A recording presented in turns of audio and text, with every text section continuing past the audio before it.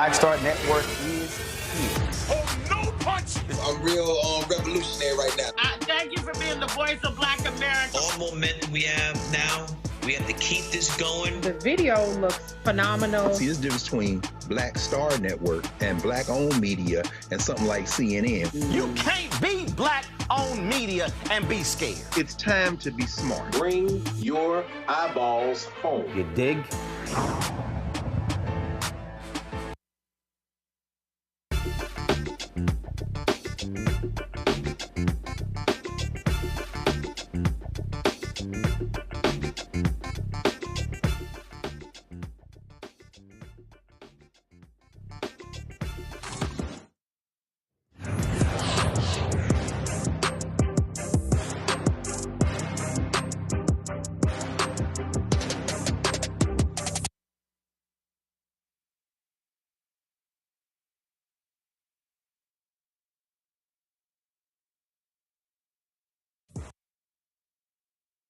Tuesday, October 1st is the VP debate between Senator J.D. Vance, Minnesota Governor Tim Walz.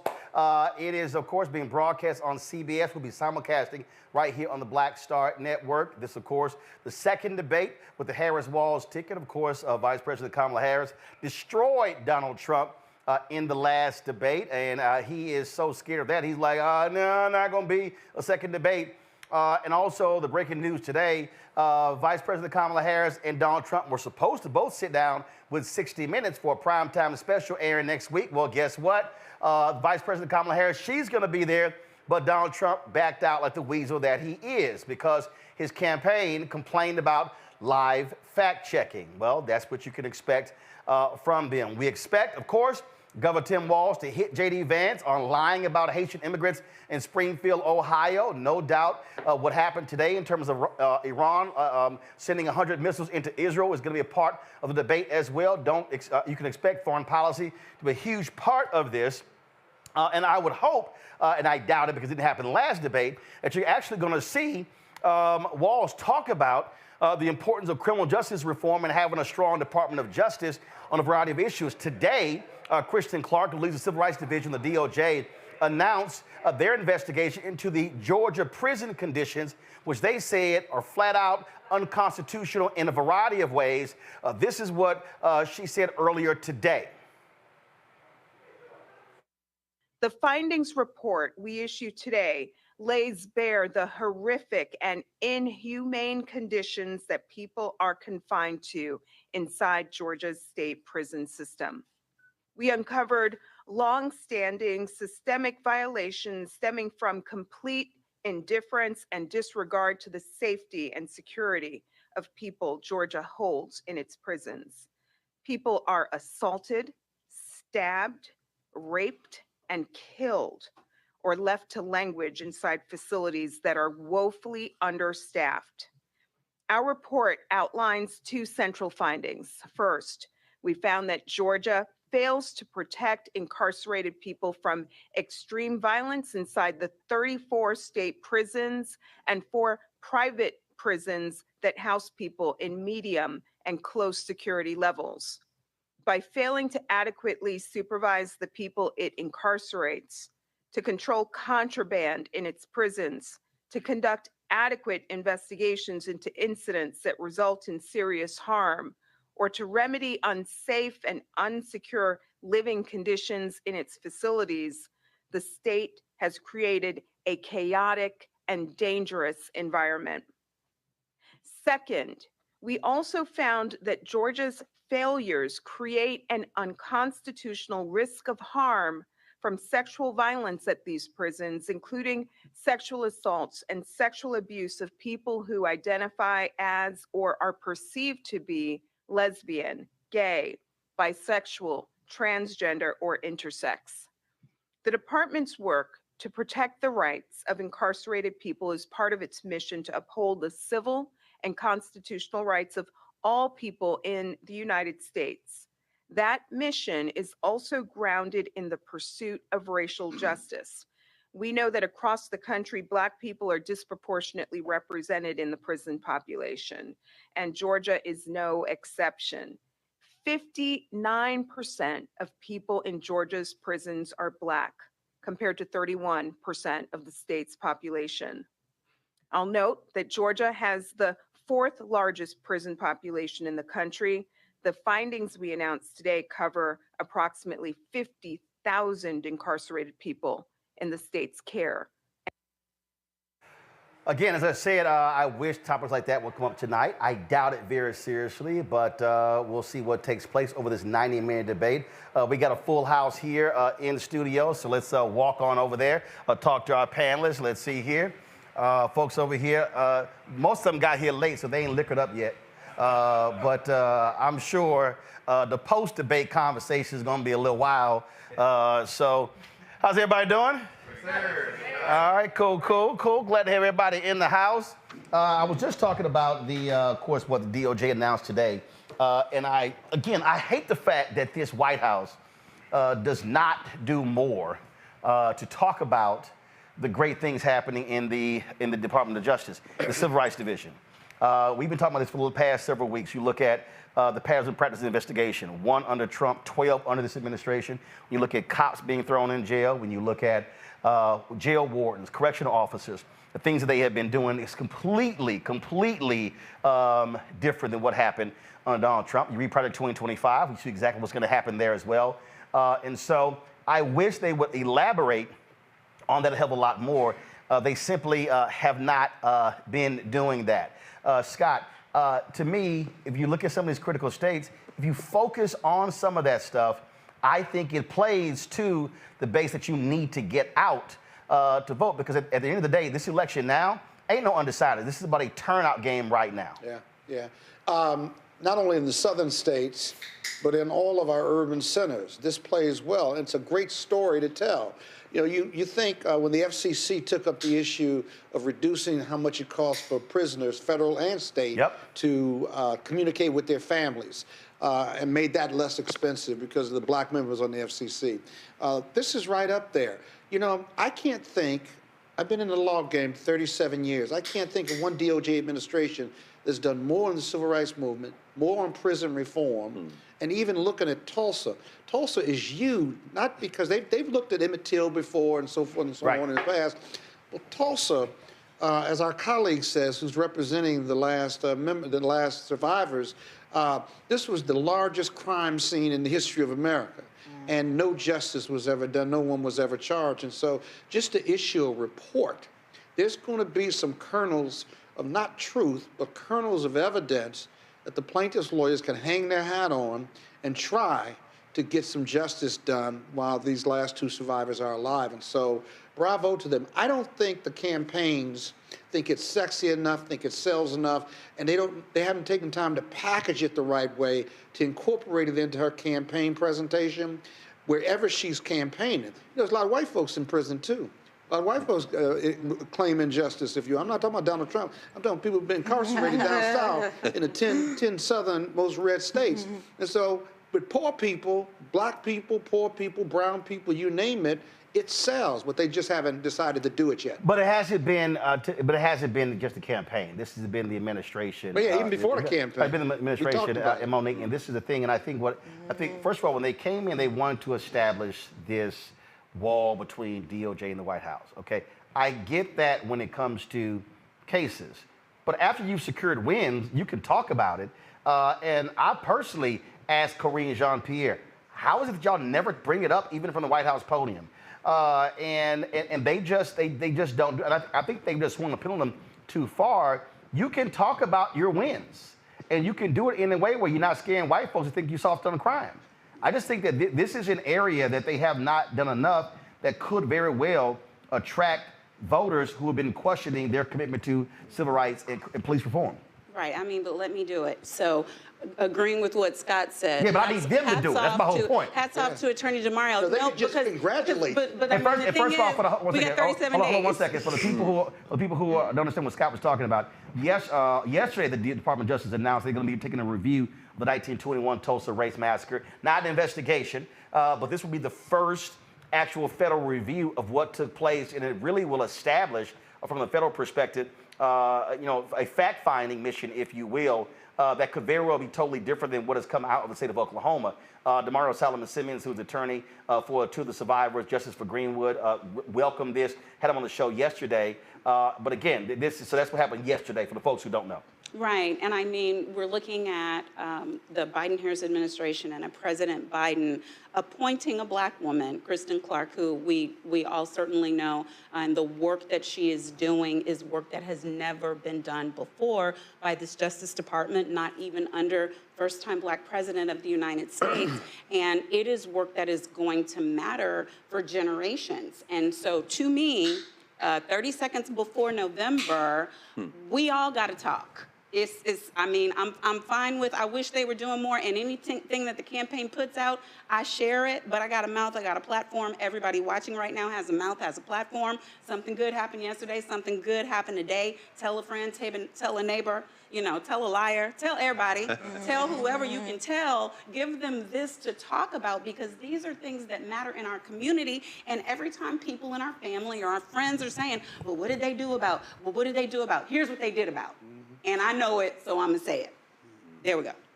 Well, yes, everybody should be talking about it, but Rebecca, the position that we're in right now, you have to frame these things differently. I keep saying that, yes, elections, consequences matter, elections have consequences, and whoever wins is the kind of folks who they appoint. One of the weaknesses, and you see in the polling data, folks not knowing what they've accomplished. Now, since Vice President Kamala Harris has become the running mate, you've seen how the numbers have gone up tremendously, especially among African Americans and Latinos. Those numbers were very soft the first 6 months of the year. They hadn't even hit 60%. Then all of a sudden, you see it now in many of these polls, it's 82, 85, 88, and getting higher and higher. But what they need is they're going to need a big turnout. You take North Carolina. Right now, she's 2 points under 40% for white voters. That's going to be critical. Why did Obama win in 2008? Because they over-indexed among black and Latinos. It's going to be critical to have that black turnout in Philadelphia, in the suburbs, in Pittsburgh, to counter all those white folks, what they call Alabama in Pennsylvania. Same thing in Michigan. To me, again, I would hope Minnesota Governor Tim Walz, I suspect J.D. Vance is going to hit him on the George Floyd protest, but I hope Walz talks about criminal justice reform and what they did in Minnesota to confront this issue. It's so important for the Harris campaign to really talk about their wins, because it's amazing how many people in this country don't actually know how government functions and what is the responsibility of a particular administration. So today I was talking to some black immigrants. Junction, what's your House Rock. I was talking to some black immigrants, and I was asking them about their thoughts about Trump's rhetoric about Haitian Americans eating cats and dogs. And their response was, well, under Trump, I had friends who were able to immigrate to this country and get here to this country. So I had to explain immigration law, what impact Trump actually could do with immigration law, how he hasn't changed in decades. Yeah, they came, but he want to send your ass back. And that had nothing to do with Trump's specific policies. But then I pointed to what happened at the border with child-parent separation and how that was a discretionary Trump thing that happened during his administration. And then I pointed to the discretionary things that Biden and Harris has done in this administration. So it is super critical for the Harris campaign to really talk about these wins, because there's a lot of people who don't understand who they should attribute positive things that are happening in their lives. Obviously, economy is being talked a lot, Mustafa, and it's been hilarious watching these Republicans talk about, oh, she keeps copying, pasting Biden's economic policy. It's kind of like, you know, she's the Harris part of Biden-Harris. So this notion that somehow she can't do that is sort of stupid. But you had ignoramuses like Congressman Byron Donalds, who went on the Breakfast Club, I'm gonna try to pull up in a second, talking about how, oh, we've never experienced anything like we did with the economy under Donald Trump. And I'm sitting here going, which part did you leave out that the Republican presidents, the last three, have left, actually the last five, have left the country in a recession. Right. And that Democrats have had to spend the first 3 years of their first term having to dig the economy out of a grave, but it's kind of like, oh no, it was great. For about 2.5 years, and after that, it sucked. I mean, it's just crazy when you hear this nonsense that's been spouted. Well, we know Byron Donaldson needs a hug, but besides that, the fact is that this administration... Nah, he need a little bit more than a hug. I mean, I'm just saying. He got a hug on the Breakfast Club. I'm just saying. Wow. Yeah, well, that's my mama's way. When you're special, my mama say give him a hug. But, you know, it's really interesting because the Biden-Harris administration has been able to create millions of new jobs, right? Considerably more, 3 times more, I believe the last number that I looked at, than the Trump administration was able to do. The other part is that the lower unemployment rate. And the part that matters so much to our communities is black businesses. Black businesses have been created at a greater rate, especially black female-led businesses, than in any other administration. So for them to try and take credit and to try and make it sound like that their administration was the North Star for the country or for black folks, it's just fantasy. So I'm really looking forward to them having that question and then it being unpacked. Who was actually... And, you know, Roland, they just ignore Trump's driving this economy to the ground once COVID hit. His denial, right? Him wanting people to inject themselves with bleach. Him saying it wasn't a pandemic while the world was falling around us and everybody else was saying it was. That caused the economy to dive, one, and then 2, as you say, 3 years, the administration's we inherited this COVID economy. We had to pump money into this economy. We knew there was a risk with inflation. Now we're fighting inflation. That seems like that's too complicated to explain in a campaign speech or even with the media, so many of our media partners. But the fact of the matter is the Biden administration inherited the COVID economy, and the Republicans have criticized us for not fixing their mess fast enough. They did it under Barack Obama, too. But they gave him a shitty economy. They blamed it on COVID, not on poor leadership during COVID. COVID. But the thing that, but the thing that, again, when we listen to the nonsense, Lauren, this is a 2.5-minute clip from the Breakfast Club. And if you just ate, I mean, you may just want to just watch it because you might throw up. Listening to this sheer ignorance from Florida Congressman Byron Donalds. All right, folks, roll it. Are we thriving? Are members in your state, black folks in your state, I would argue thriving? we're not really thriving right now. This inflation, which, by the way, was brought to us by Kamala Harris, has really slowed down people from being able to excel. By Kamala? Yes. The vice president. Charlemagne. It's still the president. Charlemagne, listen, man. When Joe Biden wanted to do his American Rescue Plan, Kamala Harris was the tie-breaking vote in the United States Senate. She broke the tie that started this inflation that has hurt so many people in our country. Everybody listening to your show. It's not true? First of all, it's true that it's a tie-breaking vote. You sure you want to go there? When you go outside, Congressman, when you go outside, you sure you want to go there? Okay, let's go there. You had it pretty got notes. You got notes, Angela, right? That's fine. I have notes too. I'm gonna give it to Charlemagne. Note I have today I'm gonna give it to Charlemagne. is that on every question I've asked, because Angela, hold on now. For every infrastructure project in your community, you should go out and thank Joe Biden and Kamala Harris and the Congress that voted for the American Rescue Plan. Angela, that's what should be happening. Larry Summers wrote an op-ed back in 2021. Larry Summers was the Treasury Secretary for Bill Clinton. He was an economic advisor to Barack Obama. Mm-hmm. He said that the American Rescue Plan that Joe Biden wanted, that Kamala Harris was the tie-breaking vote in the United States Senate, would create a massive inflation that we have not seen in a generation. Well, guess what? Larry Summers was correct. You know who also was correct, Angela? I was, because I was in the Budget Committee when they brought the bill.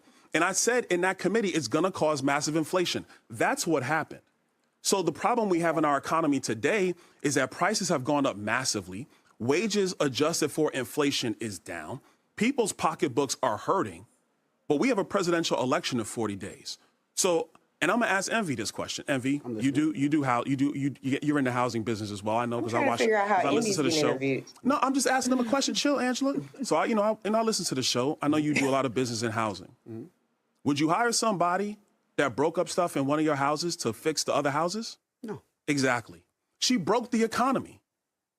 I'm not going to do this this morning, Byron. Why are you not going to do this, Angela? Because I'm bringing facts. Hold on now. So now I'm bringing facts and you don't want to do it no more? Come on now, Angela. That's not right. So, Lauren, here's why that's stupid. So he's quoting Larry Summers for what he wrote in 2021. Right. But what he left out was Summers coming back saying, "Shit, I was wrong." The same Larry who said we need higher unemployment to lower inflation. When Jon Stewart interviewed him, he had to admit, "Yeah, I was wrong about everything." Also, did you catch the part where Angela brings up the American Rescue Plan money helping people in Florida in Byron Donalds' district, and he brings up Larry Summers? Because of course she's right about that. And this is the problem when you have liars on your platform. You've got to come in and interrupt them really fast. You can't let them run and talk really fast. I mean, these people all go to the same school of communications. They think they can talk really fast and then top the moderator and just keep going. And unfortunately, Angela was not physically in the room, because if she had been, she would have been able to stop him a lot easier. But platforming these liars is a mistake. Shout out to Keith Boykin last night, who actually put the stopper on Byron Donalds because he's a pathological liar. He's the consensual manservant of Donald Trump. That is who he is. He wants some little ambassadorship or some little cabinet secretary position. And that's Hold on 1 second, Eugene, go ahead. The thing is this, right? But the other side of that coin is what Byron Donalds has been saying on air every single time he goes out and tells these talking points, is that he doesn't care about his constituents. He doesn't care about his voters. He doesn't care about his residents. He doesn't care about the citizens of Florida, the residents of Florida. He doesn't care. And he would much rather see people die, because the American Rescue Plan literally rescued citizens in his state and his district. He would much rather see people die to get Donald Trump elected. That's right. He would rather lie and see people die to get Donald Trump elected. And we're coming off a week of a hurricane. And they're coming off a week of a hurricane. But the thing here, Greg, again, when they start going down this particular road, how they kill the economy. Again, it is a fundamental lie. The reality is the data is very clear that the United States government, United States, has actually recovered faster than every other industrialized country. You also can't deny the reality of price fixing. There was an actual trial where the largest egg producer in the country admitted to price fixing. You've had other cases of price fixing. You've had corporations that were touting record profits, and all of a sudden, when they start getting their asses kicked PR-wise, they start announcing, "Hey, we're gonna start lowering prices." Target, Walmart, Amazon, everybody. It's amazing how they started lowering prices in the summertime because they were getting criticized. And so this idea that how they kill the economy, how do you inherit 16+% unemployment, an awful economy, you put it back together and things are so bad?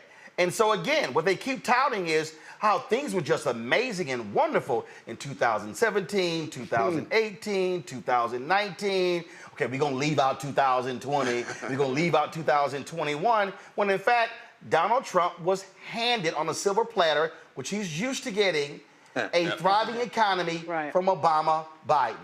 That's actually what happened, because we went through all that pain in 2009, 10, 11, and started turning around in 12. Yeah. I mean, what's the gap between facts and reality? What I mean by that is, this is another federal election, and it's going to be decided in large measure by vibes. In other words, vibes. In other words, Byron Donalds understands. This pick me. I love what you said, sensual man. He understands. The lie is what triumphs over everything if you talk about a margin. Think about it. You've got a presidential candidate whose mind is deteriorating, who's clearly not well, who is inventing characters and talking at the... And so what did the Silicon Valley boys, Peter Thiel and them do? They made him take J.D. Vance, because that's going to be their... Don't be surprised if Trump wins the 25th Amendment vote within 6 months. He's the Manchurian candidate as far as I'm concerned. Donald Trump is just a delivery system. He was a signing pin his first term. They didn't get it together. Project 2025, they tell the whole world. So when they run this Boston, we tried to tell y'all, but I'm saying their strategy now, they dropped all pretenses. Let's just go with the straight lie. Tonight, there's major overlap between Democrats and Republicans on foreign policy. The Israelis just got hit with damn near 200 bombs from Iran. Right. J.D. Vance is going to hang that around Tim Walz's neck like a lei. And Tim Walz doesn't have an answer. Why? Because the Democrats and Republicans are the same when it comes to Israel. He's going to straight lie again. He done thrown his wife. Your wife's Indian, but you anti everything but white. Right. If Walz is smart, he will punch him in the face. You're not only a hillbilly, you write an elegy for this hillbilly. You threw the poor whites under the bus. At this point, it's a bar fight. Facts don't matter. When the other side has decided, I'm just going to straight lie and catch this vibe. And the thing, Randy, is, look, their supporters accept lies. I love it when they start complaining about, how the cost of living is just so much better and it's cheaper to live in red states. It's kind of like, yeah, because you're also broke as hell. And so Steve Ratner posted this graphic here that shows the dependence of red counties on the government compared to Democratic counties. Exactly. And this is one of those things where, again, where Democrats got to be smart to say, okay, since y'all keep bitching, why don't y'all send the money back? Yes. Since y'all hate California, since you hate New York State, since you hate New Jersey, since you hate Illinois, since you hate all these blue states, no problem. Since y'all want to live on your own, send all that damn money back that y'all keep getting, because South Carolina, Tennessee, Georgia, and I love all the Republican governors who be talking about all the surpluses they have. It's like, your ass got a surplus because of all that federal money you got under Biden-Harris. That's how you got big surpluses. Greg Abbott, Brian Kemp, Ron DeSantis, Bill Lee. They're always talking about welfare, but they are the biggest welfare recipients. Right. They're always getting aid. Right. And that is why, just like you said earlier, it's important that the Democrats put what they've done forward, because we have short memories. Americans don't remember. It's almost as if COVID did not happen. They don't remember where we were. We thought we were on the verge of destruction at one point. And they pulled us out of it. Biden-Harris pulled us out of it because I thought it's over. And what we're seeing now is corporate greed. And people don't seem to remember what we came from, where we could have been, and where we are now. So it is important that they start to fight back, because people do remember the lies. Yes. We do remember, because the Republicans are very good at getting those zingers, that quick statement that will be, and they will put it everywhere tomorrow. Because it's not as if people are reading the facts. They're not looking at those charts. No, they're not. This is right here. Again, Ratner put this up. They've been talking about Trump's behind the drill, baby, drill. 2017, 18, 19, 20, 21, 22, we were net oil exporters. I said net oil importers. 2023, we're oil exporters. The United States is actually producing more oil we ever have in history, but these fools, Biden-Harris, they've been killing drilling opportunities. Like, what the hell are you talking about? And this is, I think the problem, I think the overall problem, anybody can jump in with this here, that Democrats have is they keep playing by a set of rules. Yes. In a game that no longer exists. Can I just quickly say, Trump to them is a deity. He is God, and so he doesn't have to have facts and stats. That's right. What the Democrats need are facts and stats. Because if Trump says it, they believe it. They just outwardly believe. When he said I could shoot someone on the street and still get votes, he was accurate. That was one of the truest things he ever said, right? And so what we need to understand is that we need to tear down his facade, this what he's created, and take the halo that some people, I don't see how they see it. Because if all that has happened to him, this man is a criminal, essentially, right? And people still believe in his truthfulness and veracity, then that we have to tear at that. But Eugene, when I say play by, you gotta throw it out. You can't stop. You just gotta say that's a lie. That's you just can't. You can't dance. Right. Let me tell you why I jumped out there and to be chair of Black Republicans for Harris, because I see this completely different than the campaign does to a degree. Trump gets out there and says the Haitians are eating the cats, they're eating the dogs. We need somebody on Miami radio rallying the Haitians. We need somebody calling the Wyclef and say, hey, you probably should get your ass up and do something about Trump coming out here and it ain't like you got Lauryn Hill Fuji store. That part. You got some spare time. You see Trump talking about that he wants to limit votes in Detroit, Atlanta, and Philadelphia. Yeah. Well, you probably need to have somebody in the ground, maybe putting a call in to maybe a 21 Savage or Meek Mill, say, hey, listen, rally black men here and get them out the vote. Because if you think that Tyreek Hill, as a starting wide receiver of the Miami Dolphins, can be thrown on the ground, knee on his neck like George Floyd, on the outside of the stadium, what the hell do you think going to happen to you under Donald Trump when police have total immunity? Those are the type of arguments that people like me can make, that the campaign will make. Hold on. Go ahead. No, I was going to say is they're not going to listen to that advice because. But that's why I jumped in the game. But what I'm saying is they are still chasing those phantom white voters, the Bill Clinton and the DLC and all them. You know, you need Jimmy Carter to de-age by 30 years, maybe. But no. Well, it was sort of like I was watching. It was first of all, it was a clip because y'all know I don't watch CNN, and it was one of the polls that he was talking about. Oh, how Trump is getting unprecedented union support, even though you have this administration is the most pro-union presidency in more than half a decade. And I'm sitting here going, y'all just want to skip over the white part?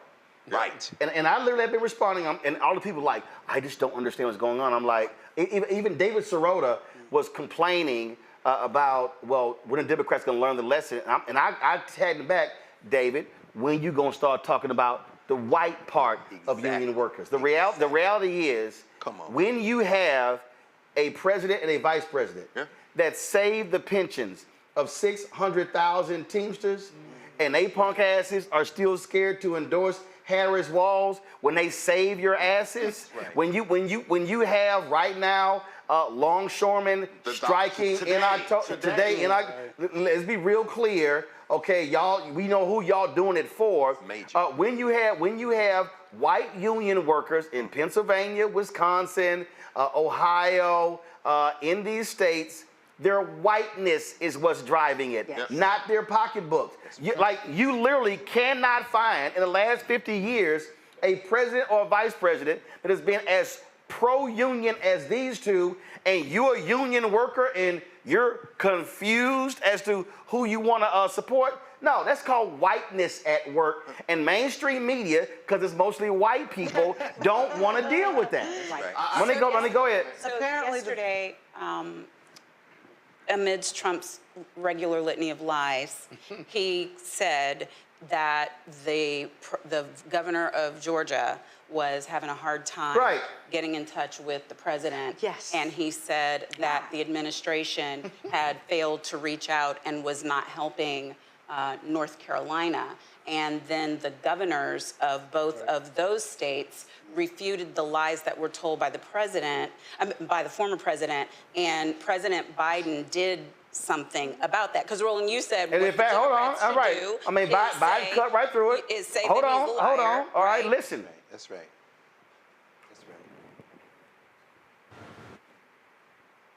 I was accused, both of you, of ignoring the disaster. He is lying. Let me get this straight. He's lying. And the governor told him he was lying. The governor told me he was lying. I've spoken to the governor, spent time with him, and he told me he's lying. I don't know why he does this. And the reason I get so angry about it, I don't care about what he says about me, but I care what he communicates to the people that are in need. He implies that we're not doing everything possible. We are. And you spoke to the governor, I assume you heard the Republican governor of Georgia talk about that he was on the phone with me more than once. So that's simply not true, and it's irresponsible. He says it's a lie. They put out in their social media the clip of him saying it's a lie. The vice president, the campaign side reposts, and the official reposts it.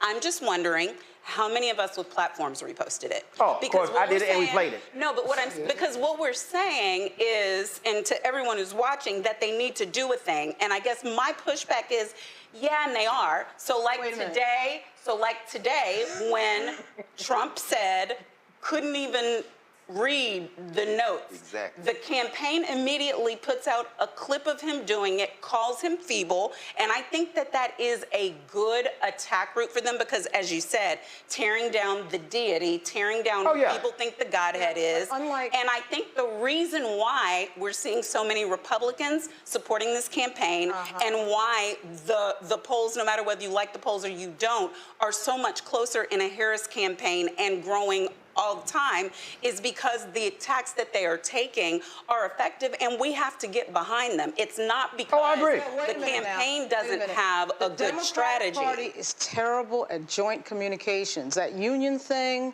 with the Teamsters, all the Democrats should have blown them up and nothing happened. That routinely happens. It can't just be the campaign. Right. There's over, obviously, 200 Democrats in the House that could have been doing the same messaging. They never do it. They don't But you would find that they actually do, though, Lauren, and I think that that is part of it. Enough of like, them. I meet a lot of people. You're in the Republicans. You're in journalism, though. I know so many people who ask me every day on the show or just on the street, how do I find out about this? How do I find out about this? And I'll ask a simple question like, you're on Instagram. Are you following Kamala Harris on Instagram? Are you following the Democrats, if you're an old geezer, on Facebook? Where are you? Because all of the information is right there. Like, I had people of means ask me to create graphics that were already created. I'm like, sure, I don't mind doing it. Hell, I just went, pulled them up, sent them. Because it's one thing to say that something is not happening. It's another thing to say that we are not the wind behind the things that are happening. I think I'm too close to November 5th to be pointing fingers. I expect for us to create results unless what we are saying during the time that we have the generous benevolence of your audience is better used telling the campaign and the Democrats what they should do. I would prefer to tell the voter what they need to do in their community. So one second. So the reason, no. So the reason, the reason I'm making this point, about in terms of what they have to do more, because it also speaks to the ecosystem. So what Lauren's talking about, she's absolutely right. What you have is, you do have message discipline on the Republican side. Big time. I mean, it is amazing to me. I do the same thing. I look at some of the stuff and I'm like, what are y'all doing? For instance, if I sit here and see that the vice president puts out her plan, I'm trying to figure out how easy it is for me to see the same damn graphic, grab it, repost it, and then I look at some of these House members who act like they literally can't grab this, like they can't post this here, and because what the Democrats also, what progressives don't have, and I talk about it all the time, they do not have. They have refused to properly fund a digital media ecosystem, and so one of the reasons they also get crushed is because they think, oh no, we got the New York Times, we got MSNBC. I'm like, no, you don't. They're operating by a whole corporate media standard, journalistic, blah blah blah blah. I'm like, that ain't yours.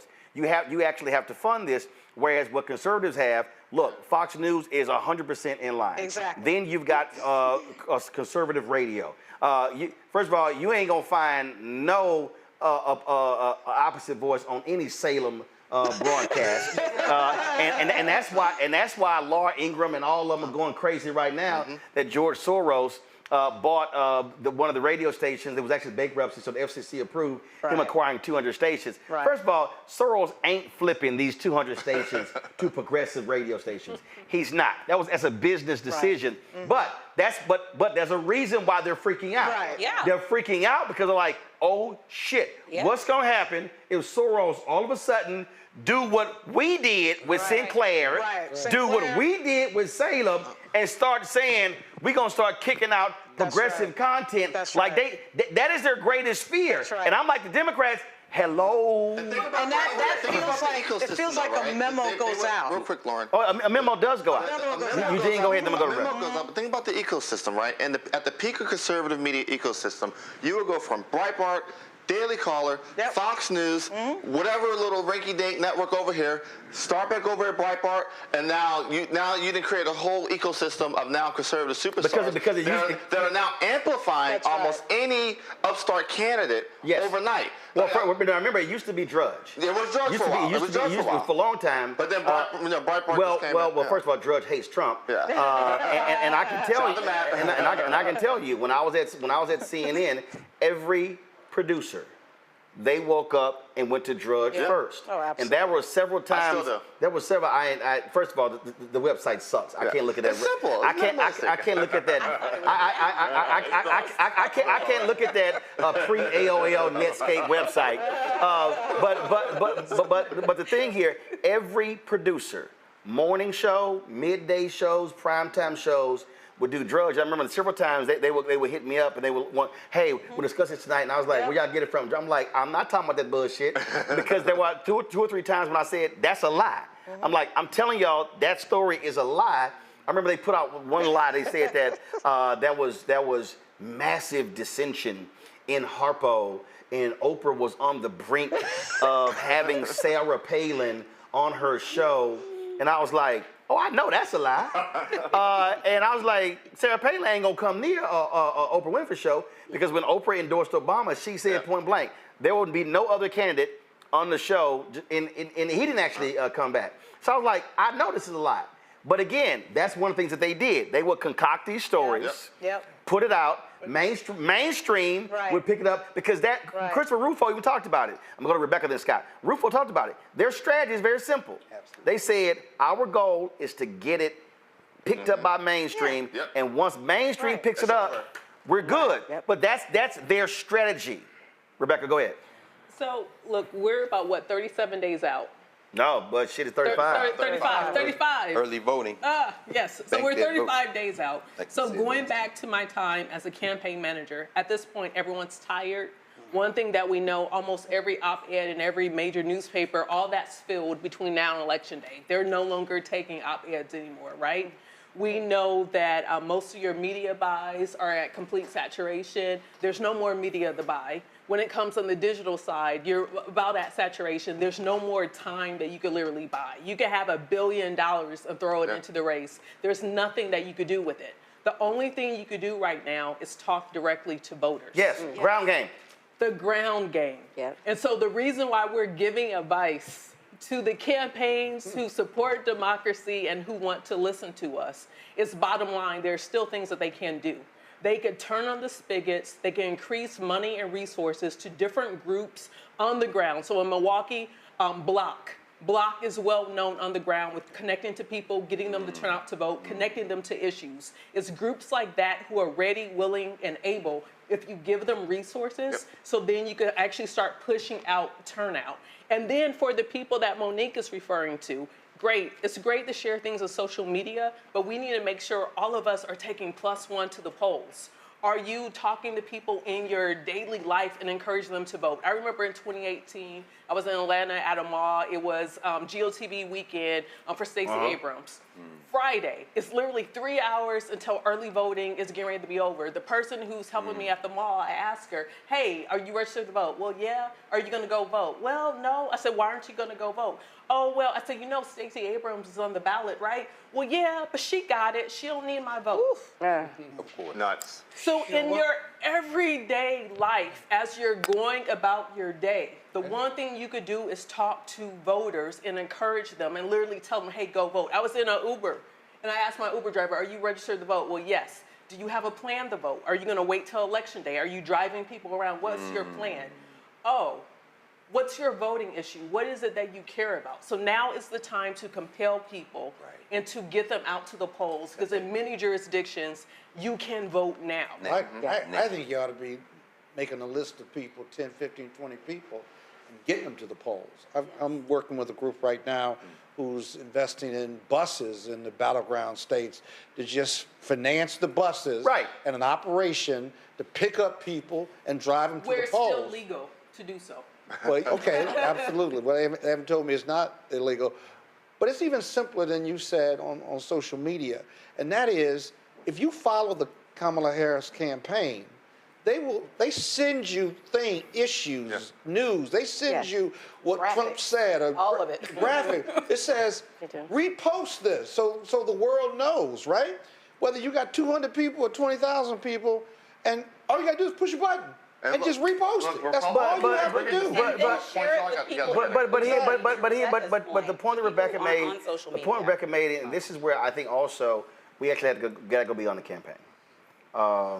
And I ain't got a problem saying it. So last couple of weeks, I sent emails to House Majority PAC, Senate Majority PAC, DCCC, DSCC, Future Forward PAC.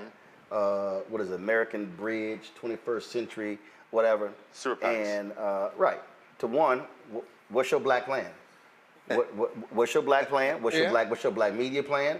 What do you put money on the ground? Because if you go to opensecrets.org, you'll see how much money they're sitting on. Yep. These PACs right now, this is October 1st, these PACs right now are sitting on $400 million. Okay? They're actually sitting on Not the campaign. Not the campaign. Not the campaign. These are the folks that have gotten donations supposedly for the campaign. And so, and I ain't got a problem because again, they punk asses ain't been responded. So when I look at for instance, when you look at Future Forward, I sent an email to Future Forward, to 21st Century Democracy PAC. The guy with Democracy PAC, Michael, literally hits me right back. We're on the phone 10 minutes later, and he lays out to me what their spending has been. To Black PAC, Color Change, Black Men Vote PAC, Black Voters Matter Action Fund, Working Families Party, Care in Action PAC. He lays it all out. Future Forward, we're now 2 weeks. No response. No response at all. And so Chauncey McLean for Future Forward, you go to their website, there's no phone number. Okay, so Chauncey McLean, I'm talking to you. There's a brother, Adisu. Let me pull up his full name. Matter of fact, you know what? Since y'all want to sit here and play games with me, because I've been emailing their asses. Yes. No response whatsoever. When I say no response, and I'm going, so now the DCCC hit me back, laid out to me what their spending plan was. I got a meeting with the DSCC. Met with Majority PAC today. The Senate Majority PAC dude was playing games, not responding. Then a couple of labor leaders hit his ass up yesterday at 12:32. He emailed me at 12:37. So I'll be meeting with them tomorrow. Because see, I try to remind these people, y'all think y'all can ignore me, but I also know people. And so they got hit up. And so, yeah, I'm about to pull his ass up. So, and again, now here's the crazy thing to me. This brother here, he actually ran Cory Booker's campaign. Yeah. He was Cory Booker's campaign manager. And so, this him right here, pull him up. Oh, he's on the email. I've been emailing, and he ain't responded one time. And y'all, hell yeah, he's still with him. Okay. No, his ass still with him. Okay. Now, email ain't bounced back. No, but 50 plus 1 strategies. No, that's it. You see, let me explain something to you. See, all these people, see, here's the money game. No. See, here's the money game. Here's the money game. Everybody and mama got their own separate little things, and so they kick money here, they kick money here. And all I did was ask very basic, what is your black-owned media plan? Are you using black media companies? Are you political shops like Liquid Soul, like Fuse, like Carol H. Williams? Are you putting money on the ground? That's basic ass questions. No response whatsoever. The most dangerous question that you could ever ask these people is what percentage of the spend is going to black firms, period, end of story. What amount of money? I guarantee you the room will go silent. Okay, we're talking millions and millions. Like, look right here. $500 million came in. Look at this here. It should be something, Here's this story right here. Harris Super PAC president says internal polling numbers are much less rosy. The story is August 21st, 2024. And so he's quoted. Chauncey McLean of Future Forward USA told a panel hosted by the University of Chicago Institute of Politics, blah, blah, blah, blah. Let me find this photo. Y'all come back to us. Because, and the reason I'm calling these people out is because, literally, I just been asking. Because the point you made and the point you made, that's really the issue right now. You can't buy more television ads. But everybody watching can understand, that's how they make their money. Right. They make their money off TV buys. They don't want to. They take the percentage. So wait I might not get another contract at this, but the way this works, right? Let's say Super PAC A decides I'm going to spend money on TV. They'll hire a consultant that'll make the ad buy. The consultant will take their 15, 20, 25%, sometimes more, off the top, and then the rest of the money actually go to the ad buy. Also, but the important part is this, and this is why this conversation is important. You're right, the TV's saturated. The pop radio saturated. You know, the traditional media saturated. But black-owned media typically has virtually limitless inventory.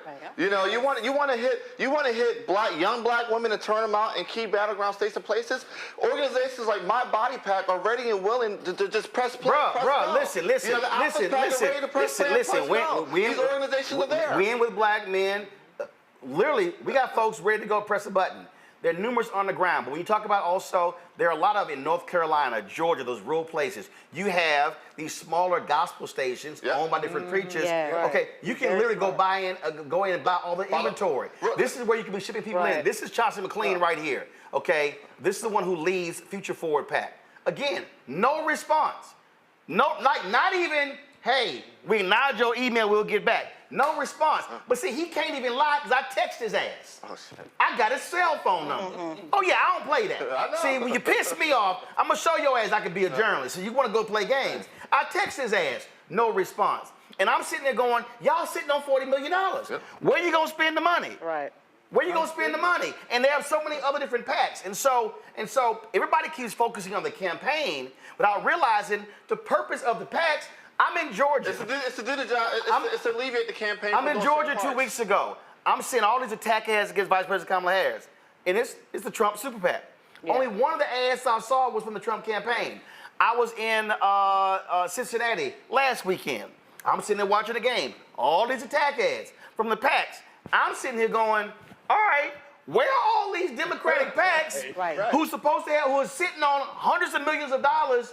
How are you not sitting here saying we got to help them win? I guess they just gonna leave Angela also Brooks out there spinning in the wind also. They don't have any money to put up in defense of the attack ads that are coming against her. And again, the Hogan folks have dropped some $18 million in attack ads in Maryland because they understand the seat there. If you're talking to Senate campaign people, ask them about that because that actually is a really good point. Oh, no. I'm Schumer's people. No, I meet with them tomorrow, I think. I think I meet with them tomorrow. The nastiest part of this, right, and we saw it in 2016, if MVP Harris loses this race, the first people they're gonna blame is black folk. No. But the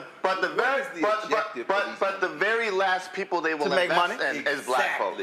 That's the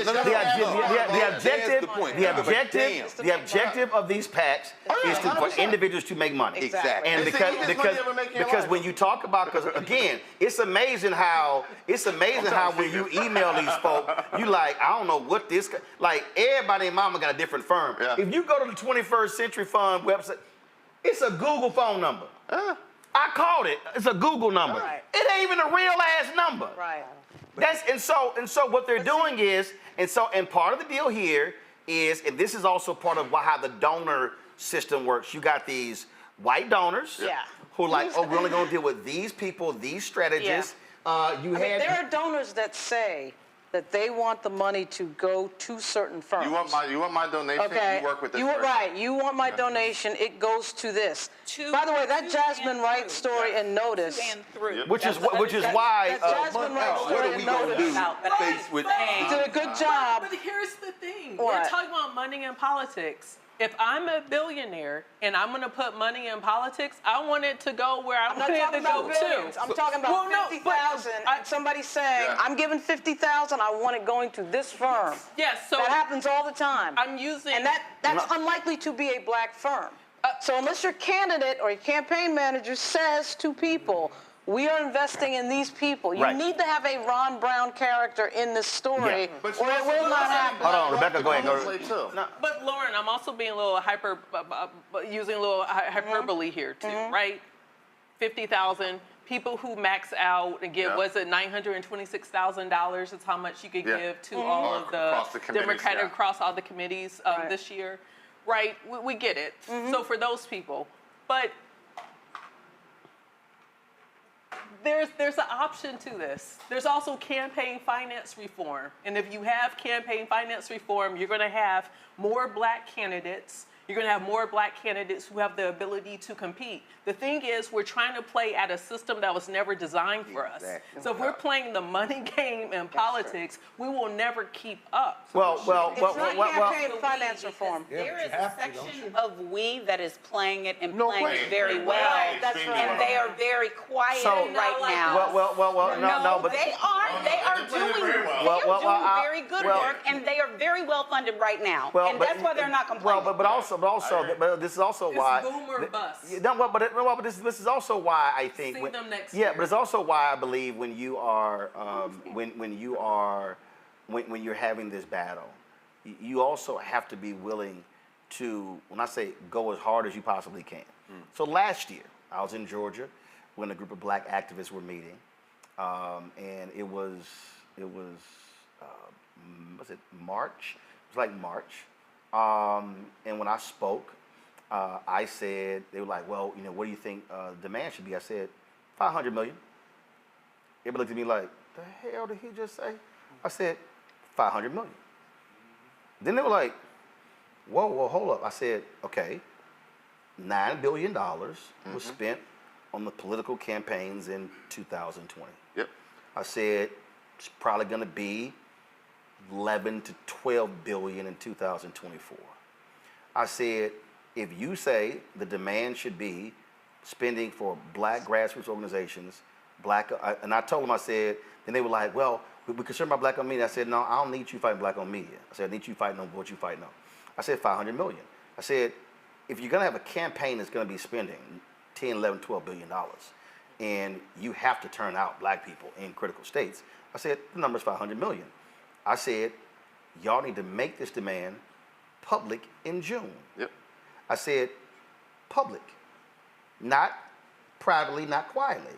I said, you need to make it clear. I don't know. I said, okay, I'm telling you right now, you're not gonna get it if you don't make the public demand. I said, and you have to make the public demand because what you gotta understand, it's called a shot across the bow. They must understand now. So they don't have a problem with us yelling, hollering, screaming. They got a problem is when you put a number on it. I said, so you do that now and you say, no, we're real clear in terms of what it's going to take. I said, because what happens constantly, and to your point about Ron Brown, is that the reality is the political infrastructure that was put in place by Ron Brown, Reverend Jackson, Dr. Ron Walters, after 1988, it's completely been obliterated. No question. Now, folks have gotten mad at me. The Obama people really get mad at me, but I don't care because the reality is it was obliterated under Obama because he didn't need the system. Right. I kept saying then, bro, you're only going to be here 8 years. It's some folk coming behind you. The system needs to be in place. It literally has been obliterated. So that thing has to be completely rebuilt. Right. So what you're now seeing in terms of, to your point, what we're seeing right now, what do you need in the next 35 days? You literally have got to have, and I was saying this to folks in the campaign in January, I said, you have to understand the black voter in 2024 ain't the black voter of 2014 or 1994 or 1984. Or 2022. You actually have to spend 3 to 4 times more money to go after the same black voter because that black voter no longer self-identifies as a Democrat. So that person is saying, I could go this way to the right, or I could just sit my ass at home, which means you don't have to work for that same voter, which means you got to be talking to them, you got to be communicating with them, the ads are not going to work, and so the white strategists, precisely, but the white Democratic strategists, they cannot let go of the old model. But why can't we just hit some black churches in October and then throw some money out on black radio? Because that literally game plan no longer works. And so if Harris wins in November, and I think she does win in November, I absolutely believe you're now going to have a president who knows exactly what I just laid out and who's already made it clear we're not going to be having this once every 4-year fight because that's how we keep losing. She wins in November. they need to immediately in January be preparing for the midterms. Yep. Yes. You can't wait for June 2026. But we got to get to clear that. out We gotta- people who don't listen to the Oh yeah, got to be. Absolutely, and it got to be cleared out. But they got to be fired. That's right. They got to be fired. You have to clean house, but we also have to recognize what's happening in 2025. You have New Jersey, prosecutor Virginia. racists. You have You have Virginia. Yeah, You have New New Jersey. Jersey. Yep. Yeah, state You legislatures. have, not every state Gubernatorial. legislature. No, Yes. not every. But my point is, every year there's an election. Yes. Right. You have. Weeks You is an have. election. You And you literally have. every 3 weeks is You an election have. somewhere in You this have country. sheriff We got an races. election coming You up. have school board races. Oh yeah, in a month. So- we got to get to that. we talking about what are we going to do in this next month? But if you are the Democratic Party, you've watched the Republicans for the last 15 years take over school Absolutely. boards. Yep. There are school board But races next saying, year. Yeah, I understand. And Byron Donalds is kissing ass in part because his funky ass Moms for Liberty wife maybe wants to be Secretary of Education, which will happen if we don't win in a month. So what are we talking about right now? I mean, in other words, we have to now exercise that strategy. Rebecca, you made this point last time we were here. Early voting. We need to be banking this vote right now. Somebody's watching this. Yes. Do you know when the early voting date is in your state? I think the one you mentioned when we were here for the presidential debate was Pennsylvania. Yep. We're in that corridor now. Yes. But those I mean, so same this is people the thing. Arizona. Arizona. It's time to bank the vote. 8 days. Virginia's 8 going days. right So now. Yep. I will vote.com, guys. I will What you say? vote.com. Those same people who you talked about, they need to show the door to when she wins. I take it those are the same people who won't invest in black media and won't invest in our black communities and are chasing the almighty white vote. That is, they're chasing a vote that the Democrats haven't won the majority of white voters since Lyndon Baines Johnson. Yeah. So the strategy itself is fundamentally flawed. Right. They just refuse to believe that black and brown voters, gay voters, women voters are going to make the difference. Even though whenever the Democrats have won with that coalition. Right. And they just ignore the data and still want to go chase that white voter that is going to vote for Trump or vote for the GOP and vote for in the red southern states. It fundamentally is flawed and just makes no sense. And I can only be left with the fact that it's their whiteness that and they don't care, right? The most expensive voter to the lose. whiteness is But still they don't care. more- They're going to make their money, right? To lose They- is they a black understand. voter. Yeah, I don't know. A simple drop off in black voting and black voting population. Simple drop off in that 1 to 2 points. Losses. Yeah, The but their most whiteness, expensive voters to lose They are won't black own it. voters. Yeah, but So they- the thing is this. The thing is this. These white consultants are going to have to. They're going to learn sooner or later, right? It's going to either be lost in a critical key race, or somebody winning and understanding, hey, we can't struggle to this ever But it again. doesn't matter, right? They're going to make their money either way. Is that what y'all just said? Well, No, it matters. no. Does it matter? Yeah, because you got to fire the people. I was shocked that she kept Anita Dunn and She did. No, she didn't. she went to the PAC. No, okay. She went to the She doesn't PAC. control the PAC. Okay, hold on. That was weird to me because why? No, she didn't keep Anita Dunn. That's a fact. Where exactly is Anita Dunn She's right not now? on the campaign. She's at the PAC. She's down. But she has no control. That's what She's the PAC. Biden sent her there. It was in the statement. That's the deal that people make when people switch. They usually make staff deals. Okay, but so Anita Dunn is not gone. She's in the chain of decision making, and that makes no but sense. she's not in the campaign. Yeah, but the money is at the Does it really PAC. matter to them, to this class, whether or not they win or lose? If they are going to be fine either way. Right, I'm talking about the most vulnerable. and that unfortunately, when you start talking about a lot of these folks, it is about the millions, and so in many cases it doesn't matter. Yeah. But what I'm talking about here is for our community, how we have to be understanding how the sausage is made in the inner workings. Exactly. Because what happens is you can complain every 4 years about, hey, we ain't getting this, but you have to understand the infrastructure and how this thing happens, which means that she wins in November, you have to completely change the infrastructure. For sure. So you have that. But between now, to your point, between now and November and looking at this debate here, what really has to happen, this right now isn't even, they can keep yelling, she should be doing more mainstream interviews, she's going to be doing 60 Minutes next week. No, this right now is a pure ground game. Yep. This is a pure turnout game. Nothing else means. Okay. This is where I was when I was in Cincinnati over the weekend. My brother, he's an Alpha. He was talking about what they're doing. I said, bro, Frat, y'all keep doing voter registration, GOTV wrong. He's like, well, we were at these games. I said, no, why are you at the games? I said, you don't need to be at the games. And he's like, why? I said, go down to the Board of Elections, and I want you to pull the 15 most impacted black precincts. I said it's public data. Yep. And then I said pull 2022 and then pull 2020 and look at how many people voted. If you have a precinct that has 700 people in it and 250 voted, I said that means you got 450 people in a precinct that did not vote. I said you multiply that over 10 precincts, that's 4,500 votes. I said, bro, that's margin of election. I said, we're doing this thing wrong when we keep trying to sit here and do these major events and we're trying to like be at a concert, no. I said, go micro, stop going macro. I said, going macro. I said, literally go where the numbers show you who they are and then say, we're gonna knock on these doors every Saturday for the next month. I said, this is basic tackling and blocking. I said, but the problem is most of these, everybody's trying to do large scale, big GOTV. I'm like, no, this is actually very narrow.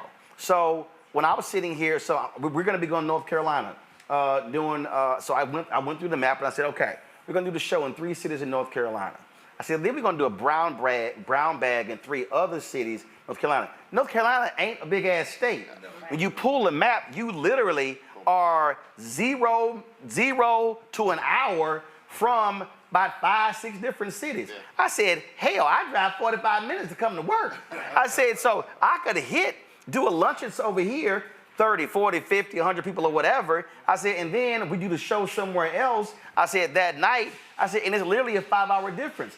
I said, but, and then they were looking at, well, we go here. I said, no. I said, how do you maximize numbers? Yeah. I said, and no, I'm not going to West North Carolina, because that's where they keep going. Where have they ignored? East North Carolina. If you studied the 2008 map when Obama won, he went to East North Carolina, where you have your largest black counties. Yep. So if you keep going to Charlotte, you keep going to Raleigh, doing Winston-Salem, guess what? And you completely ignore Eastern North Carolina, you're ignoring half the state. Right. That's why they keep losing North Carolina. But in each of those locations, the PACs need to be doing what the campaign cannot do. They need to be doing, especially some I agree. that's just been hit by but the PACs won't even return emails, so we know they're not spending money on black people. Right, but what I'm saying is there should be comfort at every one of those places. These are people who have just gone through catastrophic conditions, and now we just need to vote. Right. And so I think that what you're about to do is a really excellent opportunity, maybe for people who are watching now, to understand where the money actually does convert for black media, because to Greg's point, it does matter from year to year, but what happens is the way they look at press buys is still that old system, right? So they're looking at the number of eyeballs that a particular mainstream can prove that they're getting. Now, Roland's getting more eyeballs week to week, then you can turn on and watch some damn Raggedy Jake Tapper halfway through the show, right? So did I say that out loud? Yeah, you did. No question. And wasn't no lies told. No lies told, right? But the numbers on digital, the people who are doing that work haven't done their own homework to know what the numbers are on digital, and there's no way right now to convert the numbers to like voter turnout. No. Whereas Black Voters Matter Fund, they can show you what they do with the money. They can show you the way the money turns out voters. They can tell you how it turns out states. So you a fool and I give them money. Well, I'll give you a perfect example. Color change, same thing. When we went to Virginia, Tim Kaine, Mark Warner, they were like to Don Scott. They were like, why in the hell are you bringing Roland Martin in? He said, because this is going to be a margins campaign. He said, y'all don't realize who watched? And then what happened was we went to 5 cities in Virginia. And we knew exactly what 5 to go to. All the candidates who were running, we had them on different shows. They were able to take that stuff, drive it out. And what they didn't understand was, because again, how they think. They still think analog. They were like, well, you know, with 7,500 people there, they were like, yeah, but it was thousands watching. And not realizing they were getting the phone calls, people saying, hey, Don, I couldn't make it out to the event, but I watched it online. Right. And then what happened? They won the House by the margins. And he was like, he said that helped us win. And See, it never stops working for you. See, like a show that exists on YouTube, the show we did in Houston where Congresswoman Jackson Lee was there, people are still watching that. Right. So what happened was, but how it happened with Don Scott in Virginia in 2023, he saw what we did with Warnock in 2022 through 2020. I went back and pulled it. We were with Jamie Harris in South Carolina, Senator Tim Peters, Senator Gary Peters in Michigan, like back to back to back. I couldn't even remember we hit them damn 3 states in back to back. But the thing, and this people that weren't understanding is the game is we now are in margin elections.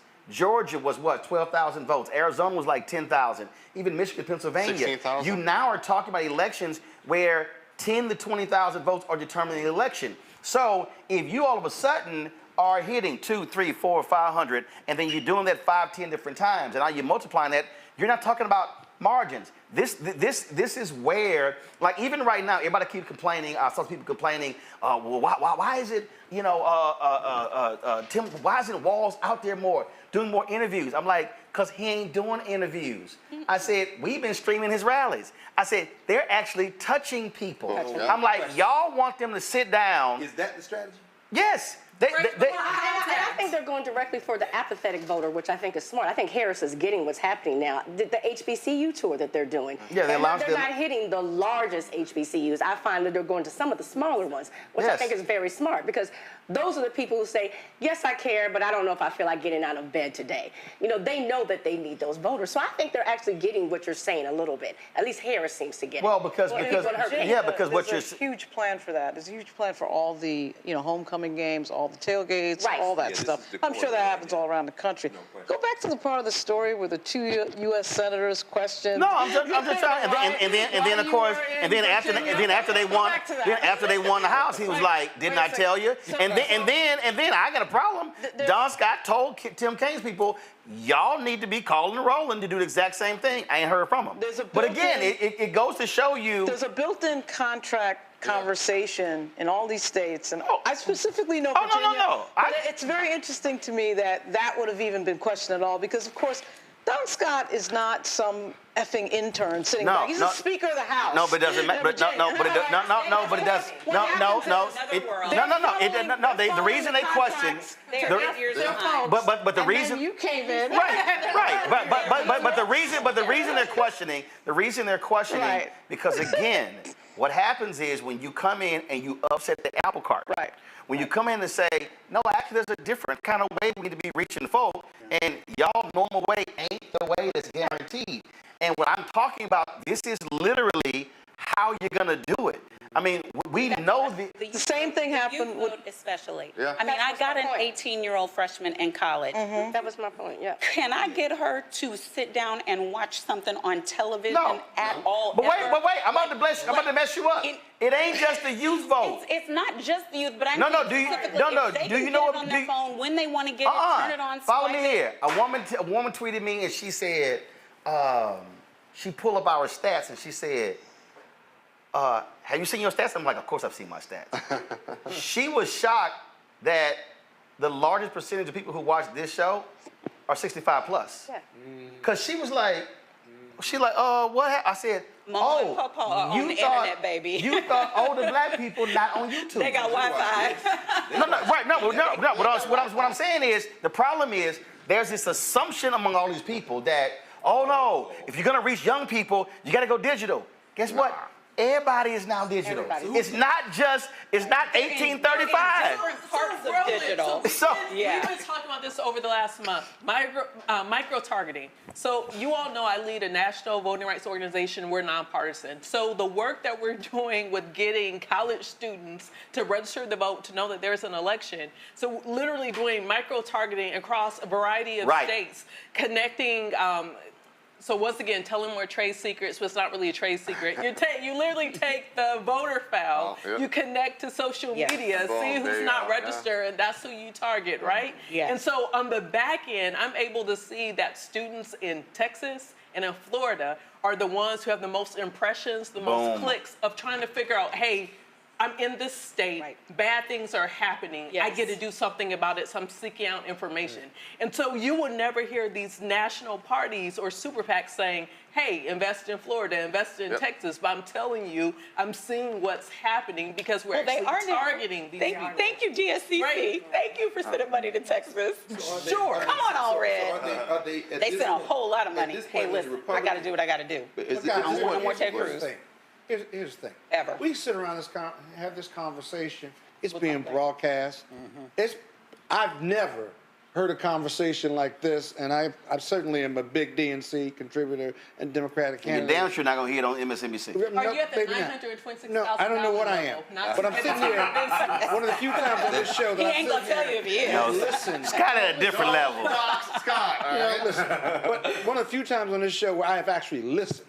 And I can tell you. I know, very impressive. I know, I've learned something. And I say that all the time. You made me sit right here, so you're going to be next to you tonight, right? But if we're sitting around this table and we're reasonably intelligent people, this isn't data that's being hidden from the decision makers, right? It's not. So again, here we go again. They're just ignoring it. Well, no, Scott, look back. Look at everybody around. Look around. Yeah, you all have melanin in your skin. Okay, and so there you go. So the problem is those meetings. It's an inverse of this meeting. And then like mediocre people with mediocre skills. Who don't have real black genuine and let me be real clear. So let me be real clear. I was in a meeting today. I'm not gonna say with who. And this person said they ain't listening to my ass, and I'm at the table. And this person is a major position. And listen, Mustafa, you've been dealing with all the environmental folks, same thing. They keep talking about, oh, what's happening with black people, environmental racism. But the reality is, it is white money that is funding all of this. And their whole deal is, we'll be holding to that. But like I keep saying, they keep expecting black and brown to be sharecroppers. And what they don't understand, and the numbers show it, if you keep playing that game, you're not going to get the turnout you used to get, and that's how you're going to be playing with fire. And again, I'm telling you, Future Forward, American Bridge, all these other PACs, if you're not putting that money on the ground between now and November 5th, you're toying with losing. And the fact is that white people will trust another white person to tell them about black people. Before they trust a black person telling them about black people. Thank you. And that's the core of the thought. To answer your question, to talk about DEI and how DEI shows up in political spending. That's literally what we're talking about. Exactly what we're talking about. It's white privilege, and the fact, and when we talk about whiteness and how they trust one another, I mean, a white person can say something. I can go all day about certain issues within the black community. A white person says it. Oh my God. But that's why listen to one another. That's why even in my book White Fear, I said this ain't just for Republicans. No. The reality is this fear of losing power exists among white progressives. Greg, go ahead. No, I'm saying time in this in about 8 minutes, we about to hit the last debate probably of this. The last. Now, we know J.D. Vance is going to ring the cowbell to white supremacy. That's all he's going to do. If Walz acts like he's got some manners, he's going to mess up. Can they build on the momentum that the vice president had when she slapped Trump around by his part, just letting him talk? No, they can't. And so what should be the strategy, Walz? How should Walz approach this debate? We got about what? I think what he has to do is exactly what she did. Remember, she got under his skin. Yes, but when I say now, first of all, he's got more brains barely than Trump does. But the reality is, use his own words against him. Right. I think Walz is going to say, you said this about Trump just 4 years ago. You said this about him. He's going to say, you said he accomplished nothing. You said he didn't do anything meaningful. That was you. And that's what you say. Was that not you? Right. Because we have you on tape. We have you on audio. Was that not you? Oh, but you changed your position because you want to be vice president. Because you want to be vice president. Because to me, that's the only way. Yeah. You have to show hypocrisy and then pivot to your particular points. And then you say, America, if you would like a liar supporting a liar, J.D. Vance supporting Donald Trump. I mean, so to me, that's how you have to do it. Go. Let me go on the record the same way I went on the record the last time. Let me go on the record the same way I went on the record the last time. He needs to be himself. Oh, yeah. The same way she needed to be herself. She had a lane. She functioned exceedingly well in her lane. I've watched all of Governor Walz's debates. He knows how to be a good debater. He's in full command of his facts. He's a two-term governor. He knows how to defend his own record. And he's a white man. So he doesn't have the hill to climb that the leader of the party and the leader of the ticket had to climb in her debate against the low moron criminal. He has to go in there and be himself, and he likes to punch, so nobody really has to teach him how to punch. He just had to get a command of a lot more facts about foreign affairs and things like that. But Vance doesn't have those facts. I mean, the least experienced VP nominee senior ever. person, like when I say senior citizen, I mean senior citizen of the country against a baby moron. And so I think that we're fine if he just does. But again, if you look at, let's stop. You look at again trend lines. I keep saying what you're seeing is a campaign on the Harris-Walz side. That's sort of like a boxer preparing for the match. All these idiots who would say, if the election was tomorrow, Trump would win, and I would go, fool, the election is not tomorrow. What are you talking about? And so you look at how they've been methodically building. You actually see it in the polling. You see it being reflected, how they have been changing it point by point. You see how they close the gap between her and the economy, how they're closing the gap in other areas. Now we'll see how what's happening in the Middle East, the impact there. But the bottom line is they are running the kind of campaign they should be running. Now the point is, how do you hit certain messages that's then going to drive turnout? That to me is where you are. Ain't no undecideds. Yeah. Right. And Governor Walz should be talking about the hurricane that just came through, the impacts that are happening in North Carolina, South Carolina, it's happening in Georgia, happening in Florida, and be tying it back to the lack of investments that the Trump administration and all the cuts that they made. That's what people care about because they feel it right now. Because they had people washed away, their home is gone. They're trying to figure out insurance in Florida. Right, and they're trying to figure out how am I going to rebuild this? Not only put food on the table, but how am I actually going to have a roof over top of my head? In fact, that was a great story somebody posted today. The story that was done in 2022, how all of these people moved to Asheville, North Carolina. No.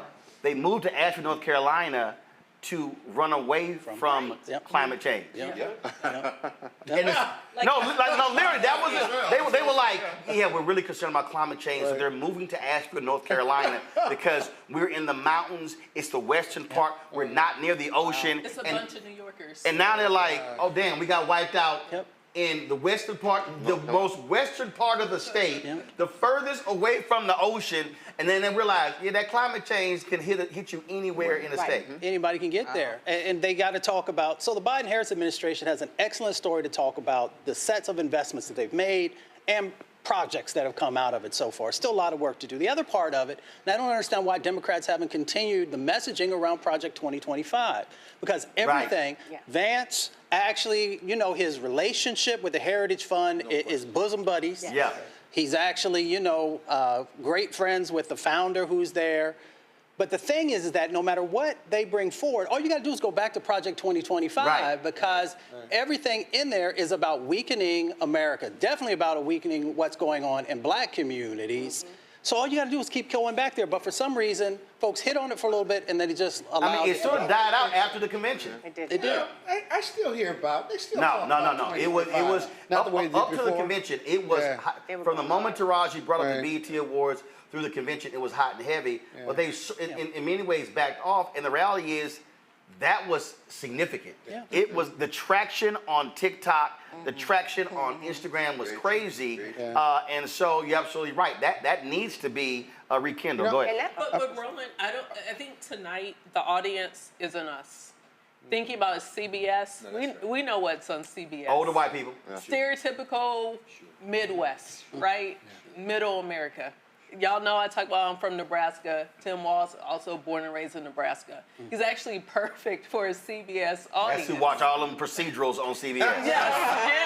It's Nebraska. So if he shows up with some prairie populism, talk about what he did as a governor, I think he's going to do just fine. And he's going to be able to contrast very nicely against J.D. Vance. Because J.D. Vance comes across. Yeah, but J.D. Vance has such a disdain for the CBS crowd. Come on. So I think if Walz really leans into that tonight, he needs to make that point. that's the point he needs to make. It's not going line by line, you're a liar, you're a liar, you're a liar. Well, no, that but- CBS crowd doesn't want to hear that. Yeah, but he still has to punch, counterpunch, and keep him accountable on his Yeah. lives. Whether it's the Haitian comment about eating dogs or the women cat ladies Oh, if it's they're going not invested. it's gonna be a He has whole. got to- he has Listen, got to listen. hit. You're gonna think You know? Tim Walz is a woman tonight, Right, exactly. Because it's gonna be a whole lot of He woman, can be all woman, those woman, things, woman, but woman, woman. he's got to cross. I'm just letting you know.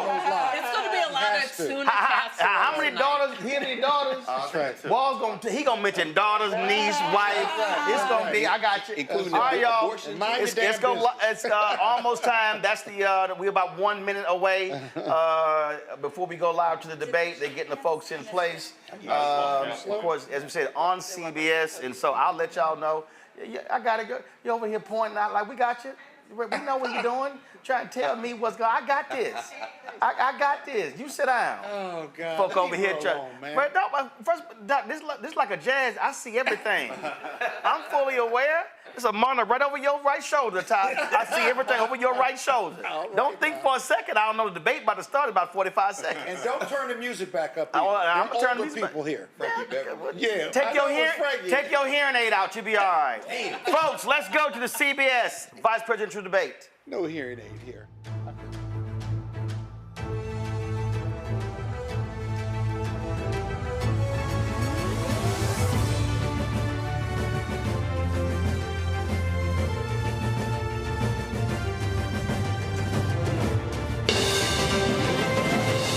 Tonight, with just over a month to go until Election Day, the first and only meeting between the two men who hope to become Vice President of the United States, Democratic Governor Tim Walz of Minnesota and Republican Senator J.D. Vance of Ohio. Now, this is likely the final debate of this election cycle, and voting is already underway in 20 states. CBS News polling shows this remains a race either presidential candidate could win.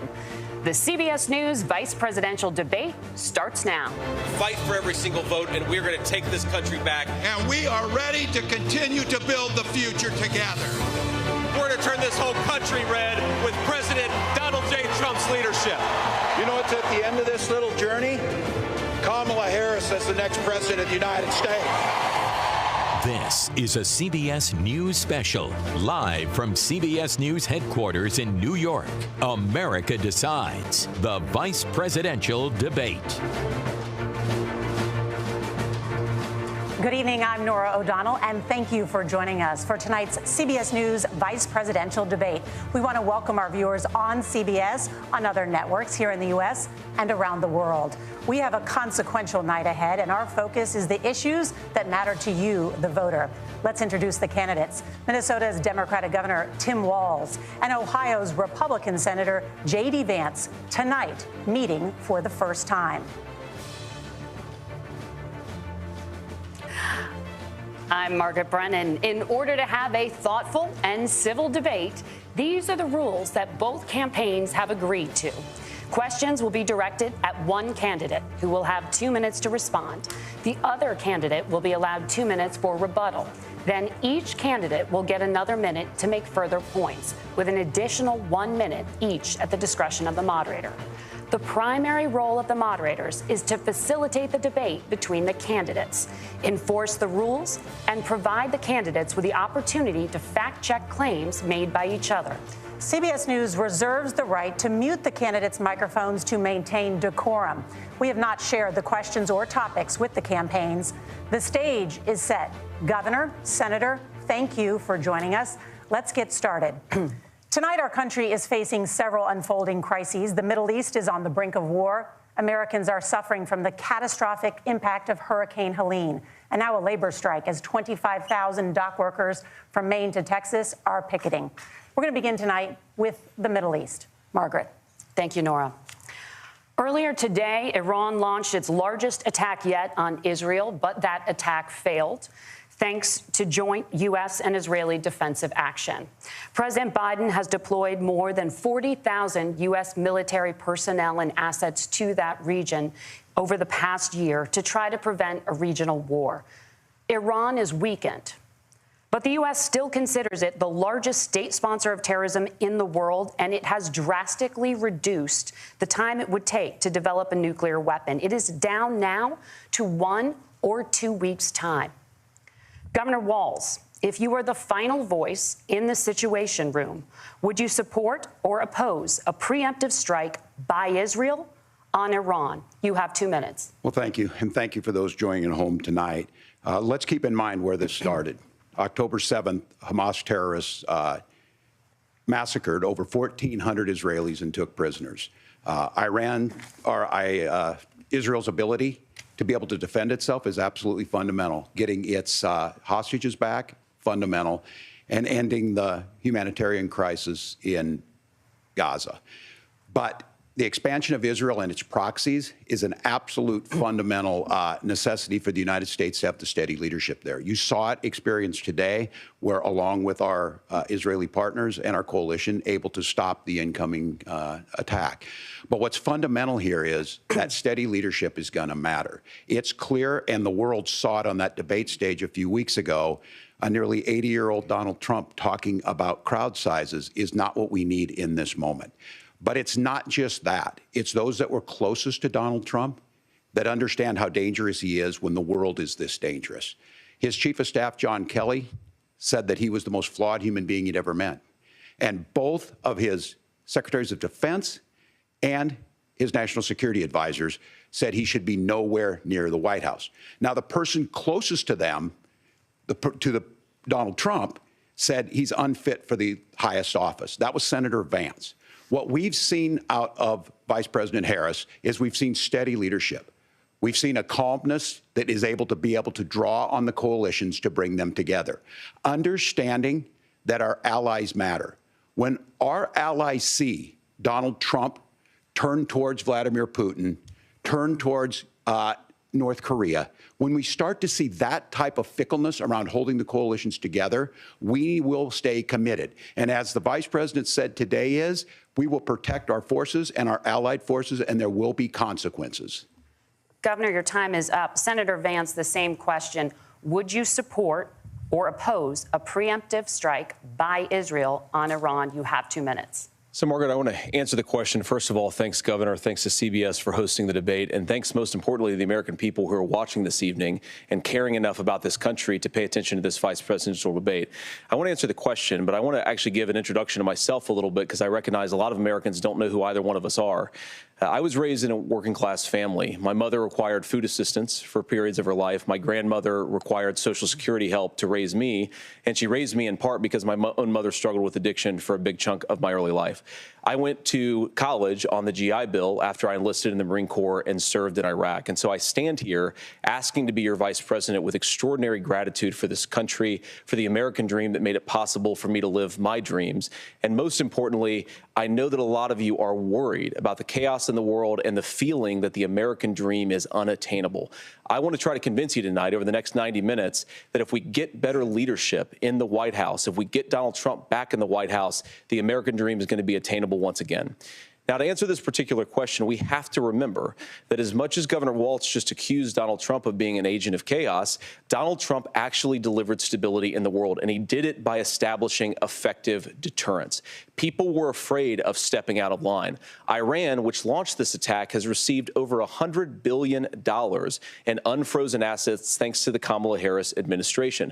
What do they use that money for? They use it to buy weapons that they're now launching against our allies, and God forbid, potentially launching against the United States as well. Donald Trump recognized that for people to fear the United States, you needed peace through strength. They needed to recognize that if they got out of line, the United States global leadership would put stability and peace back in the world. Now, you asked about a preemptive strike, Margaret, and I want to answer the question. Look, it is up to Israel what they think they need to do to keep their country safe, and we should support our allies wherever they are when they're fighting the bad guys. I think that's the right approach to take with the Israel question. Thank you, Senator. Governor Walz, do you care to respond to any of the allegations? Well, look, Donald Trump was in office. We'll sometimes hear a revisionist history, but when Donald Trump was in office, it was Donald Trump who we had a coalition of nations that had boxed Iran's nuclear program in, the inability to advance it. Donald Trump pulled that program and put nothing else in its place. So Iran is closer to a nuclear weapon than they were before because of Donald Trump's fickle leadership. And when Iran shot down an American aircraft in international airspace, Donald Trump tweeted, because that's the standard diplomacy of Donald Trump. And when Iranian missiles did fall near U.S. troops and they received traumatic brain injuries, Donald Trump wrote it off as headaches. Look, our allies understand that Donald Trump is fickle. He will go to whoever has the most flattery or where it makes sense to him. Steady leadership like you witnessed today, like you witnessed in April. Both Iranian attacks were repelled. Our coalition is strong, and we need the steady leadership that Kamala Harris is providing. Senator Vance, the U.S. did have a diplomatic deal with Iran to temporarily pause parts of its nuclear program, and President Trump did exit that deal. He recently said, just 5 days ago, the U.S. must now make a diplomatic deal with Iran because the consequences are impossible. Did he make a mistake? You have 1 minute. Well, first of all, Margaret, diplomacy is not a dirty word, but I think that's something that Governor Walz just said is quite extraordinary. You yourself just said Iran is as close to a nuclear weapon today as they have ever been. And Governor Walz, you blame Donald Trump. Who has been the vice president for the last 3.5 years? And the answer is your running mate, not mine. Donald Trump consistently made the world more secure. Now, we talk about the sequence of events that led us to where we are right now, and you can't ignore October the 7th, which I appreciate Governor Walz bringing up. But when did Iran and Hamas and their proxies attack Israel? It was during the administration of Kamala Harris. So Governor Walz can criticize Donald Trump's tweets, but effective, smart diplomacy and peace through strength is how you bring stability back to a very broken world. Donald Trump has already done it once before. Ask yourself at home, when was the last time, I'm 40 years old, when was the last time that an American president didn't have a major conflict break out? The only answer is during the 4 years that Donald Trump was president. Gentlemen, we have a lot to get to. Nora? Margaret, thank you. Let's turn now to Hurricane Helene. The storm could become one of the deadliest on record. More than 160 people are dead and hundreds more are missing. Scientists say climate change makes these hurricanes larger, stronger, and more deadly because of the historic rainfall. Senator Vance, according to CBS News polling, 7 in 10 Americans and more than 60% of Republicans under the age of 45 favor the U.S. taking steps to try and reduce climate change. Senator, what responsibility would the Trump administration have to try and reduce the impact of climate change? I'll give you 2 minutes. Sure. So first of all, let's start with the hurricane because it's an unbelievable, unspeakable human tragedy. I just saw today actually a photograph of 2 grandparents on a roof with a 6-year-old child, and it was the last photograph ever taken of them because the roof collapsed and those innocent people lost their lives. And I'm sure Governor Walz joins me in saying our hearts go out to those innocent people, our prayers go out to them, and we want as robust and aggressive as a federal response as we can get to save as many lives as possible, and then, of course, afterwards, to help the people in those communities rebuild. I mean, these are communities that I love. Some of them I know very personally in Appalachia, all across the Southeast. They need their government to do their job. And I commit that when Donald Trump is president again, the government will put the citizens of this country first when they suffer from a disaster.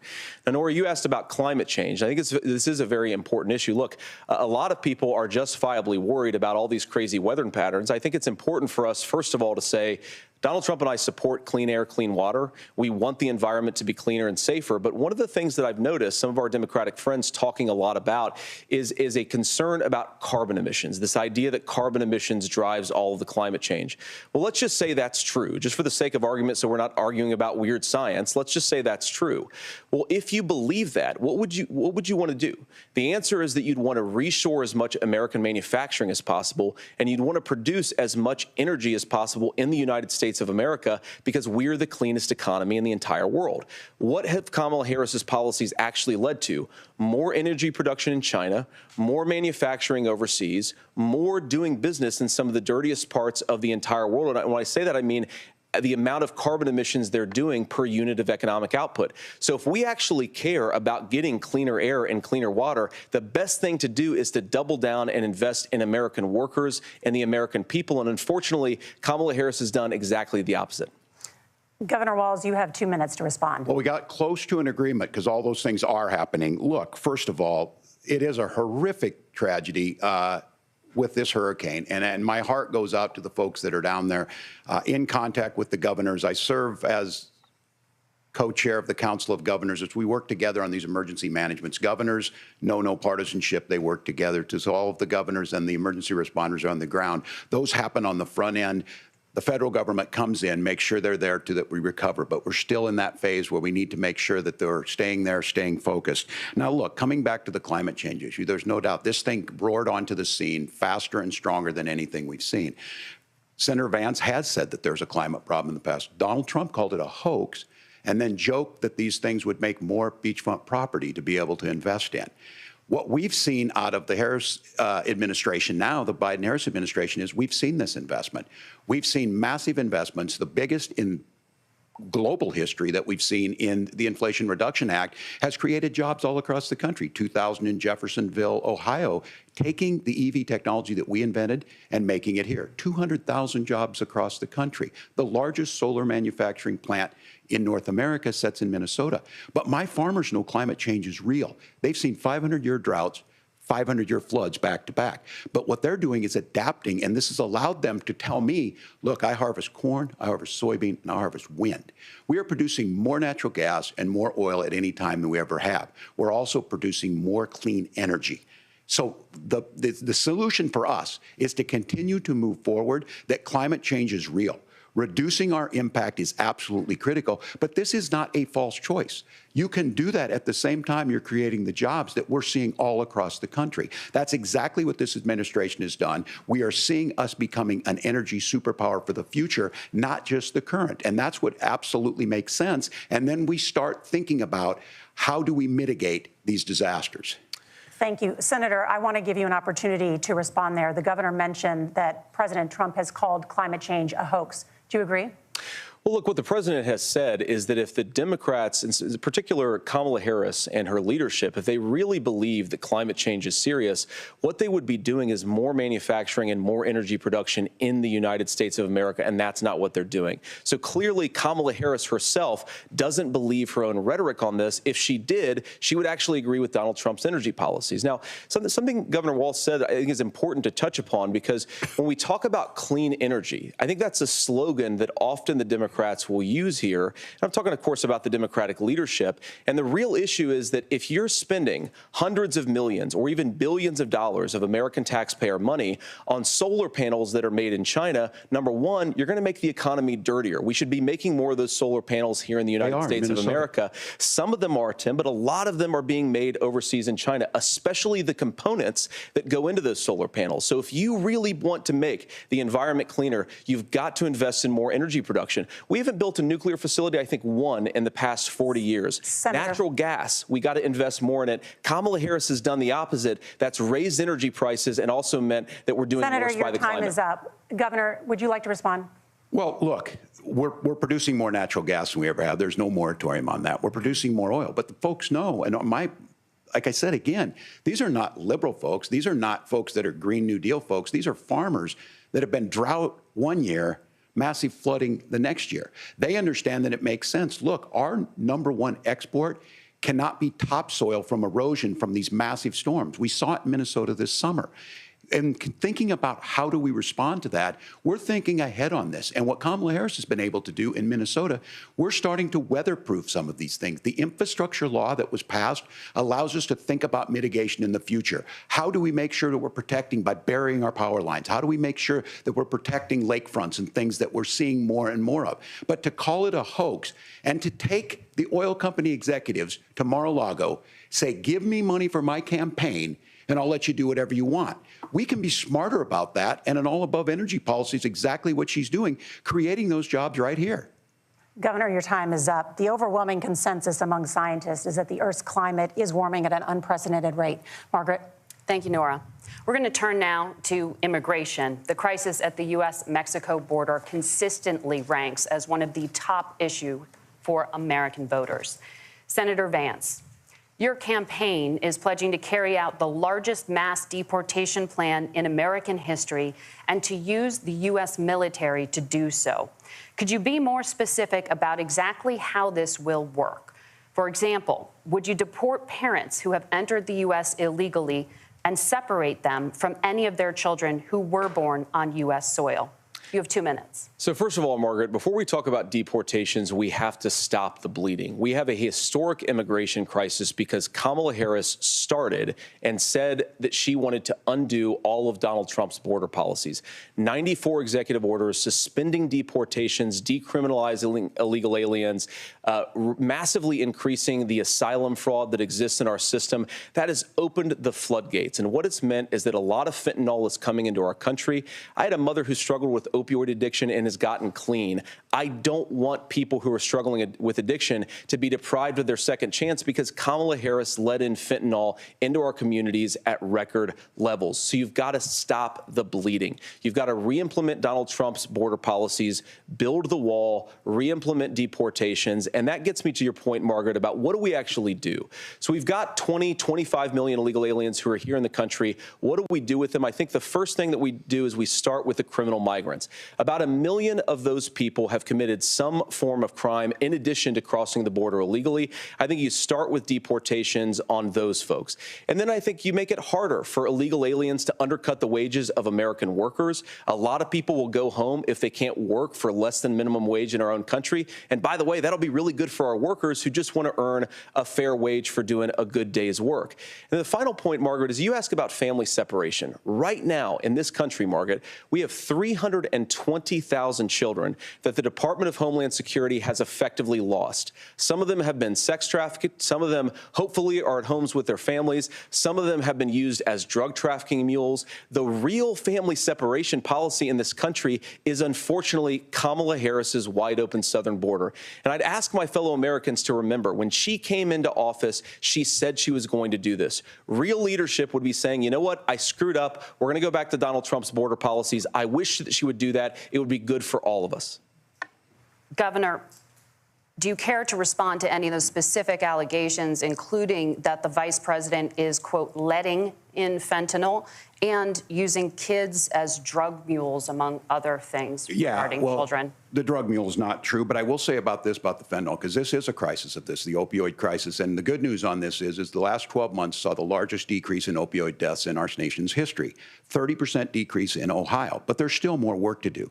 But let's go back to this on immigration. Kamala Harris was the attorney general of the largest state and a border state in California. She's the only person in this race who prosecuted transnational gangs for human trafficking and drug interventions. But look, we all want to solve this. Most of us want to solve this, and that is the United States Congress. That's the Border Patrol agents. That's the Chamber of Commerce. That's most Americans out here. That's why we had the fairest and the toughest bill on immigration that this nation's seen. It was crafted by a conservative senator from Oklahoma, James Lankford. I know him. He's super conservative, but he's a man of principle, wants to get it done. Democrats and Republicans worked on this piece of legislation. The Border Patrol said, this is what we need in here. These are the experts. And the Chamber of Commerce and the Wall Street Journal said, pass this thing. Kamala Harris helped get there. 1,500 new border agents, detection for drugs, DOJ money to speed up these the adjudications on this, just what America wants. But as soon as I was getting ready to pass and actually tackle this, Donald Trump said no, told them to vote against it because it gives him a campaign issue.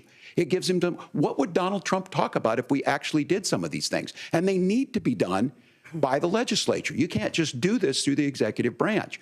So look, we have the options to do this. Donald Trump had 4 years. He had 4 years to do this. And he promised you, America, how easy it would be. I'll build you a big, beautiful wall, and Mexico will pay for it. Less than 2% of that wall got built, and Mexico didn't pay a dime. But here we are again, 9 years after he came down that escalator, dehumanizing people and telling them what he was going to do. As far as the deportation plan, at one point, Senator Vance said it was so unworkable to be laughable. So that's where we're at. Pass the bill, she'll sign it. Governor, your time is up. Senator, the question was, will you separate parents from their children, even if their kids are U.S. citizens? You have 1 minute. Margaret, my point is that we already have massive child separations thanks to Kamala Harris's open border. And I didn't accuse Kamala Harris of inviting drug mules. I said that she enabled the Mexican drug cartels to operate freely in this country. And we know that they use children as drug mules, and it is a disgrace, and it has to stop. Look, I think what Tim said just doesn't pass the smell test. For 3 years, Kamala Harris went out bragging that she was going to undo Donald Trump's border policy. She did exactly that. We had a record number of illegal crossings. We had a record number of fentanyl coming into our country. And now that she's running for president, or a few months before, she says that somehow she got religion and cared a lot about a piece of legislation. The only thing that she did when she became the vice president, when she became the appointed border czar, was to undo 94 Donald Trump executive actions that opened the border. This problem is leading to massive problems in the United States of America. Parents who can't afford health care, schools that are overwhelmed. It's got to stop, and it will when Donald Trump is president again. Senator, your time is up. Governor, what about our CBS News polling, which does show that a majority of Americans, more than 50%, support mass deportations? Look, we fix this issue with a bill that is necessary, but the issue on this is what happens when you don't want to solve it. You demonize it. And we saw this, and Senator Vance, and it surprises me on this, talking about and saying, I will create stories to bring attention to this. That vilified a large number of people who were here legally in the community of Springfield. The Republican governor said, it's not true, don't do it. There's consequences for this. There's consequences. We could come together. Senator Langford did it. We could come together and solve this if we didn't let Donald Trump continue to make it an issue. And the consequences in Springfield were the governor had to send state law enforcement to escort kindergartners to school. I believe Senator Vance wants to solve this, but by standing with Donald Trump and not working together to find a solution, it becomes a talking point. And when it becomes a talking point like this, we dehumanize and villainize other human beings. Tim, Governor, your time is up. Senator, I'll give you 1 minute, but let me just ask you the question first. The governor has made the point, and I think as a sitting lawmaker, you know that Congress controls the purse strings and any funding. So you have said repeatedly that Donald Trump would, through executive action, solve this. Do you disagree that Congress controls the purse strings and would need to support many of the changes that you would actually want to implement? You have 1 minute. Look, Margaret, first of all, the gross majority of what we need to do at the southern border is just empowering law enforcement to do their job. I've been to the southern border more than our border czar, Kamala Harris, has been, and it's actually heartbreaking because the Border Patrol agents, they just want to be empowered to do their job. Of course, additional resources would help, but most of this is about the president and the vice president empowering our law enforcement to say, if you try to come across the border illegally, you've got to stay in Mexico, you've got to go back through proper channels. Now, Governor Walz brought up the community of Springfield, and he's very worried about the things that I've said in Springfield. Look, in Springfield, Ohio, and in communities all across this country, you've got schools that are overwhelmed. You've got hospitals that are overwhelmed. You have got housing that is totally unaffordable because we brought in millions of illegal immigrants to compete with Americans for scarce homes. The people that I'm most worried about in Springfield, Ohio, are the American citizens who have had their lives destroyed by Kamala Harris's open border. It is a disgrace, Tim. And I actually think, I agree with you. I think you want to solve this problem, but I don't think that Kamala Harris does. Senator, your time is up. Governor, you have 1 minute to respond. Yeah, well, it is law enforcement that asked for the bill. They helped craft it. They're the ones that supported it. That's because they know we need to do this. Look, this issue of continuing to bring this up, of not dealing with it, of blaming migrants for everything. On housing, we could talk a little bit about Wall Street speculators buying up housing and making them less affordable, but it becomes a blame. Look, this bill also gives the money necessary to adjudicate. I agree, it should not take 7 years for an asylum claim to be done. This bill gets it done in 90 days. Then you start to make a difference in this, and you start to adhere to what we know, American principles. I don't talk about my faith a lot, but Matthew 25:40 talks about, to the least amongst us you do unto me. I think that's true of most Americans. They simply want order to it. This bill does it. It's funded. It's supported by the people who do it. And it lets us keep our dignity about how we treat other people. Thank you, Governor. And just to clarify for our viewers, Springfield, Ohio does have a large number of Haitian migrants who have legal status, temporary protected status. Well, Margaret, but thank you, Senator. We have so much to get to. Margaret, I think it's important because we're going to turn out of the economy. Thank you, Margaret. The rules were that you guys weren't going to fact check, and since you're fact checking me, I think it's important to say what's actually going on. So there's an application called the CBP One app, where you can go on as an illegal migrant, apply for asylum or apply for parole, and be granted legal status at the wave of a Kamala Harris open border wand. That is not a person coming in, applying for a green card and waiting for 10 years. That is the facilitation of illegal immigration, Margaret, by our own Thank you, Senator, for describing the legal process. We have so much to get to, Senator. Those laws have been on the books since 1990. Thank you, gentlemen. The CBP One app has not been on the books since 1990. It's something that Kamala Harris created, Margaret. Gentlemen, the audience can't hear you because your mics are cut. We have so much we want to get to. Thank you for explaining the legal process. Nora. Thank you, Margaret. The economy is a top concern for voters. Each of your campaigns has released an economic plan, so let's talk about the specifics. Governor Walz, Vice President Harris unveiled a plan that includes billions in tax credits for manufacturing, housing, and a renewed child tax credit. The Wharton School says your proposals will increase the nation's deficit by $1.2 trillion. How would you pay for that without ballooning the deficit? Governor, I'll give you 2 minutes. Yeah, thank you. And Kamala Harris and I do believe in the middle class because that's where we come from. We both grew up in that. We understand. So those of you out there listening tonight, you're hearing a lot of stuff back and forth, and it's good. It's healthy. That's what this is supposed to happen. You should be listening. How's this going to impact me? The bold forward plan that Kamala Harris put out there is talking about this housing issue. The one thing is there's 3 million new houses proposed under this plan with down payment assistance on the front end to get you in a house. A house is much more than just an asset to be traded somewhere. It's foundational to where you're at. And then making sure that the things you buy every day, whether they be prescription drugs or other things, that there's fairness in that. Look, the $35 insulin is a good thing, but it costs $5 to make insulin. They were charging $800 before this law went into effect. As far as the housing goes, I've seen it in Minnesota. 12% more houses in Minneapolis, prices went down on rent 4%. It's working. And then making sure tax cuts go to the middle class. $6,000 child tax credit, we have one in Minnesota, reduces childhood poverty by 1/3. We save money in the long run, and we do the right thing for families. And then getting businesses off the ground. The law as it stands right now is $5,000 tax credit for small business, increasing that to $50,000. Now, this is a philosophical difference between us. Donald Trump made a promise, and I'll give you this. He kept it. He took folks to Mar-a-Lago. He said, you're rich as hell, I'm going to give you a tax cut. He gave the tax cuts that predominantly went to the top class. What happened there was an $8 trillion increase in the national debt, the largest ever. Now he's proposing a 20% consumption or sales tax on everything we bring in. Everyone agrees, including businesses, it would be destabilizing it, it would increase inflation and potentially lead to a recession. Look, this is simple for you. Where are we going? Kamala Harris has said to do the things she wants to do, we'll just ask the wealthiest to pay their fair share. When you do that, our system works best, more people are participating in it, and folks have the things that they need. Senator, I want to give you a moment to respond on that. But similarly, the Wharton School has done an analysis of the Trump plan and says it would increase the nation's deficit by $5.8 trillion. My question is the same for you. How do you pay for all that without ballooning the deficit? I'll give you 2 minutes. Well, first of all, you're going to hear a lot from Tim Walz this evening, and you just heard it in the answer, a lot of what Kamala Harris proposes to do. And some of it, I'll be honest with you, it even sounds pretty good. Here's what you won't hear, is that Kamala Harris has already done it.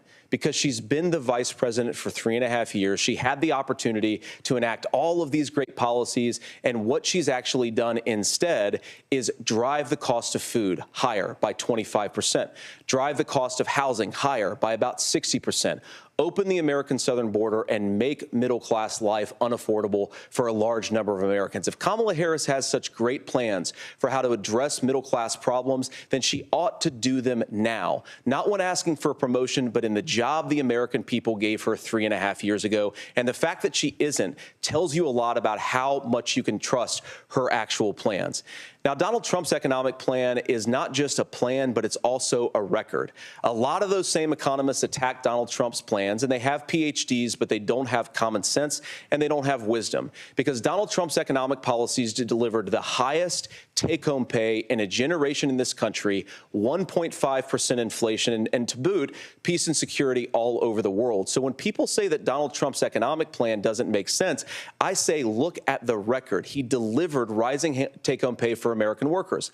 Now, Tim admirably admits that they want to undo the Trump tax cuts. But if you look at what was so different about Donald Trump's tax cuts, even from previous Republican tax cut plans, is that a lot of those resources went to giving more take-home pay to middle class and working class Americans. It was passed in 2017, and you saw an American economic boom unlike we've seen in a generation in this country. That is a record that I'm proud to run on, and we're going to get back to that common sense wisdom so that you can afford to live the American dream again. I know a lot of you are struggling. I know a lot of you are worried about paying the bills. It's going to stop when Donald Trump brings back common sense to this country. Governor, do you want to respond to that? What has Kamala Harris done for the middle class? Yeah, well, Kamala Harris's day one was Donald Trump's failure on COVID that led to the collapse of our economy. We were already before COVID in a manufacturing recession, but 10 million people out of work, largest percentage since the Great Depression. 9 million jobs closed on that. That was day one. Whether it was the Infrastructure Act or other things we moved. Now, you made a question about experts, said this. I've made a note of this. Economists can't be trusted. Science can't be trusted. National security folks can't be trusted. Look, if you're going to be president, you don't have all the answers. Donald Trump believes he does. My pro tip of the day is this. If you need heart surgery, listen to the people at the Mayo Clinic in Rochester, Minnesota, not Donald Trump. And the same thing goes with this. And I ask you out there, teachers, nurses, truck drivers, or whatever, how is it fair that you're paying your taxes every year and Donald Trump hasn't paid any federal tax in the last 15 years, and the last year as president? That's what's wrong with the system. There's a way around it, and he's bragged about that. We're just asking for fairness in it, and that's all you want. You have a minute. Governor, you say trust the experts. But those same experts for 40 years said that if we shipped our manufacturing base off to China, we'd get cheaper goods. They lied about that. They said if we shipped our industrial base off to other countries, to Mexico and elsewhere, it would make the middle class stronger. They were wrong about that. They were wrong about the idea that if we made America less self-reliant, less productive in our own nation, that it would somehow make us better off, and they were wrong about it. And for the first time in a generation, Donald Trump had the wisdom and the courage to say to that bipartisan consensus, we're not doing it anymore. We're bringing American manufacturing back. We're unleashing American energy. We're going to make more of our own stuff. And this isn't just an economic issue. I mean, I've got 3 beautiful little kids at home, 7, 4, and 2, and I love them very much, and I hope they're in bed right now. But look, so many of the drugs, the pharmaceuticals that we put in the bodies of our children are manufactured by nations that hate us. This has to stop, and we're not going to stop it by listening to experts. We're going to stop it by listening to common sense wisdom, which is what Donald Trump governed on. Senator, your time is up. Governor Walz, can you address that? I mean, voters say they trust Donald Trump on the economy more. Why? Well, if you're listening tonight and you want billionaires to get tax cuts, you heard what the numbers were. Look, I'm a union guy on this. I'm not a guy who wanted to ship things overseas, but I understand that, look, we produce soybeans and corn. We need to have fair trading partners. That's something that we believe in. I think the thing that most concerns me on this is Donald Trump was the guy who created the largest trade deficit in American history with China. So the rhetoric is good. Much of what the senator said right there, I'm in agreement with him on this. I watched it happen too. I watched it to my communities, and we talked about that. But we had people undercutting the right to collectively bargain. We had right to work states made it more difficult. We had companies that were willing to ship it over, and we saw people profit. Folks that are venture capital in some cases, putting money into companies that were overseas. We're in agreement that we bring those home. The issue is Donald Trump is talking about it. Kamala Harris has a record, 250,000 more manufacturing jobs just out of the IRA. May I respond to that? Yes. So appreciate that. So if you notice, what Governor Walz just did is he said, first of all, Donald Trump has to listen to the experts. And then when he acknowledged that the experts screwed up, he said, well, Donald Trump didn't do nearly as good of a job as the statistics show that he did. So what Tim Walz is doing, and I honestly, Tim, I think you got a tough job here, because you've got to play whack-a-mole. You've got to pretend that Donald Trump didn't deliver rising take-home pay, which of course he did. You've got to pretend that Donald Trump didn't deliver lower inflation, which of course he did. And then you simultaneously got to defend Kamala Harris's atrocious economic record, which has made gas, groceries, and housing unaffordable for American citizens. I was raised by a woman who would sometimes go into medical debt so that she could put food on the table in our household. I know what it's like to not be able to afford the things that you need to afford. We can do so much better. To all of you watching, we can get back to an America that's affordable again. We just got to get back to common sense economic principles. I hope we have a conversation on health care then. Senator, Governor. Please. Thank you. Margaret? We have a lot to get to ahead, gentlemen, on many topics. But right now, I want to talk about personal qualifications. The vice president is often the last voice the president hears before making consequential decisions. We want to ask you about your leadership qualities. Governor Walz, you said you were in Hong Kong during the deadly Tiananmen Square protests in the spring of 1989. But Minnesota Public Radio and other media outlets are reporting that you actually didn't travel to Asia until August of that year. Can you explain that discrepancy? Yeah, well, and to the folks out there who didn't get at the top of this, look, I grew up in small rural Nebraska, town of 400, town that you rode your bike with your buddies till the streetlights come on, and I'm proud of that service. I joined the National Guard at 17, worked on family farms, and then I used the GI Bill to become a teacher, passionate about it, a young teacher. My first year out, I got the opportunity in the summer of '89 to travel to China. 35 years ago, be able to do that. I came back home and then started a program to take young people there. We would take basketball teams, we would take baseball teams, we would take dancers, and we would go back and forth to China. The issue for that was to try and learn. Now look, my community knows who I am. They saw where I was at. Look, I will be the first to tell you, I have poured my heart into my community. I've tried to do the best I can, but I've not been perfect. And I'm a knucklehead at times, but it's always been about that. Those same people elected me to Congress for 12 years. And in Congress, I was one of the most bipartisan people, working on things like farm bills that we got done, working on veterans benefits. And then the people of Minnesota were able to elect me to governor twice.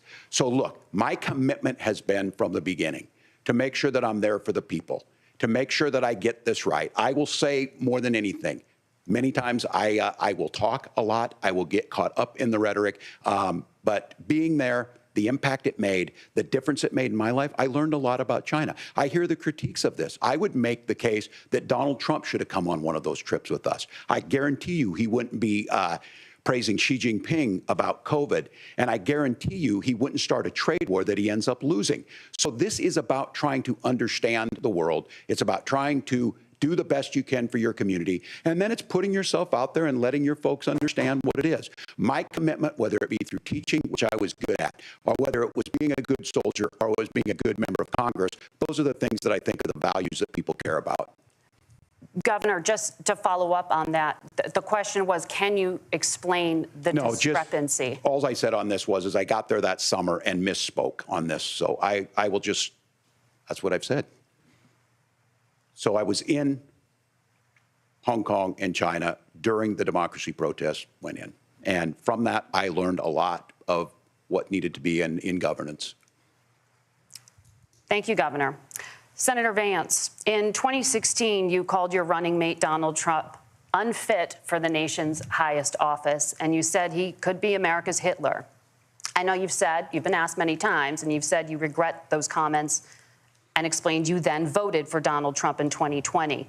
But the Washington Post reported new messages last week in which you also disparaged Trump's economic record while he was president, writing to someone in 2020, quote, Trump thoroughly failed to deliver his economic populism. You're now his running mate, and you've shifted many of your policy stances to align with his. If you become vice president, why should Americans trust that you will give Donald Trump the advice he needs to hear and not just the advice he wants to hear? You have 2 minutes. Well, first of all, Margaret, because I've always been open. And sometimes, of course, I've disagreed with the president, but I've also been extremely open about the fact that I was wrong about Donald Trump.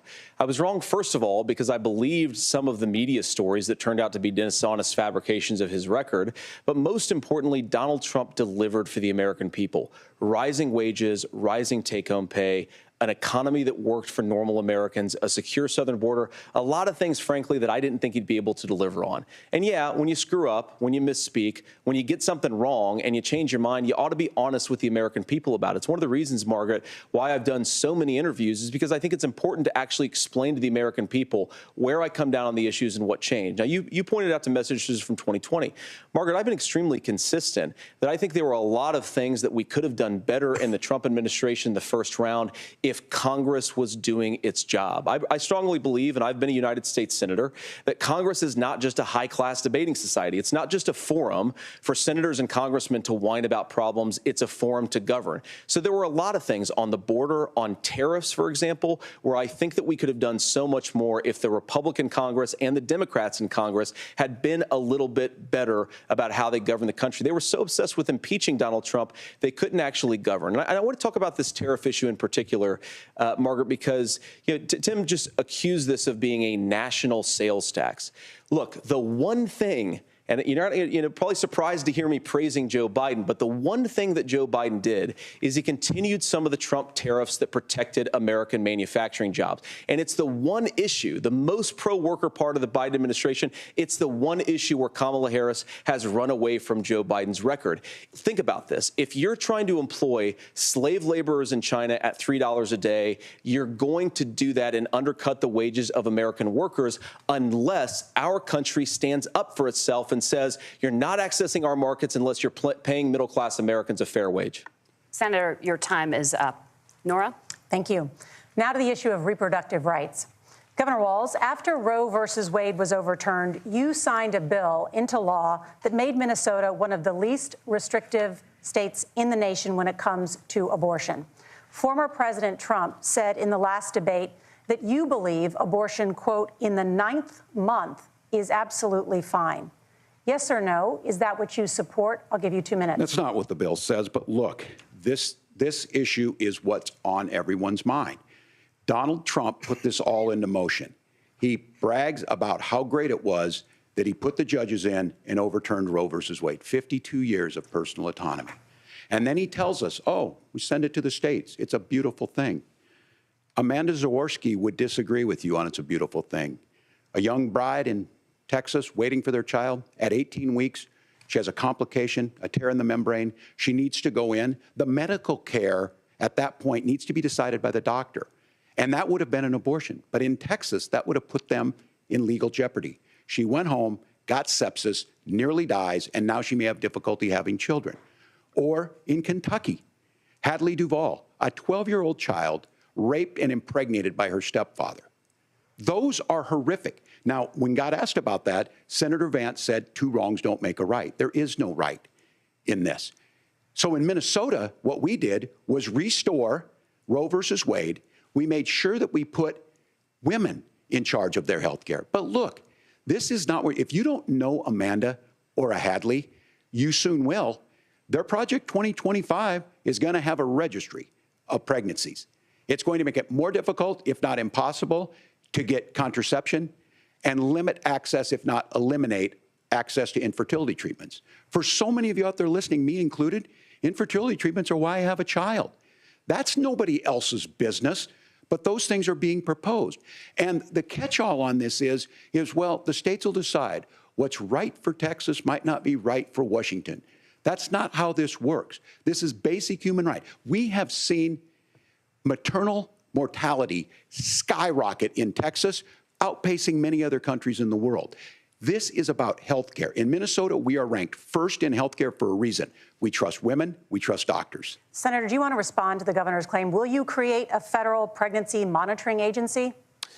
No, Nora, certainly we won't. And I want to talk about this issue because I know a lot of Americans care about it, and I know a lot of Americans don't agree with everything that I've ever said on this topic. And, you know, I grew up in a working class family in a neighborhood where I knew a lot of young women who had unplanned pregnancies and decided to terminate those pregnancies because they feel like they didn't have any other options. And, you know, one of them is actually very dear to me. And I know she's watching tonight, and I love you. And she told me something a couple years ago that she felt like if she hadn't had that abortion, that it would have destroyed her life because she was in an abusive relationship. And I think that what I take from that as a Republican who proudly wants to protect innocent life in this country, who proudly wants to protect the vulnerable, is that my party, we've got to do so much better of a job at earning the American people's trust back on this issue where they frankly just don't trust us. And I think that's one of the things that Donald Trump and I are endeavoring to do. I want us as a Republican Party to be pro-family in the fullest sense of the word. I want us to support fertility treatments. I want us to make it easier for moms to afford to have babies. I want it to make it easier for young families to afford a home so they can afford a place to raise that family. And I think there's so much that we can do on the public policy front just to give women more options. Now, of course, Donald Trump has been very clear that on the abortion policy specifically, that we have a big country and it's diverse. And California has a different viewpoint on this than Georgia. Georgia has a different viewpoint from Arizona. And the proper way to handle this, as messy as democracy sometimes is to let voters make these decisions, let the individual states make their abortion policy. And I think that's what makes the most sense in a very big, a very diverse, and let's be honest, sometimes a very, very messy and divided country. Governor, would you like to respond and also answer the question about restrictions? Yeah, well, the question got asked and Donald Trump made the accusation that wasn't true about Minnesota. Well, let me tell you about this idea that there's diverse states. There's a young woman named Amber Thurman. She happened to be in Georgia, a restrictive state. Because of that, she had to travel a long distance to North Carolina to try and get her care. Amber Thurman died in that journey back and forth. The fact of the matter is, how can we as a nation say that your life and your rights, as basic as the right to control your own body, is determined on geography? There's a very real chance had Amber Thurman lived in Minnesota, she would be alive today. That's why the restoration of Roe versus Wade. When you listen to Vice President Harris talk about this subject and you hear me talk about it, you hear us talking exactly the same. Donald Trump is trying to figure out how to get the political right of this. I agree with a lot of what Senator Vance said about what's happening. His running mate, though, does not, and that's the problem. Governor, your time is up. Senator, let me ask you about that. He mentioned, it was, I think, referring to a national ban. In the past, you have supported a federal ban on abortion after 15 weeks. In fact, you said if someone can't support legislation like that, quote, you are making the United States the most barbaric pro-abortion regime anywhere in the entire world. My question is, why have you changed your position? Well, Nora, first of all, I never supported a national ban. I did when I was running for Senate in 2022 talk about setting some minimum national standard. For example, we have a partial birth abortion ban in place in this country at the federal level. I don't think anybody's trying to get rid of that, or at least I hope not, though I know that Democrats have taken a very radical pro-abortion stance. But Nora, you know, one of the things that changed is in the state of Ohio, we had a referendum in 2023, and the people of Ohio voted overwhelmingly, by the way, against my position. And I think that what I learned from that, Nora, is that we've got to do a better job at winning back people's trust. So many young women would love to have families. So many young women also see an unplanned pregnancy as something that's going to destroy their livelihood, destroy their education, destroy their relationships. And we have got to earn people's trust back. And that's why Donald Trump and I are committed to pursuing pro-family policies, making child care more accessible, making fertility treatments more accessible, because we've got to do a better job at that. And that's what real leadership is. Governor, your response. I'm going to respond on the pro-abortion piece of that. No, we're not. We're pro-women. We're pro-freedom to make your own choice. We know what the implications are to not be that. Women having miscarriages, women not getting the care, physicians feeling like they may be prosecuted for providing that care. And as far as making sure that we're educating our children and giving them options, Minnesota's a state with one of the lowest teen pregnancy rates. We understand that, too. We know that the options need to be available, and we make that true. We also make it, we're a top 3 state for the best place to raise children. But these two things, to try and say that we're pro-children, but we don't like this, or you guys are pro-abortion, that's not the case at all. We are pro-freedoms for women to make their choices, and we're going, and Kamala Harris is making the case, to make options for children more affordable, a $6,000 child tax credit, but we're not going to base that on the backs of making someone like Amber Thurman drive 600 miles to try and get health care. Senator? May I respond to that? First of all, Governor, I agree with you. Amber Thurman should still be alive, and there are a lot of people who should still be alive, and I certainly wish that she was. And maybe you're free to disagree with me on this and explain this to me, but as I read the Minnesota law that you signed into law, the statute that you signed into law, it says that a doctor who presides over an abortion where the baby survives, the doctor is under no obligation to provide life-saving care to a baby who survives a botched late-term abortion. That is, I think, whether you're pro-choice or pro-abortion, that is fundamentally barbaric. And that's why I use that word, Nora, is because some of what we've seen, do you want to force Catholic hospitals to perform abortions against their will? Because Kamala Harris has supported suing Catholic nuns to violate their freedom of conscience. We can be a big and diverse country where we respect people's freedom of conscience and make the country more pro-baby and pro-family. But please. Yes, Governor, please respond. Look, this is one where there's always something there. This is a very simple proposition. These are women's decisions to make about their health care decisions, and the physicians who know best when they need to do this. Trying to distort the way a law is written to try and make a point, that's not it at all. What was I wrong about, Governor? Please tell me, what was I wrong about? That is not the way the law is written. Look, I've given But how? I've given this advice on a lot of things, that getting involved, that's been misread, and it was fact-checked at the last debate. But the point on this is there's a continuation of these guys to try and tell women or to get involved. I use this line on this, just mind your own business on this. Things worked best when Roe versus Wade was in place. When we do a restoration of Roe, that works best. That doesn't preclude us from increasing funding for children. It doesn't increase us from making sure that once that child's born, like in Minnesota, they get meals, they get early childhood education, they get health care. So the hiding behind we're going to do all these other things when you're not proposing them in your budget, Kamala Harris is proposing them. She's proposing all those things to make life easier for families. I asked a specific question, Governor. You gave me a slogan as a response. It's not the case. It's not true. That's not what the law says. So they fact-checked it with President Trump. Gentlemen, there's a lot to discuss. We have to move on, and we're going to be right back with much more of the CBS News vice presidential debate in just a moment.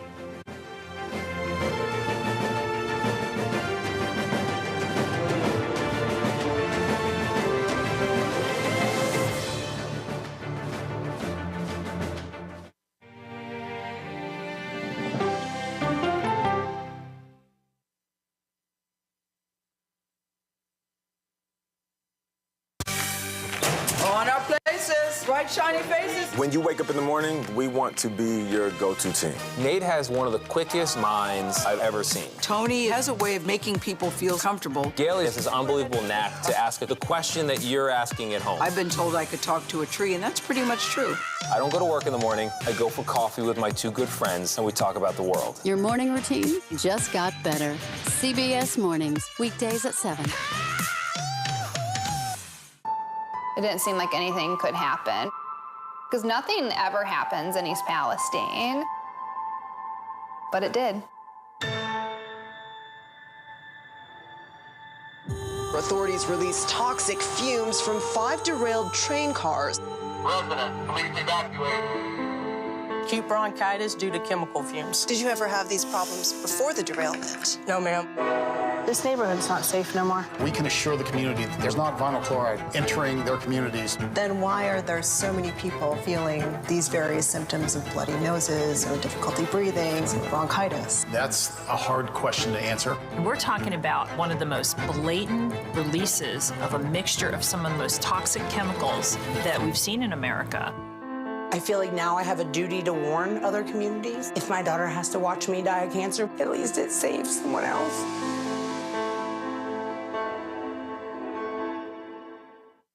This case. It's like a screenplay, something straight out of Hollywood. But it's not fiction. It's 48 hours. Human remains found this week. 4 families shattered. There's no physical evidence. The mystery would haunt investigators for years. There's some questions that have to be asked and need to be answered. Like a John Grisham novel. A gripping true crime original.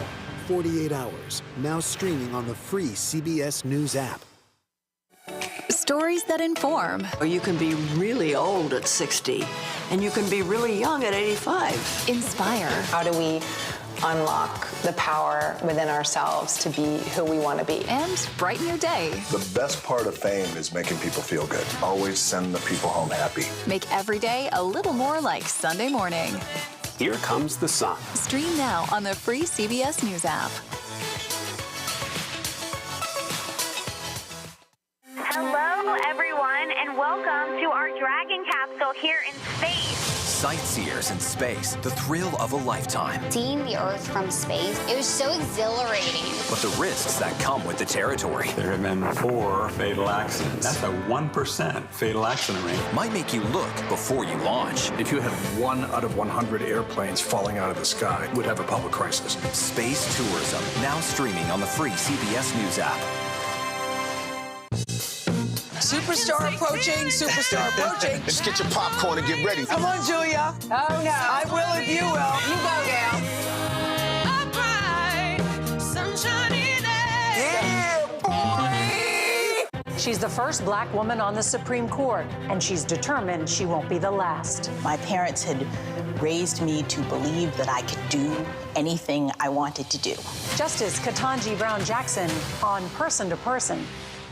Superstar approaching, superstar approaching. I can see clearly now that the rain is gone. That's right.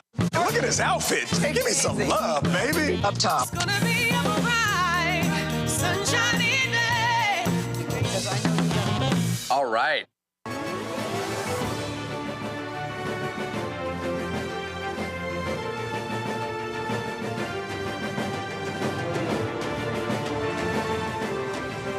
Welcome back to the CBS News Vice Presidential Debate. We want to turn now to America's gun violence epidemic. The leading cause of death for children and teens in America is by firearms. Senator Vance, you oppose most gun legislation that Democrats claim would curb gun violence. You oppose red flag gun laws and legislation to ban certain semi-automatic rifles, including AR-15s. So let me ask you, earlier this year, for the first time, the parents of a school shooter were convicted of involuntary manslaughter and sentenced to 10 years in prison. Do you think holding parents responsible could curb mass shootings? I'll give you 2 minutes.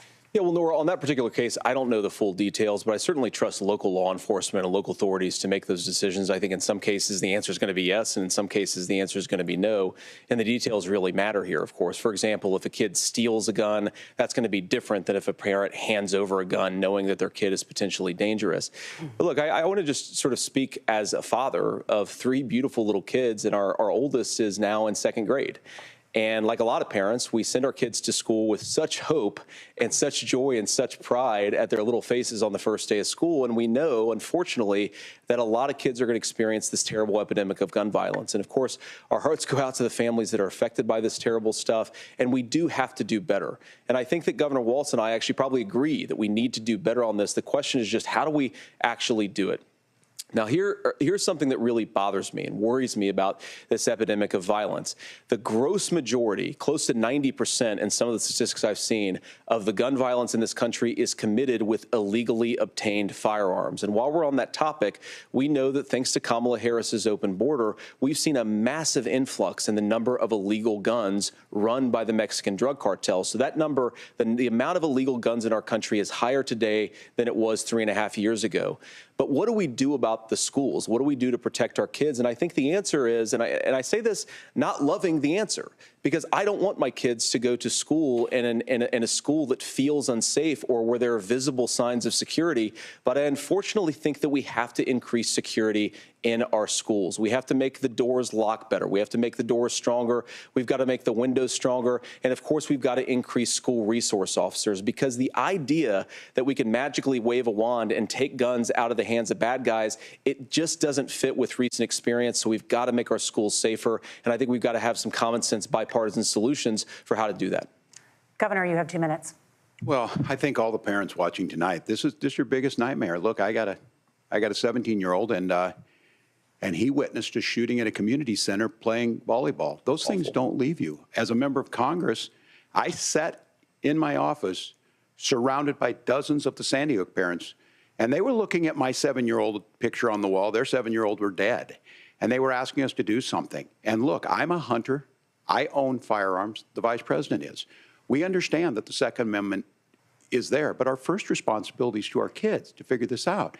In Minnesota, we've enacted enhanced red flag laws, enhanced background checks, and we can start to get data. But here's the problem. If we really want to solve this, we've got folks that won't allow research to be even done on gun violence.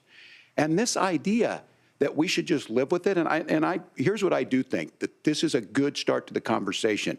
I 100% believe that Senator Vance hates it when these kids, it's abhorrent and it breaks your heart. I agree with that. But that's not far enough when we know there are things that worked. I've spent time in Finland and seen some Finnish schools. They don't have this happen, even though they have a high gun ownership rate in the country. There are reasonable things that we can do to make a difference. It's not infringing on your Second Amendment. And the idea to have some of these weapons out there, it just doesn't make any sense. Kamala Harris, as an attorney general, worked on this issue. She knows that it's there. No one's trying to scaremonger and say we're taking your guns, but I ask all of you out there, do you want your schools hardened to look like a fort? Is that what we have to go? When we know there's countries around the world that their children aren't practicing these types of drills. They're being kids. We owe it to them to get a fix. These are things that shouldn't be that difficult. You can still keep your firearms, and we can make a difference. We have to. If you're listening tonight, this breaks your heart. Senator. Tim, first of all, I didn't know that your 17-year-old witnessed a shooting. I'm sorry about that, and I hope that he's doing okay. Christ have mercy. It is awful. And I appreciate what Tim said, actually, about Finland, because I do think it illustrates some of the frankly, weird differences between our own country's gun violence problem and Finland. Okay, first of all, we have way higher rates of mental health abuse, or mental health substance abuse. We have way higher rates of depression, way higher rates of anxiety. We unfortunately have a mental health crisis in this country that I really do think that we need to get to the root causes of, because I don't think it's the whole reason why we have such a bad gun violence problem, but I do think it's a big piece of it. Another driver of the gun violence epidemic, especially that affecting our kids, it doesn't earn as many headlines, but is the terrible gun violence problem in a lot of our big cities. And this is why we have to empower law enforcement to arrest the bad guys, put them away, and take gun offenders off the streets. I think there's a whole host of things that we can do here, but I do think at our schools we've got to talk about more security. Senator, thank you. Governor, you previously opposed an assault weapons ban, but only later in your political career did you change your position. Why? Yeah, I sat in that office with those Sandy Hook parents. I've become friends with school shooters. I've seen it. Look, the NRA, I was an NRA guy for a long time. They used to teach gun safety. I'm of an age where my shotgun was in my car so I could pheasant hunt after football practice. That's not where we live today. And several things I want to mention on this is talking about cities and where it's at.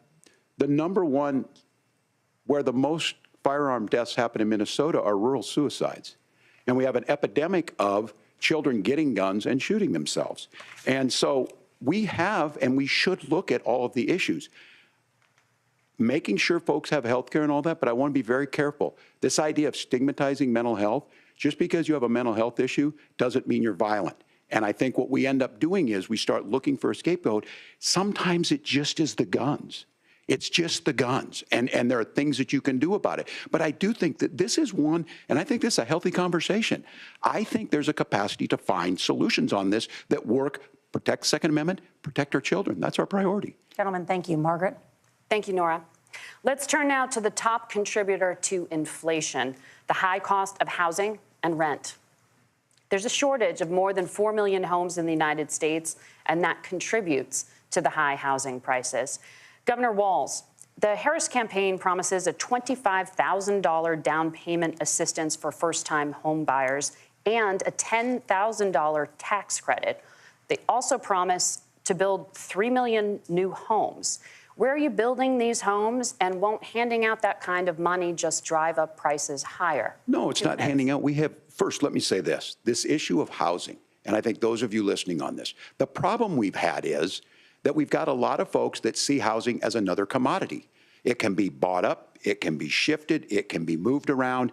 Those are not folks living in those houses. Those of you listening tonight, that house is a big deal. I bought and owned one house in my life. My mom still lives in the house where I was. And when I think of a house, I'm thinking of Christmas services after midnight mass where you go with your family.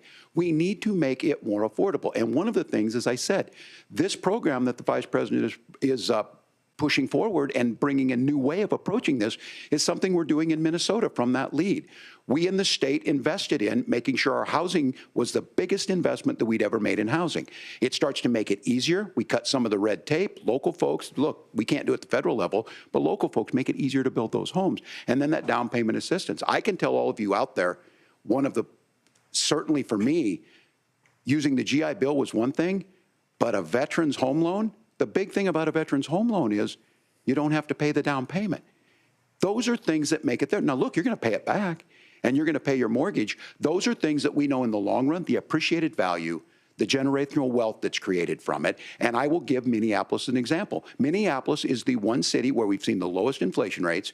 We've seen a 12% increase in stock because we've put some of these things in, and we're implementing a state program to make sure we give some of that down payment assistance. We get it back from people because here's what we know. People with stable housing end up with stable jobs. People with stable housing have their kids able to get to school. All of those things in the long run end up saving our money. And that's the thing that I think we should be able to find some common ground in, but we can't blame immigrants for the only reason. That's not the case that's happening in many cities. The fact of the matter is that we don't have enough naturally affordable housing, but we can make sure that the government's there to help kickstart it, create that base. Governor, your time is up. Senator Vance, as far as your campaign's position, the promise is to seize federal lands to build homes, remove regulation, provide tax breaks, and cut back on immigration, which you say pushes up prices. Where are you going to build all the new homes you're promising, and what part of any of this plan will provide immediate relief? You have 2 minutes. Well, first of all, Tim just said something that I agree with. We don't want to blame immigrants for higher housing prices, but we do want to blame Kamala Harris for letting in millions of illegal aliens into this country, which does drive up costs, Tim. 25 million illegal aliens competing with Americans for scarce homes is one of the most significant drivers of home prices in the country. It's why we have massive increases in home prices that have happened right alongside massive increases in illegal alien populations under Kamala Harris's leadership. Now, Tim just mentioned a bunch of ideas. Now, some of those ideas I actually think are halfway decent, and some of them I disagree with. But the most important thing here is Kamala Harris is not running as a newcomer to politics. She is the sitting vice president. If she wants to enact all of these policies to make housing more affordable, I invite her to use the office that the American people already gave her, not sit around and campaign and do nothing while Americans find the American dream of homeownership completely unaffordable. Now, you asked, Margaret, what would immediately change the equation for American citizens if you lower energy prices? As Donald Trump says, drill, baby, drill. One of the biggest drivers of housing costs, aside from illegal immigration, is, think about it. If a truck driver's paying 40% more for diesel, then the lumber he's delivering to the job site to build the house is also going to become a lot more expensive. If we open up American energy, you will get immediate pricing relief for American citizens, not, by the way, just in housing, but in a whole host of other economic goods, too. Senator Vance, you still have 23 seconds there. Do you want to answer? Can I have it? Where, Governor, we will get to you in a moment. But, Senator, where are you going to seize the federal lands? Can you clarify? Well, what Donald Trump has said is we have a lot of federal lands that aren't being used for anything. They're not being used for a national park. They're not being used, and they could be places where we build a lot of housing. And I do think that we should be opening up building in this country. We have a lot of land that could be used. We have a lot of Americans that need homes. We should be kicking out illegal immigrants who are competing for those homes, and we should be building more homes for the American citizens who deserve to be here. Senator, your time is up. Governor, I do want to let you respond to the allegation that the vice president is letting in Well, of course, that's not true. And again, you have the facts. I guess we agreed not to fact check. I'll check it. That, look, crossings are down compared to when Donald Trump left office. But it's, again, blaming and not trying to find the solution. I was going to ask, though, on this question, are we going to drill and build houses in the same federal land? And I think when people hear federal lands, these are really important pieces of land. Now, Minnesota doesn't have a lot of federal lands. I know in the western part of the countries we do. There's not a lot of federal lands in and around Minneapolis, for example. So the issue is I don't understand the federal lands issue unless we see this, and I worry about this as someone who cares deeply about our national parks and our federal lands. Look, Minnesota, we protect these things. We've got about 20% of the world's fresh water. These lands protect. They're there for a reason. They belong to all of us. But again, this is when you view housing and you view these things as commodities. Like, there's a chance to make money here. Let's take this federal land and let's sell it to people for that. I think there's better ways to do this. We've seen it in Minnesota. We're able to refurbish some of these houses. We're able to make some investments. That gets people in. And I'm still on the fact on this. Economists, Senator Vance, you said you don't like the economists. Which economists are saying that it is immigrants that's adding to the cost? Governor, your time is up. But Senator, on that point, I'd like for you to clarify. There are many contributing factors to high housing costs. What evidence do you have that migrants are part of this problem? Well, there's a Federal Reserve study that we're happy to share after the debate. We'll put it up on social media, actually, that really drills down on the connection between increased levels of migration, especially illegal immigration, and higher housing prices. Now, of course, Margaret, that's not the entire driver of higher housing prices. It's also the regulatory regime of Kamala Harris. Look, we are a country of builders. We're a country of doers. We're a country of explorers. But we increasingly have a federal administration that makes it harder to develop our resources, makes it harder to build things, and wants to throw people in jail for not doing everything exactly as Kamala Harris says they have to do. And what that means is that you have a lot of people who would love to build homes who aren't able to build homes. I actually agree with Tim Walz. We should get out of this idea of housing as a commodity. But the thing that has most turned housing into a commodity is giving it away to millions upon millions of people who have no legal right to be here. What are the federal regulations? I deal with this as a governor. You can very quickly reply. I'm sorry. I get this as a governor, and I don't necessarily disagree with that in some cases, many of those are local, many of them are state. I don't know which ones are federal, but I think whenever we talk regulations, people think they can get rid of them. I think you want to be able to get out of your house in a fire. I think you want to make sure that it's fireproof and those types of things. So which are the regulations? Because the vice president's not responsible for those. Congress writes those. Governor, thank you. Gentlemen, we have a lot to get to. You're passionate about the housing crisis, I can tell. But Nora? Thank you. One of the top problems facing Americans is the high cost of health care.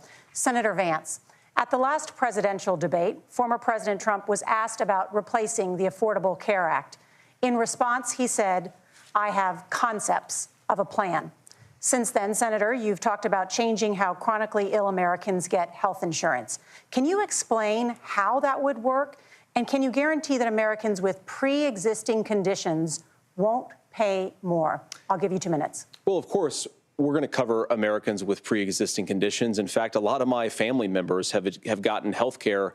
I believe, members of my family actually got private health insurance, at least for the first time, switched off of Medicaid onto private insurance for the first time under Donald Trump's leadership. And I think that, a lot of people have criticized this concepts of a plan remark.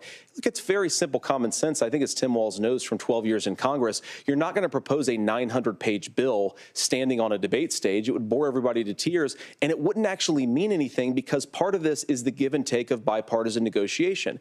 Now, when Donald Trump was actually president, and again, he has a record to be proud of, prescription drugs fell in 2018 for the first time in a very long time. Under Kamala Harris's leadership, prescription drugs are up about 7%. Under Donald Trump's entire 4 years, they were up about 1.5%. He introduced pricing transparency. Think about healthcare. You go into a hospital, you try to buy something, and nobody knows what it actually costs. That price transparency will actually give American consumers a little bit more choice and will also drive down costs.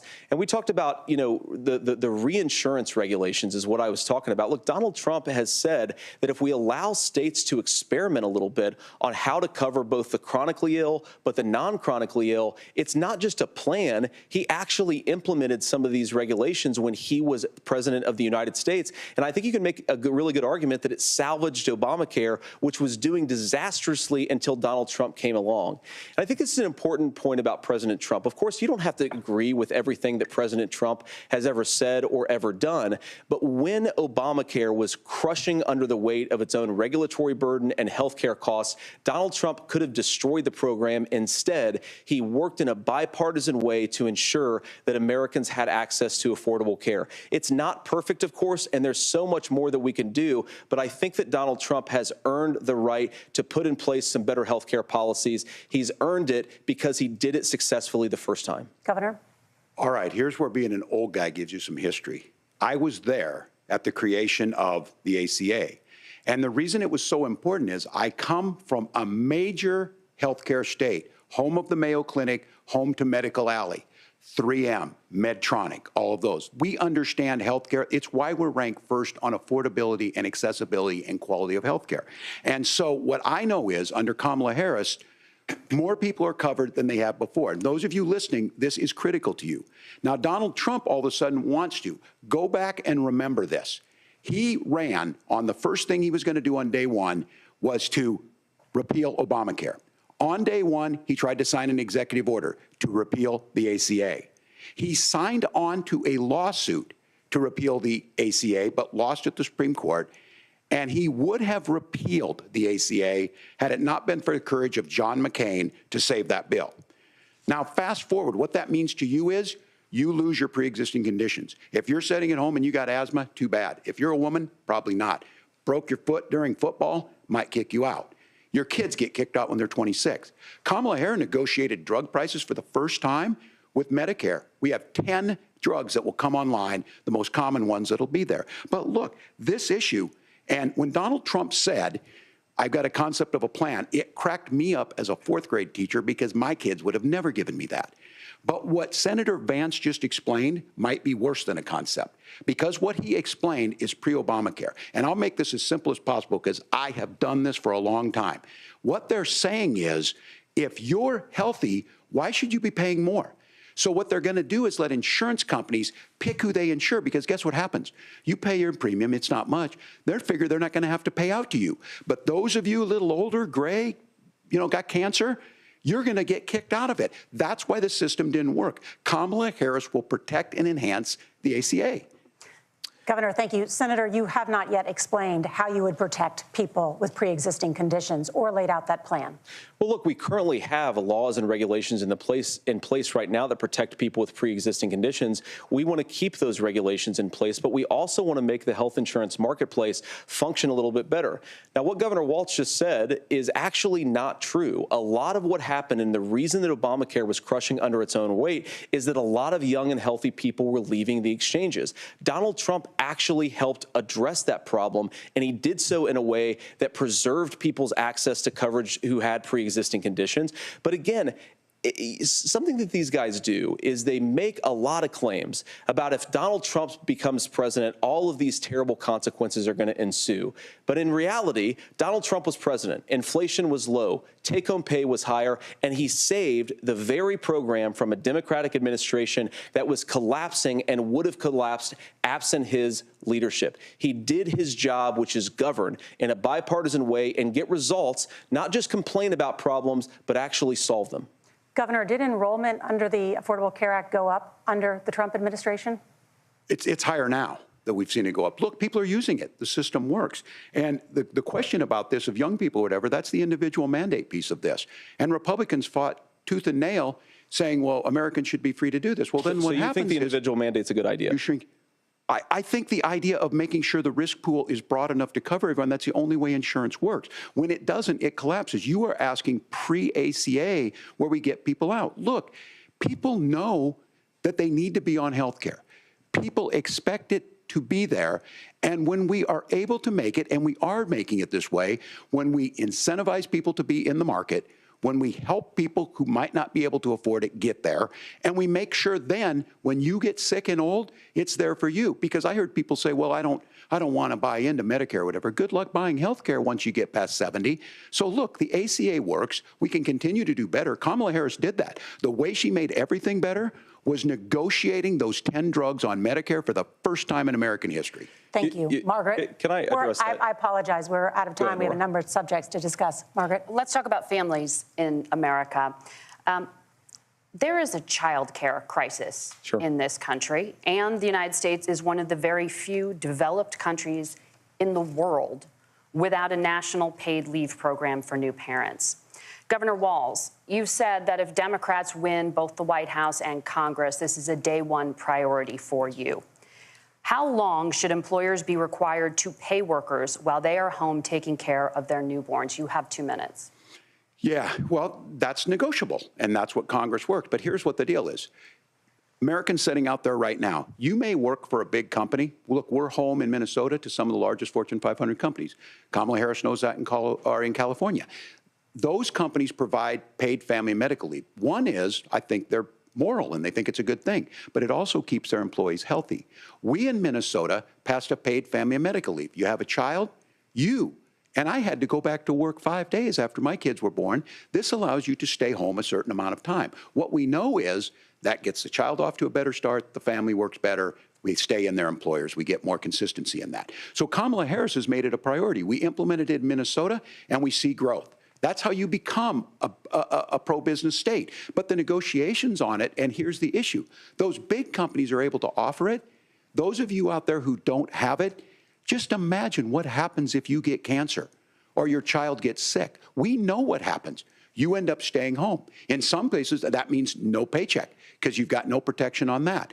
This is the case of an economy that Donald Trump has set for the wealthiest amongst us. He's willing to give those tax breaks to the wealthiest.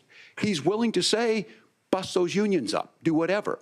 What we're saying is the economy works best when it works for all of us. And so a paid family medical leave program, and I will tell you, go to the families or go to the businesses and ask them. As far as childcare on this, you have to take it at both the supply and the demand side. You can't expect the most important people in our lives to take either our children or our parents to get paid the least amount of money.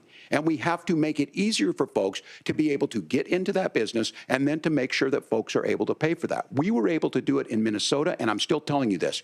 We were listed as the best state. We're still in crisis on this. A federal program of paid family and medical leave and help with this will enhance our workforce, enhance our families, and make it easier to have the children that you want. Governor, your time is up. Senator, do you support a national paid leave program? And if so, for how long should employers be mandated to pay their employees while they are home taking care of their newborn? You have 2 minutes. Yeah, well, first of all, Margaret, a number of my Republican colleagues and some Democrats, too, have worked on this issue. And I think there is a bipartisan solution here because a lot of us care about this issue. I mean, look, I speak from this very personally because I'm married to a beautiful woman who is an incredible mother to our 3 beautiful kids, but is also a very, very brilliant corporate litigator. And I'm so proud of her. But being a working mom, even for somebody with all of the advantages of my wife, is extraordinarily difficult. And it's not just difficult from a policy perspective. She actually had access to paid family leave because she worked for a bigger company. But the cultural pressure on young families and especially young women, I think makes it really hard for people to choose the family model they want. A lot of young women would like to go back to work immediately. Some would like to spend a little time home with the kids. Some would like to spend longer at home with the kids. We should have a family care model that makes choice possible. And I think this is a very important substantive difference between Donald Trump and Kamala Harris's approach. I mean, look, if you look at the federal programs that we have that support paid family leave right now, the Community Development Block Grant, and there's another block grant program that spends a lot of money from the federal government. These programs only go to one kind of child care model. Let's say you'd like your church maybe to help you out with child care. Maybe you live in a rural area or an urban area and you'd like to get together with families in your neighborhood to provide child care in the way that makes the most sense. You don't get access to any of these federal monies. We want to promote choice in how we deliver family care and how we promote child care because, look, it is unacceptable. And, you know, of course, Tim and I have been on the campaign trail a lot the past 7 or 8 weeks. And one of the biggest complaints I hear from young families is people who feel like they don't have options, like they're choosing between going to work or taking care for their kids. That is an incredible burden to put on American families. We're the only country that does it. I think we could do a heck of a lot better. Senator, thank you. You have also said, Senator Vance, many things about the American family. The Federal Reserve says parents will spend nearly as much on child care as they do on housing each month. So I want to get your thoughts on this. President Trump recently said, As much as childcare is talked about as being expensive, it's relatively speaking not very expensive compared to the kinds of numbers we'll be taking in. Is President Trump committed to the $5,000 per child tax credit that you have described? You have 1 minute. Well, what President Trump said, Margaret, I just want to defend my running mate here a little bit, is that we're going to be taking in a lot of money by penalizing companies for shipping jobs overseas and penalizing countries who employ slave laborers and then ship their products back into our country and undercut the wages of American workers. It's the heart of the Donald Trump economic plan. Cut taxes for American workers and American families. Cut taxes for businesses that are hiring and building companies in the United States of America, but penalize companies and countries that are shipping jobs overseas. That's the heart of the economic proposal. And I think what President Trump is saying is that when we bring in this additional revenue with higher economic growth, we're going to be able to provide paid family leave, child care options that are viable and workable for a lot of American families. Can you clarify how that will solve the child care shortage?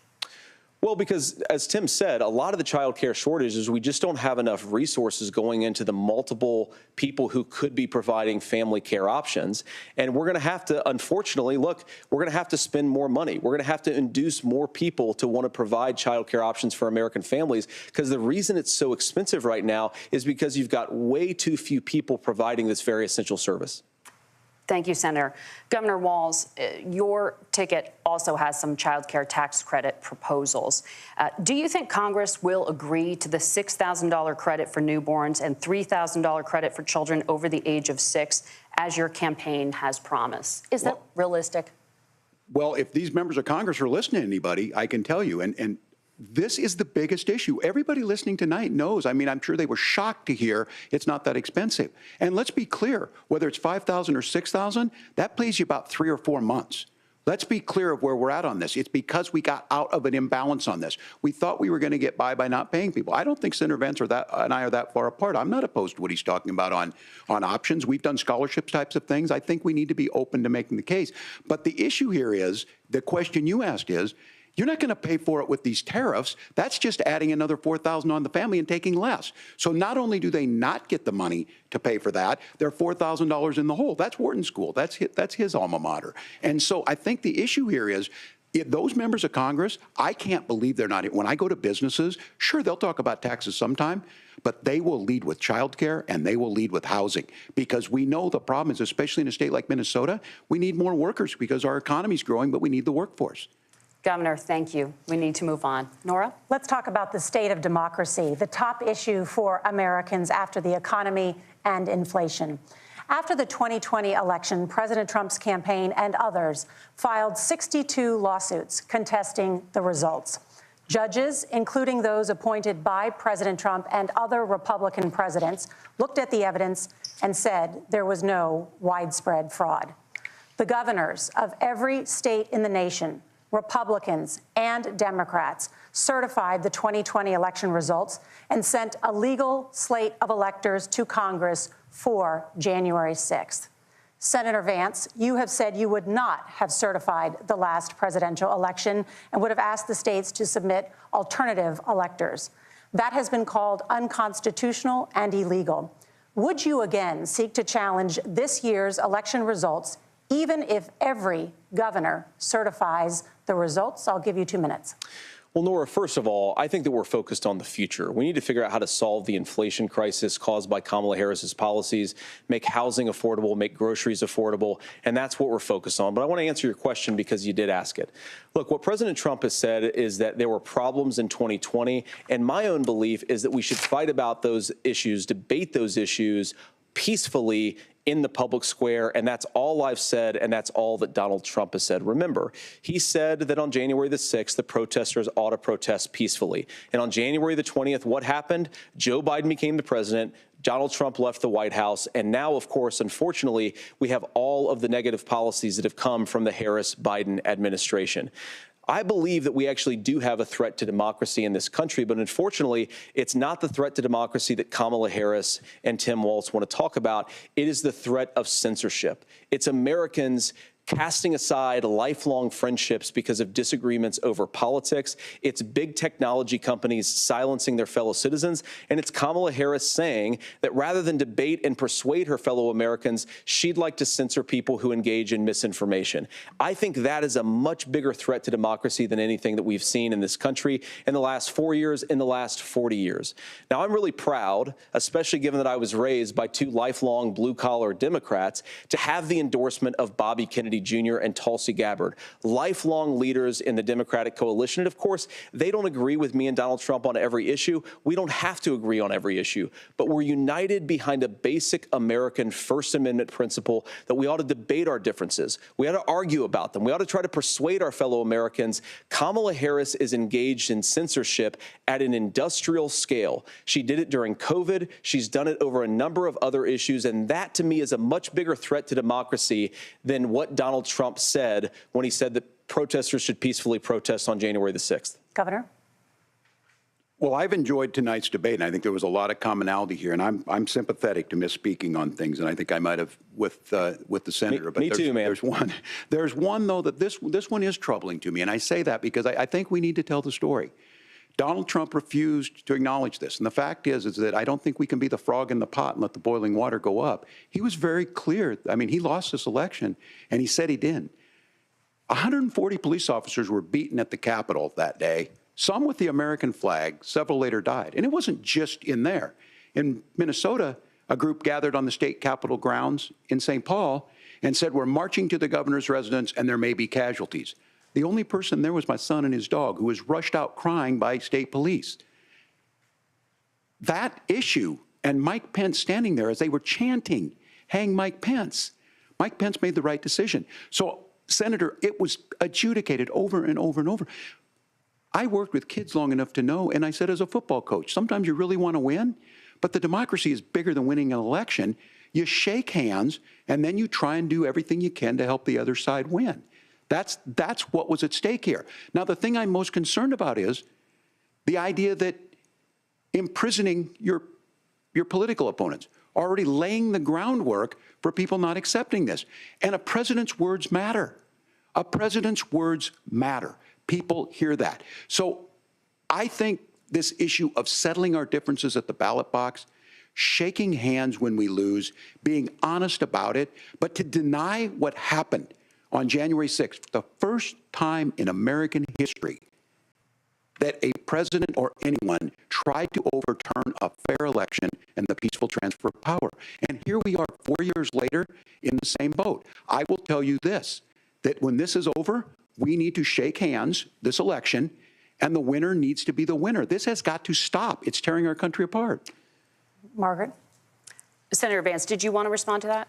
Yeah, well, look, Tim, first of all, it's really rich for Democratic leaders to say that Donald Trump is a unique threat to democracy when he peacefully gave over power on January the 20th, as we have done for 250 years in this country. We are going to shake hands after this debate and after this election. And of course, I hope that we win, and I think we're going to win. But if Tim Walz is the next vice president, he'll have my prayers, he'll have my best wishes, and he'll have my help whenever he wants it. But we have to remember that for years in this country, Democrats protested the results of elections. Hillary Clinton in 2016 said that Donald Trump had the election stolen by Vladimir Putin because the Russians bought like $500,000 worth of Facebook ads. This has been going on for a long time. And if we want to say that we need to respect the results of the election, I'm on board. But if we want to say, as Tim Walz is saying, that this is just a problem that Republicans have had, I don't buy that. Governor. January 6th was not Facebook ads. And I think a revisionist history on this. Look, I don't understand how we got to this point. But the issue was that happened. Donald Trump can do it. And all of us say there's no place for this. It has massive repercussions. This idea that there's censorship to stop people from threatening to kill someone, threatening to do something, that's not censorship. Censorship is book banning. We've seen that. We've seen that brought up. I just think for everyone tonight, and I'm going to thank Senator Vance. I think this is the conversation they want to hear. And I think there's a lot of agreement, but this is one that we are miles apart on. This was a threat to our democracy in a way that we had not seen. And it manifested itself because of Donald Trump's inability to say. He is still saying he didn't lose the election. I would just ask that. Did he lose the 2020 election? Tim, I'm focused on the future. Did Kamala Harris censor Americans from speaking their mind in the wake of the 2020 COVID situation? That is a damning non-answer. It's a damning non-answer for you to not talk about censorship. Obviously, Donald Trump and I think that there were problems in 2020. We've talked about it. I'm happy to talk about it further. But you guys attack us for not believing in democracy. The most sacred right under the United States democracy is the First Amendment.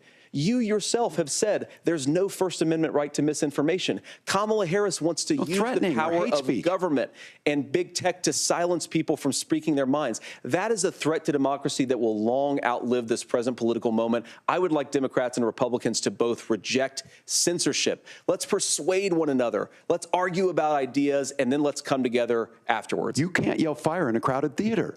That's the test. That's the Supreme Court test. Tim, fire in a crowded theater. You guys wanted to kick people off of Facebook for saying that toddlers shouldn't wear masks. Senator, the governor does have the floor. Fire in a crowded theater. That is criticizing the policies of the government, which is the right of every American. Senator, the governor does have the floor for 1 minute to respond to you. Yeah.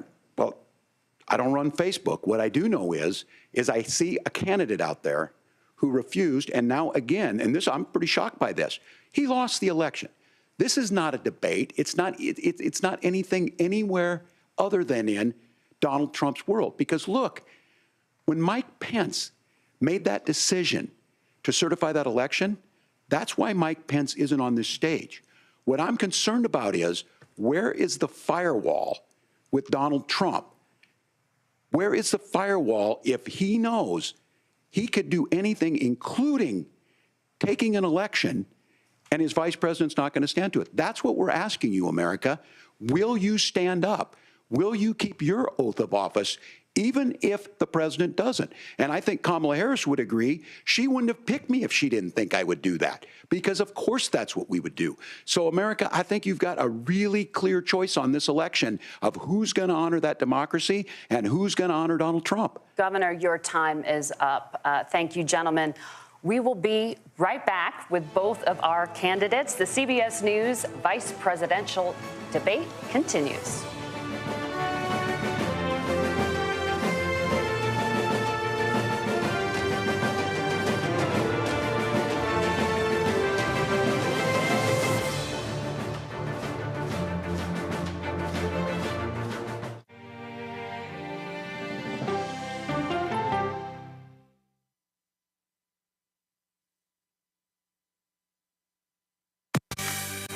On our places, bright, shiny faces. When you wake up in the morning, we want to be your go-to team. Nate has one of the quickest minds I've ever seen. Tony has a way of making people feel comfortable. Gail has this unbelievable knack to ask the question that you're asking at home. I've been told I could talk to a tree, and that's pretty much true. I don't go to work in the morning. I go for coffee with my two good friends, and we talk about the world. Your morning routine just got better. CBS Mornings, weekdays at 7. It didn't seem like anything could happen, because nothing ever happens in East Palestine, but it did. Authorities released toxic fumes from 5 derailed train cars. Resident, please evacuate. Acute bronchitis due to chemical fumes. Did you ever have these problems before the derailment? No, ma'am. This neighborhood's not safe no more. We can assure the community that there's not vinyl chloride entering their communities. Then why are there so many people feeling these various symptoms of bloody noses or difficulty breathing, bronchitis? That's a hard question to answer. We're talking about one of the most blatant releases of a mixture of some of the most toxic chemicals that we've seen in America. I feel like now I have a duty to warn other communities. If my daughter has to watch me die of cancer, at least it saves someone else.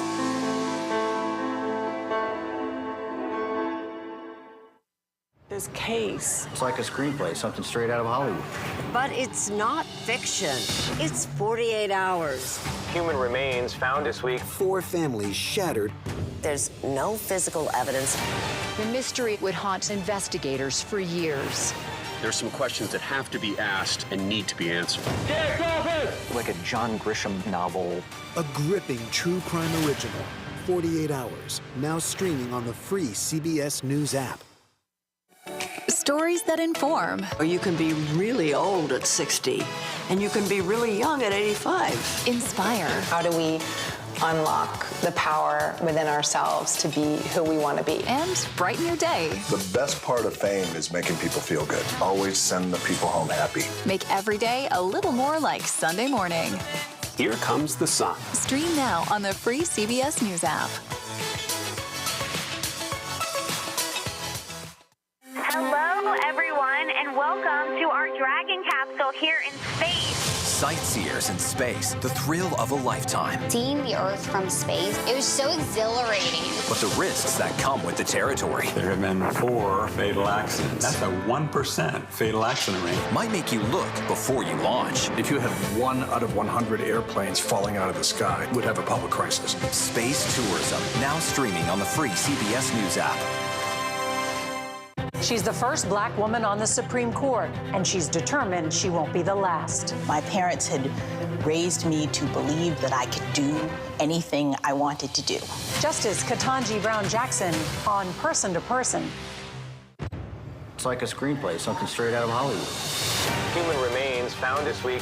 There's some questions that have to be asked and need to be answered. A gripping true crime original, 48 Hours, now streaming on the free CBS News app. Superstar approaching, superstar approaching. I can see clearly now that the rain is gone. That's right. Look at his outfit. Give me some love, baby. Up top. It's gonna be a bright, sunshiny day. All right.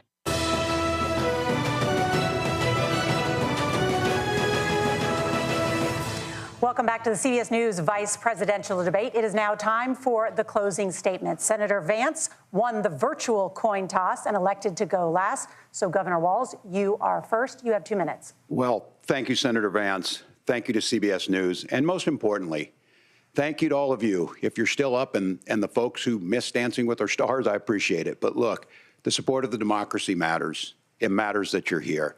And I'm as surprised as anybody of this coalition that Kamala Harris has built, from Bernie Sanders to Dick Cheney to Taylor Swift, and a whole bunch of folks in between there. And they don't all agree on everything, but they are truly optimistic people. They believe in a positive future of this country and one where our politics can be better than it is. And I have to tell you, that better than it is the sense of optimism that there can be an opportunity economy that works for everyone, not just to get by, but to get ahead. And the idea that freedom really means something. Not the freedom of government to be in your bedroom or exam room, but the freedom for you to make choices about yourself. Now, look, we all know who Donald Trump is. He's told us, and as Maya Angelou said, believe him when he told you that. His first inaugural address talked about American carnage. And then he spent 4 years trying to maybe do that. Senator Vance tonight made it clear he will stand with Donald Trump's agenda. He will continue to push down that road. Excuse me. Kamala Harris gives us a different option. Now, I'll have to tell you, I'm going to be careful about the quotes, but there's one that Senator Vance said that does resonate with me. He said, Donald Trump makes the people I care about afraid. A lot of America feels that way. We don't need to be afraid. Franklin Roosevelt was right. All we have to fear is fear itself. Kamala Harris is bringing us a new way forward. She's bringing us a politics of joy. She's bringing real solutions for the middle class, and she's centering you at the heart of that. All the while asking everyone, join this movement, make your voices heard. Let's look for a new day where everybody gets that opportunity and everybody gets a chance to thrive. I humbly ask for your vote on November 5th for Kamala Harris.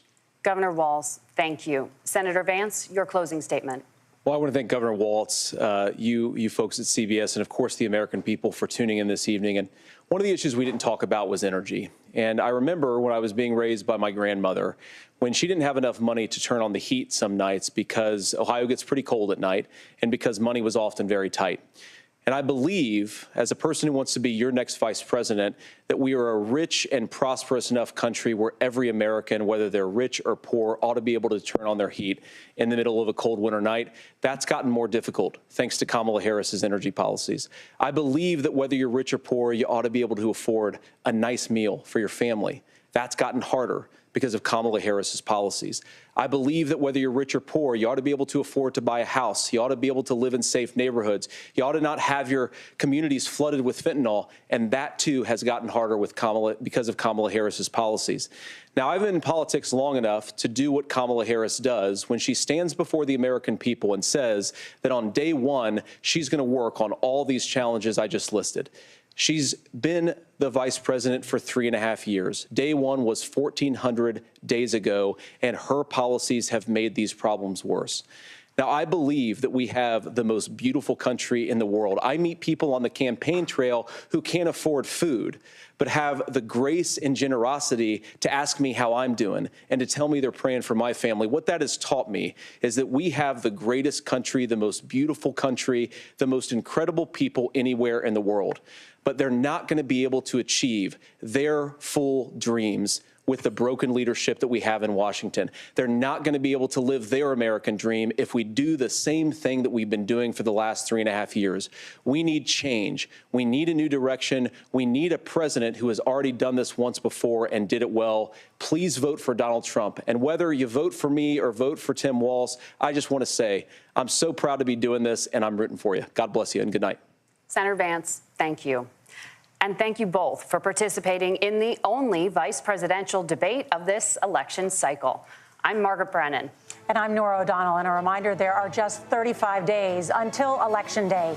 Please get out and vote. And for all of us here at CBS News. All right, folks, that was the CBS News vice presidential debate between Minnesota Governor Tim Walz and Ohio Senator J.D. Vance. Welcome back to our Black Star Network coverage. Joining me for our post-discussion, Law Victoria Burke of Black Press USA, Monique Presley, attorney here in D.C., Rebecca Carruthers, Vice President of Fair Election Center, Dr. Greg Carr, Department of Afro-American Studies, Howard University, Dr. Nola Haynes, foreign policy expert, Georgetown, Dr. Mustafa Santiago Ali, former senior advisor at the EPA. We have, of course, the DEI disruptor, Randy Bryant. We got a Black Republican right now. He's on the outs. They have kicked him out. Eugene Craig. Winnie Sion, she's with Politicking. So glad to have everybody here. All right, I'm just going to go around, get initial thoughts. I hate the who won, who lost, but just let's just your assessment, what you heard tonight. Mustafa, you first.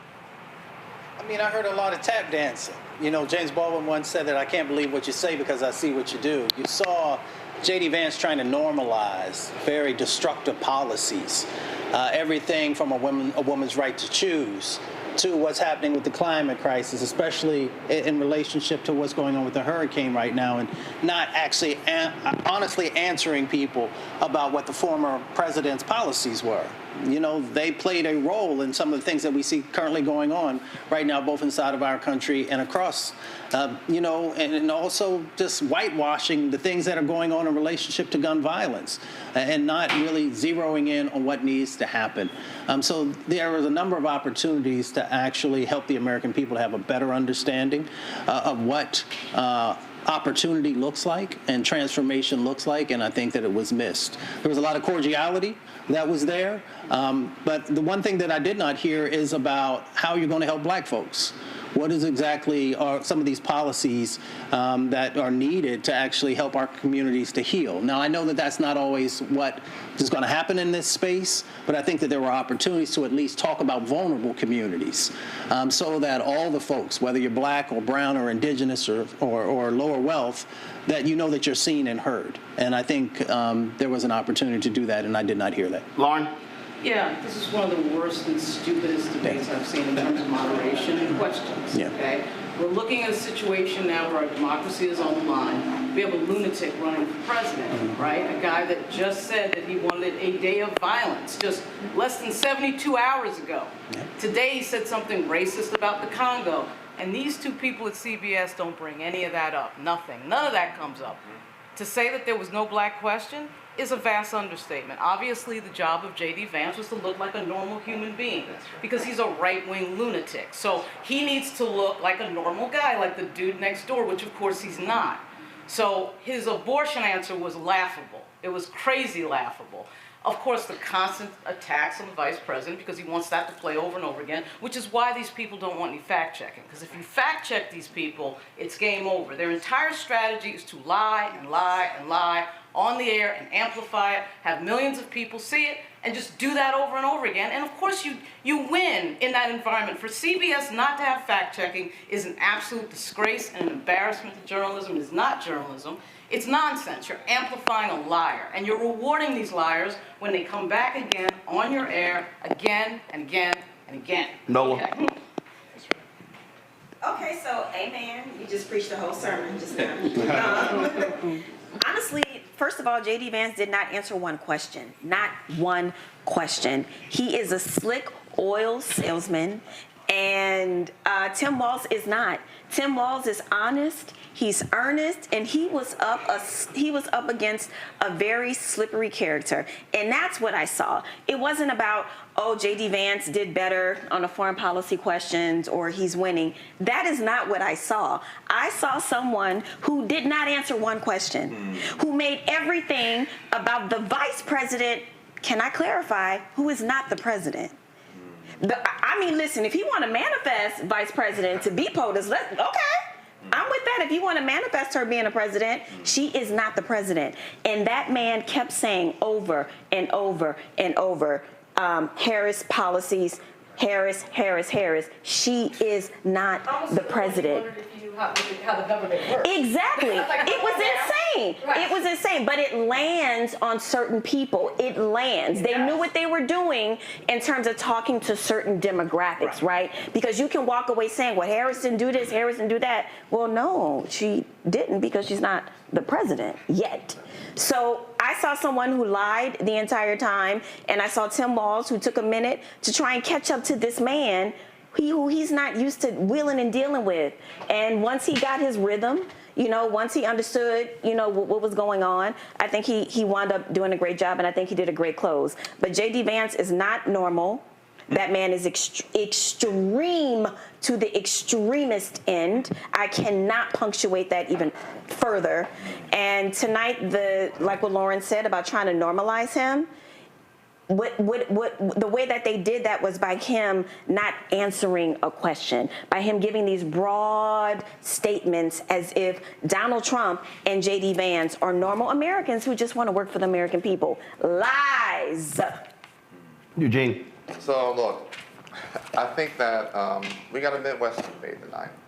Both of them play to their basis or what they're chasing, the magical Midwestern-esque, the Pennsylvania-esque white voter. J.D. Vance played to the Trump strategy of, hey, if we can just get one more vote out of every one of these Pennsylvania counties or Iowa counties, we can win this election, and charging deep MAGA.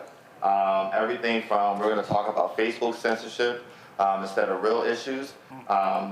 Literally every cultural right-wing red meat issue, J.D. Vance made sure he gave it some level of airtime. Facts. Tim Walz came across Tim Walz does as a Midwestern white guy, and they're playing up to that white male vote. And I think that's the reason why he wasn't swinging the way we probably needed him to swing. My question and concern is, how does the party that is anti-DEI and the candidate that despises DEI end up with a vice president on national TV with a full face beat and eyeliner? You said a beat, not a full face beat. Rebecca. So you're right, it was very Midwestern. It was tuna casserole versus mom's spaghetti, right? Neither was what I wanted tonight. It wasn't no damn seasoning on that stage. Well, go ahead. But they weren't inviting me to dinner.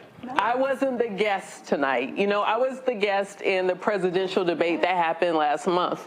But what's also interesting, I went to White People Twitter. It's a group on Reddit, and I was White People Twitter. Oh my God, it's that shit is White funny. people Twitter unread it. I was literally reading, like, what are the white people saying about this? This is clearly targeted towards you. It was themes of, oh, this is very polite. It's very civil. Oh, we like the tone of this debate. So lots of tone policing. So for white people watching tonight's debate, they love this. But also for white people who watch tonight's debate, they also don't like people who are slick. They don't like people who are condescending. They don't like people who are lying and playing in their faces. And we saw one candidate slick, lying, condescending, playing in people's faces. And then we saw another guy turning red in the face and indignant, right? So, white people, the ball's in your court. What are you going to do? Randy. Yeah, it was very tuna casserole. It was very polite. I kept waiting for Walz to come out like swinging. But I do think he did a very good job of appealing to his audience. He talked very eloquently about health care. And those are the people who are watching, and how he was going to obliterate, how the Republicans would obliterate what they're having now if you have pre-existing conditions. I thought he did a great job of talking about gun control. And he did a really fine job of asking questions to the American people. He said, do you want your schools to look like this? Do you want these issues in health care? Is this the America we're trying to build? Is essentially the question he kept throwing back to them, and he kept using the word you. So whereas, Vance kind of separated himself and said the American people, I thought Walz was brilliant in that he said you. So I think that he didn't, Walz, I don't know why my blackness in me wants to put that T in that name. Walz, I apologize. That's just my blackness, honey. Walz did a really good job of, I believe, appealing to people in the pleasantness. Of course, I would have loved for him to swing a little harder, but since he was going to keep that tenor, he still did, I believe, what he needed to do. And also on democracy, I think he did a good job on democracy. Excellent, yes, an excellent job on that. And bringing up the points, attacking the record of Trump. And that January 6th ending, I thought was excellent. And saying, Mike Pence isn't here, I thought was good. And then when he said, we're not pro-abortion, we are pro-women, that was, to me, the best line of the night. We're pro-women, because that's who we're trying to get, those white women to change and say, we are for you. So yeah, I was overall, if we were going to play nice, he, sipped the tea appropriately. Great part. Yeah, I think we've all established it. Shout out to CBS for a brilliant example of sane washing, a full-bred nut. One of my best students, he's now a professor over at American School of Law, Angie Porter's from Rochester, Minnesota, and she told me about Minnesota Nights. I went out there and spoke at the Freedom Fund for them in Rochester, and I saw it up close. I saw it again tonight. I know he's not from Minnesota, but that shit right there was embarrassing. First of all, if I'm Kamala Harris tonight after saying, okay, you made it through, I'm saying, why you let that man call me a drug dealer for an hour and a half and not slap him around? So, you let that fool talk shit. It took 10 rounds of questions, and you shouted at Roland at the end. He went for debate. Finally, for him to punch him around that question of, you didn't say whether you would agree with the election. Of course, Junior Varsity Vance was talking to one man. He's talking to Donald Trump. And that's my man, it's no problem. All them Silicon Valley billionaires, his master, Peter Thiel and them, they just waiting. Y'all win the election, we'll trigger the 25th Amendment, and you're looking at the President of the United States if they get their way, as far as I'm concerned. And he did what needed to happen. Only other thing I would say is that the Project 2025 was good. He got that in. He talked a little bit about that. But that playbook, he could have said the N-word every answer. Immigrants, illegal aliens. Yes. I don't care about the law. He did exactly what you said, Eugene. He's talking to his base. And so now we just got to make sure they don't try to steal this election. You'll probably have Greg Palestone between now and the election. His new documentary is a hell of a thing now. They have heard so many voters. You covered that story. Three-quarters of a million voters in Georgia alone. They are setting this up. And so that was some bullshit. Wait. So they were calling this the Rust Belt rivalry. I thought it was the Rust Belt revisionist history. I didn't hear a lot of truths tonight, unfortunately, and as a Haitian American, quite frankly, I was disgusted with the sidestepping of the question about Haitian immigrants. I started hearing about fentanyl, things that had nothing to do with the xenophobia that have been mudslinging for weeks now, really putting real-life people in danger. And so I think we have to remember the person we're dealing with, as many of y'all have said, is not a normal person. This is someone that would put people's lives in danger and then deny it and say that there was a peaceful transition of power on January 6th. I mean, we heard a lot of things that were just frankly untrue. And I think as the American people, we have to hold those parties accountable. I love this debate. I mean, I just thought it was fantastic.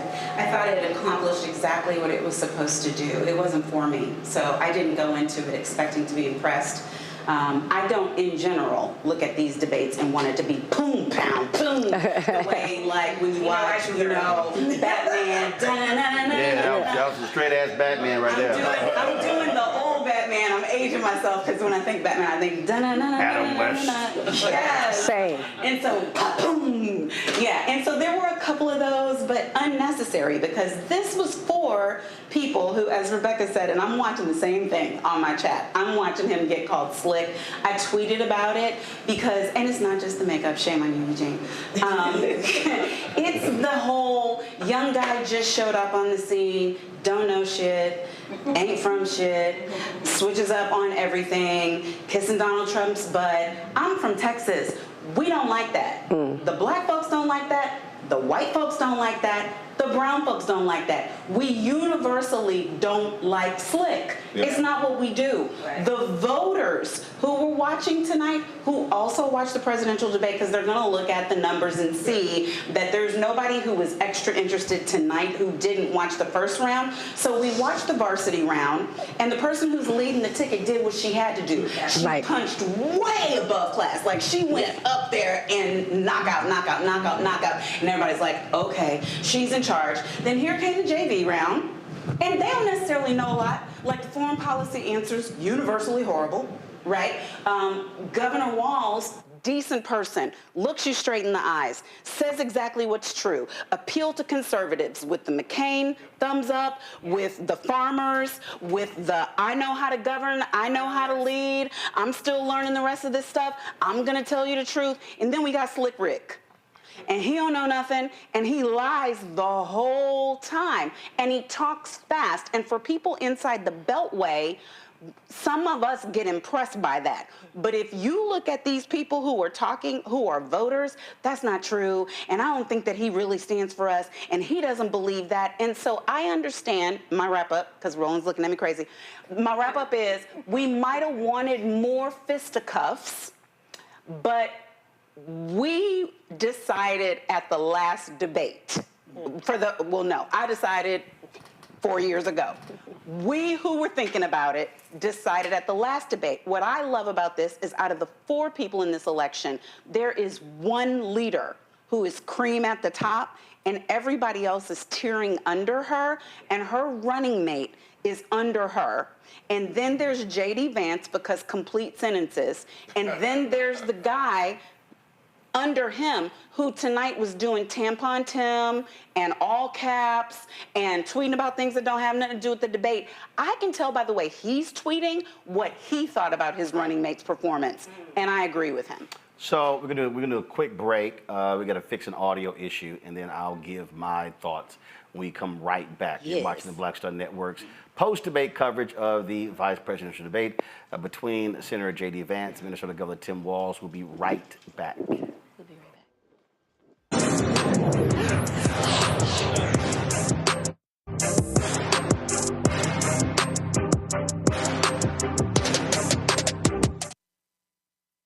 Told us who he was. Should abortion be punished? There has to be some form of punishment. Then he showed us. For 54 years, they were trying to get Roe v. Wade terminated, and I did it, and I'm proud to have done it.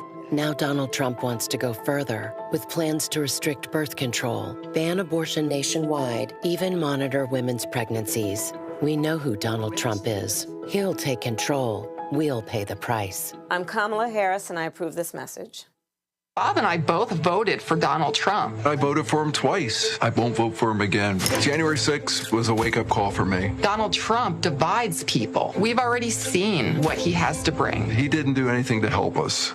Kamala Harris, she cares about the American people. I think she's got the wherewithal to make a difference. I've never voted for a Democrat. Yes, we're both lifelong Republicans. The choice is very simple. I'm voting for Kamala. I am voting for Kamala Harris. In 2016, Donald Trump said he would choose only the best people to work in his White House. Now those people have a warning for America. Trump is not fit to be president again. Here's his vice president.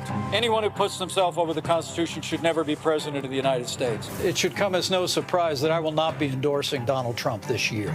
His defense secretary. Do you think Trump can be trusted with the nation's secrets ever again? No. I mean, it's just irresponsible action that places our service members at risk, places our nation's security at risk. His national security advisor. Donald Trump will cause a lot of damage. The only thing he cares about is Donald Trump. And the nation's highest-ranking military officer. We don't take an oath to a king or a queen or to a tyrant or a dictator. And we don't take an oath to a wannabe dictator. Take it from the people who knew him best. Donald Trump is a danger to our troops and our democracy. We can't let him lead our country again. I'm Kamala Harris, and I approve this message.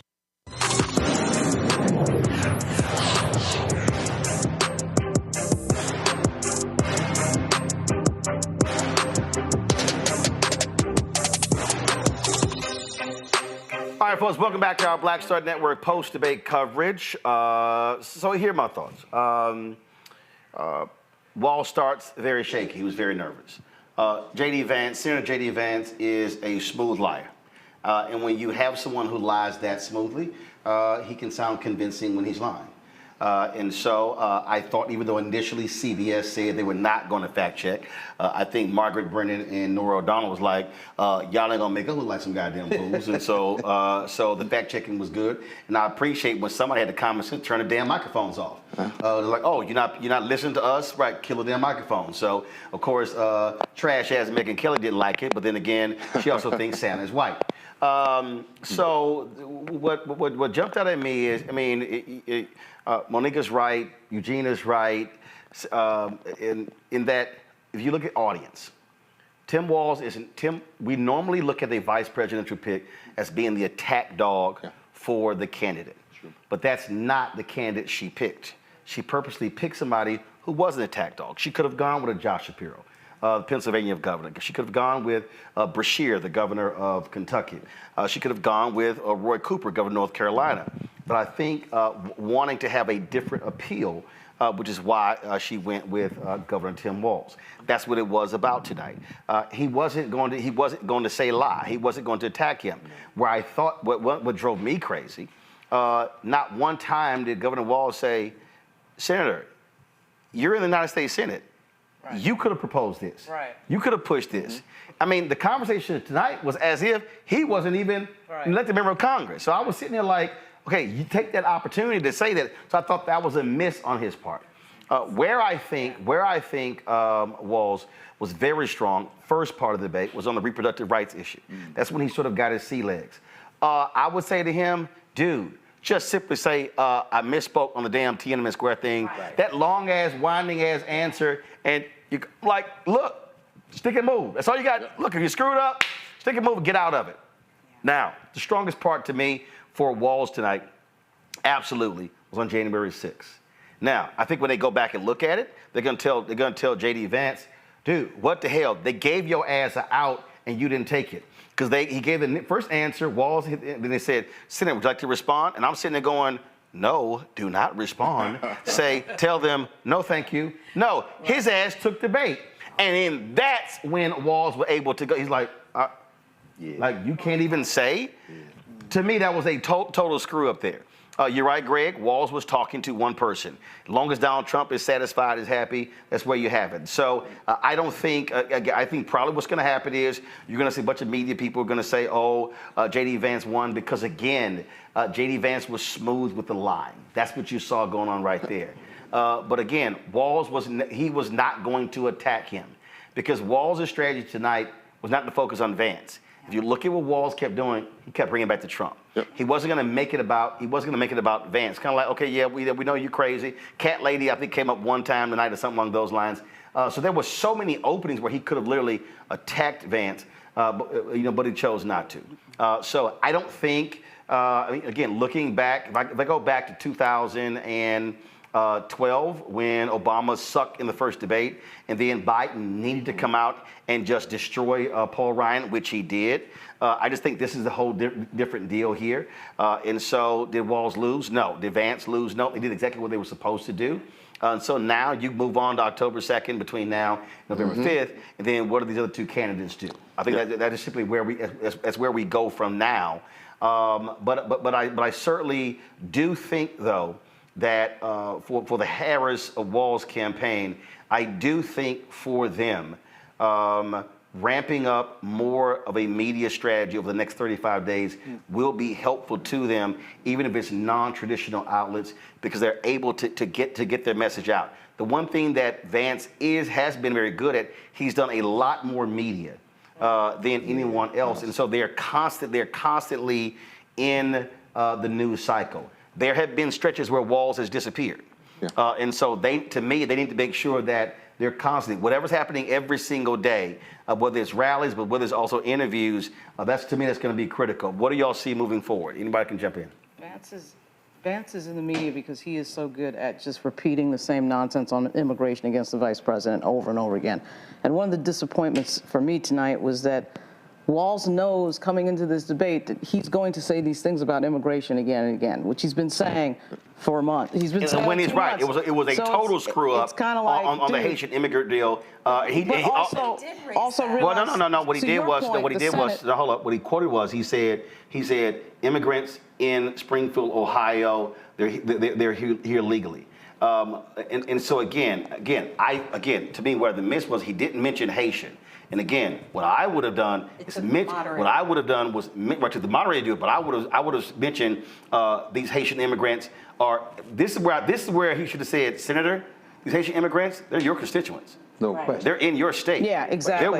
They are working hard. Go talk to the CEOs of the companies in your state and ask them how these workers are. And then that's what he could have said. And I'm sure the 400,000 Haitians in Florida really don't appreciate what you had to say about Haitian immigrants. But what you said about the Senate. That was a moment to bring in Florida, mention them 400,000, and then come back into this here. What you said about the Senate, though, Walz kind of whiffs on. He hit him a little bit, but then didn't come back and hit him again. There was a Senate deal by Republicans. So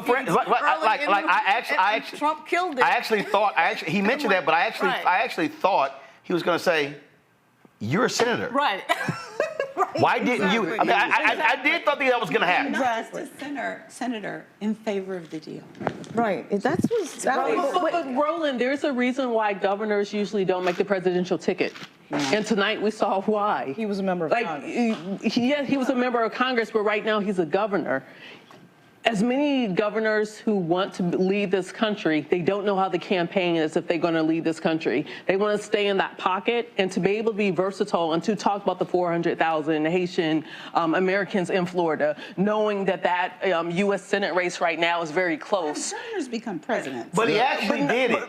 Rebecca, he actually did it. He actually went local. He actually went local in Ohio about 4 different times. 4 different times he was like, so for instance, the 2,000 jobs in whatever town he mentioned. He actually did it, but I just thought that, and I get it. He's not going to be in the dogfight, but I thought there were some moments there when he could have thrown at least a baby punch. See, Roland, what you're talking about is strength, and which I come from the perspective where I would have loved to see that. Monique, I know you said you like the folks. See, they did what they needed to do. But see, the American people, we're not the only audience tonight. Yeah. Right. We are living in a very, very dangerous world right now. She was watching. Putin was watching, Kim Jong-un was watching. There were a lot of other people watching tonight. And so you're watching the number 2, and you're watching how he's handling this debate over a known liar, over a known snake oil salesman. How are you going to handle him? How are you going to sit in the same rooms, with the Putin and the Xi's? Yep. And here's the interesting thing. Tim Walz, as a governor, has stood up to these people. Yeah. He has put forth legislation in his state that said, no, you are wrong about human rights. No, Putin, you are wrong about Ukraine. I wanted to see that person tonight. Yes, VP Harris showed up, honey, and did everything that she needed to do. And I wanted to see a little bit more strength and a little bit more of that knockout power for all the things that were mentioned here.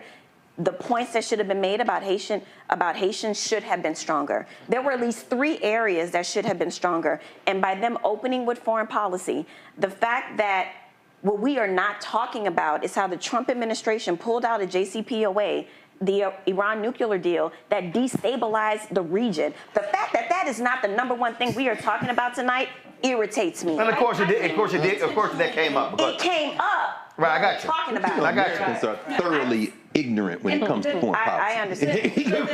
The things that you You're absolutely wanted, right. Dr. Nola, You're I absolutely think right. it's really great that they didn't happen. Like I understand the why that you would want to see that, and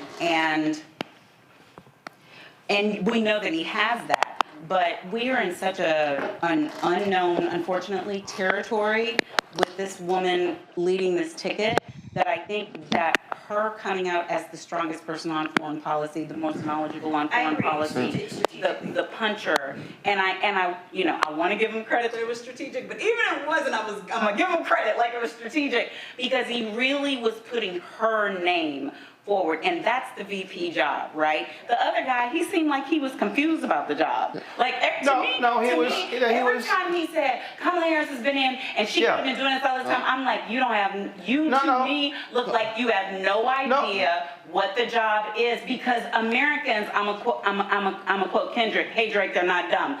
Americans know that the vice president does not make policy. Well, hold on. No. Right, there you go. No. Knowledgeable Americans know that. He wasn't talking to them. He was talking to them clueless ass people, Mustafa. The people who believe the lie the entire time. Right, and they want to continue to believe that. I think that we have to be careful of overcomplicating this, right? So all the people that I work with, what they know about the vice president is that if the president, for whatever reason, passes away, then this is the individual who then takes over. Yes. So the question becomes, tonight, when you saw these 2 individuals, who gave you the comfort to know that if something tragic happens, and we know we live in a very violent society, we've seen some of the things that have played out, who is it who could step up and lead? And, folks are going to have to make the decision for themselves. Keep it real. Vance did a good job of acting out. Well, that's what I was going to say. Right. Did Walz look like more of a leader? But I think, wait. So I think we got to keep something in perspective. But we got to keep something in perspective here, right? This is technically Governor Walz's second major full focus on him national television moment.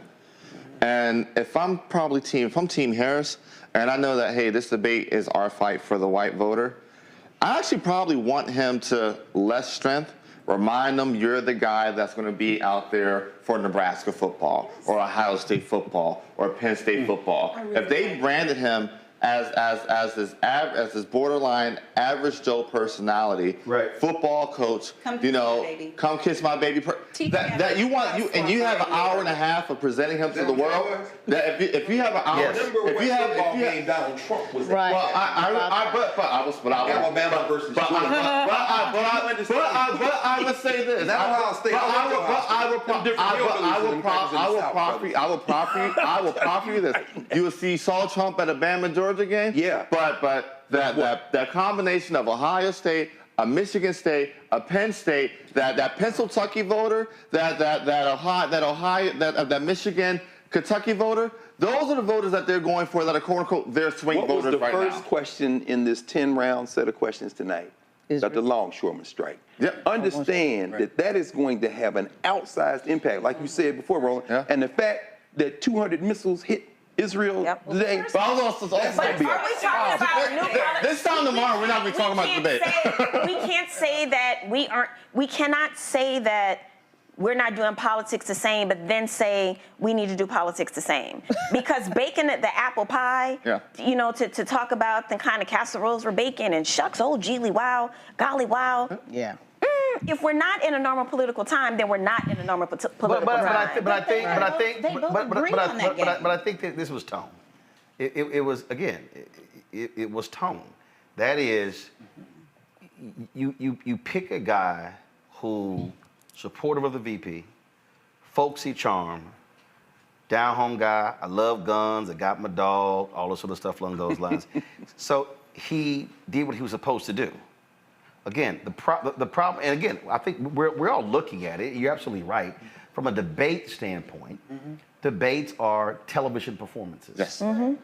So, right, and so the reality is J.D. Vance overall in terms of smooth talking, polished, how he answered the questions, people overlook the fact that he was lying. And I think what's going to happen is, I think in the next 4 to 6 hours, and then definitely tomorrow, you're going to see tons of fact checks.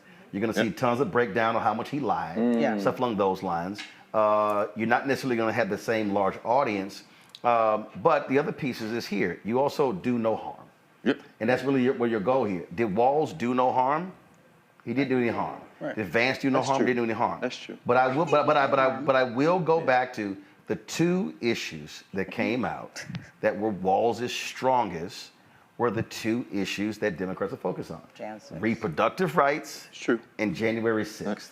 And the fact that J.D. Vance would not say that Donald Trump lost the election and gave Walz the opening to hammer him on that.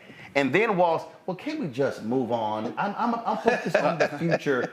And then Walz brought that shit right back, and he tried to, no, I'm all about the future now, but you can't even, and he brought the cops up. I think that's going to be the exchange, Randy, that you're going to hear more about tomorrow, that J.D. Vance could not stand there and say, yes, he lost the election, and then we should move on. That's where, and again, I go, if they replay it, they gave him an out, and his dumb ass took the bait, and he ran with it. And that out again, I think that was Walz's strongest moment, and I think that's where you saw him. You literally saw him. Like, did this fool just like? Yep. Yeah. And that was the moment. Yeah. Where I think. So I think everything. That's going to be a central thing to focus on. Randy, then That's Whitney. absolutely going to be a central thing, and it should be. If they're smart, they should focus on that, because what I will say about all Americans, regardless of race, gender, geographic location, they're tired. You know, it's been chaotic. You know, being with Trump was chaotic, and that whole presidency. And then we were embarrassed. It was an international embarrassment to democracy. January 6th was. And so if he's not decrying it, if Vance won't say it was wrong, or we made a mistake, or he's right in it. So no one wants to relive that. We don't want to go through that again. And I think one way that the Republicans are, the tool they use is fear, white fear. And I think that they are scared of a lot of things, but they're also scared of that. They chaos and looking bad. They have this pride that they have. So I think they will focus on that in the next couple of days, and they should. They absolutely should. Outside of January 6th, I thought that Walz was extremely strong on the ACA. That was the closest he got by calling him a liar to his face. Right. Yes. He was very, very cognizant of the fact that he tried to actively repeal Obamacare or ACA, whatever you want to call it, continually. That was his entire mission of his presidency, was to try to uproot that entire policy. Fortunately for a lot of Americans, he failed. But that was his mission, and that's one of the things that he ran his whole campaign upon. So I think it's really important that Walz actually started to back him down a little bit against that. Again, we didn't see him go hard like we would have wanted to, but he did get the closest to getting hard at that particular point. You heard Walz bring up Amber Thurman, and then you heard J.D. Vance say, Amber Thurman should be alive. Go to my iPad. Ben Crump is the attorney for the family of Amber Thurman. They released this statement here. Tonight, we commend Governor Tim Walz for telling Amber's story and for his unwavering commitment to defending women's reproductive rights. Amber's tragic death was a direct result of Georgia's archaic and dangerously restrictive abortion laws, which denied her the life-saving care she so desperately needed. We strongly condemn the Republican platform that seeks to further restrict women's access to necessary health care under the false guise of protection. We are grieving an unimaginable loss that no family should have to endure. We must continue to fight against laws that put women's lives at risk, and we are grateful to leaders like Governor Walz who advocate for common sense laws while exhibiting such compassion. The fight for justice for Amber is a fight for every woman's right to make decisions about her own body and access to medical care she needs. We will not stop until these dangerous laws are repealed and no more lives are lost. Until then, we must keep saying her name, Amber Thurman. Can I ask a question about that in that vein, right quick, just for everybody, just very quickly. On that line of questioning, and there were two when it came out, and maybe, like you said, you think, as you said, Roland, this will age well, or will this provide fodder? Because there was a lot of nuance, I would say that. So, for example, on child care, when he said, for example, basically what J.D. Vance said is, I want your Mima and Nana to do this, and we're going to subsidize him. The answers were there. But on this issue, Project 2025, what we were talking about before the debate, when he said national registry, it reminds me of that commercial when the Lincoln Project did, where the cop stops the man and his daughter, and where y'all going, and then get out the car. That national, seriously, and when you read Project 2025, it's absolutely it. That national registry, it's exactly it. Freedom papers, no question. We're going to stop y'all from crossing straight lines and put your ass in jail. So maybe, does this age better with time? And after this is over, as it gets dissected, there's a lot of commercials that can be made about that. Well, Vance did a good job when it came to abortion. He did a really good job at hiding his true views on abortion. On the Obamacare issue, there was a line that he said that Trump saved Obamacare. We want to talk about CBS not fact-checking meaning something, right? That was a crazy-ass statement. The two moments in the debate where we saw deep MAGA, deep MAGA, was Jan 6 and ACA. Yeah. Because the Jan 6 flipped it, basically took the veil off of Vance, because he was looking normal there for the first 40 minutes, and then we get to Jan 6, and he can't hide it. He can't hide it. He couldn't help himself. On how they would protect the people with pre-existing conditions, his answer ultimately was, we already have protection. So to me, the clips are rich. So and I love this. Well, no. Trump actually strengthened it, and he actually tightened it, and he actually made it better. I'm not sure that there's do no harm. And I just want to read this one thing on Twitter, because it goes to the point that I feel like there are a lot of women indignant about tonight, me included. From Best Calb, Grudge Report. See, comes up. I am an undecided voter. Do I go with the slick eyeliner man who recites his slogans and shouts over women until they have to cut his mic, or the nice man who wants to give us health care? She's got about 10,000 retweets on that right now. There are a lot of people. Did type that? No. But who brought up eyeliner? Was it you brought up eyeliner? No, everybody. That was your ass. That was your burner account. But people are more upset about what happened. That was his one pure asshole flare up, where we had two women moderators. And he had no respect for process, no respect for rules, no respect for the fact that they were telling him repeatedly to stop talking.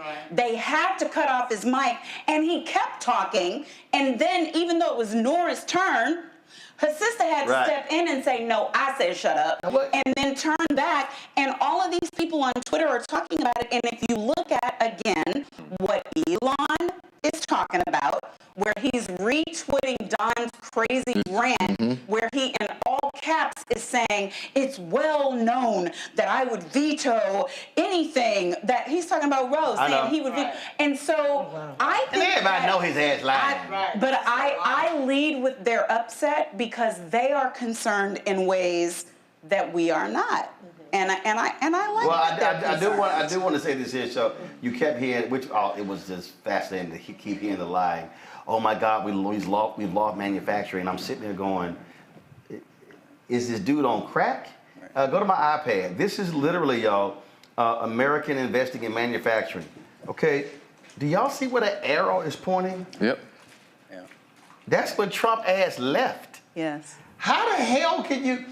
Even on the he kept coming back with stuff with the energy, and I'm like, dude, what are you talking about? Like this, they really believe in their minds that manufacturing down when it's up. They believe that we are producing less energy today. That's a lie.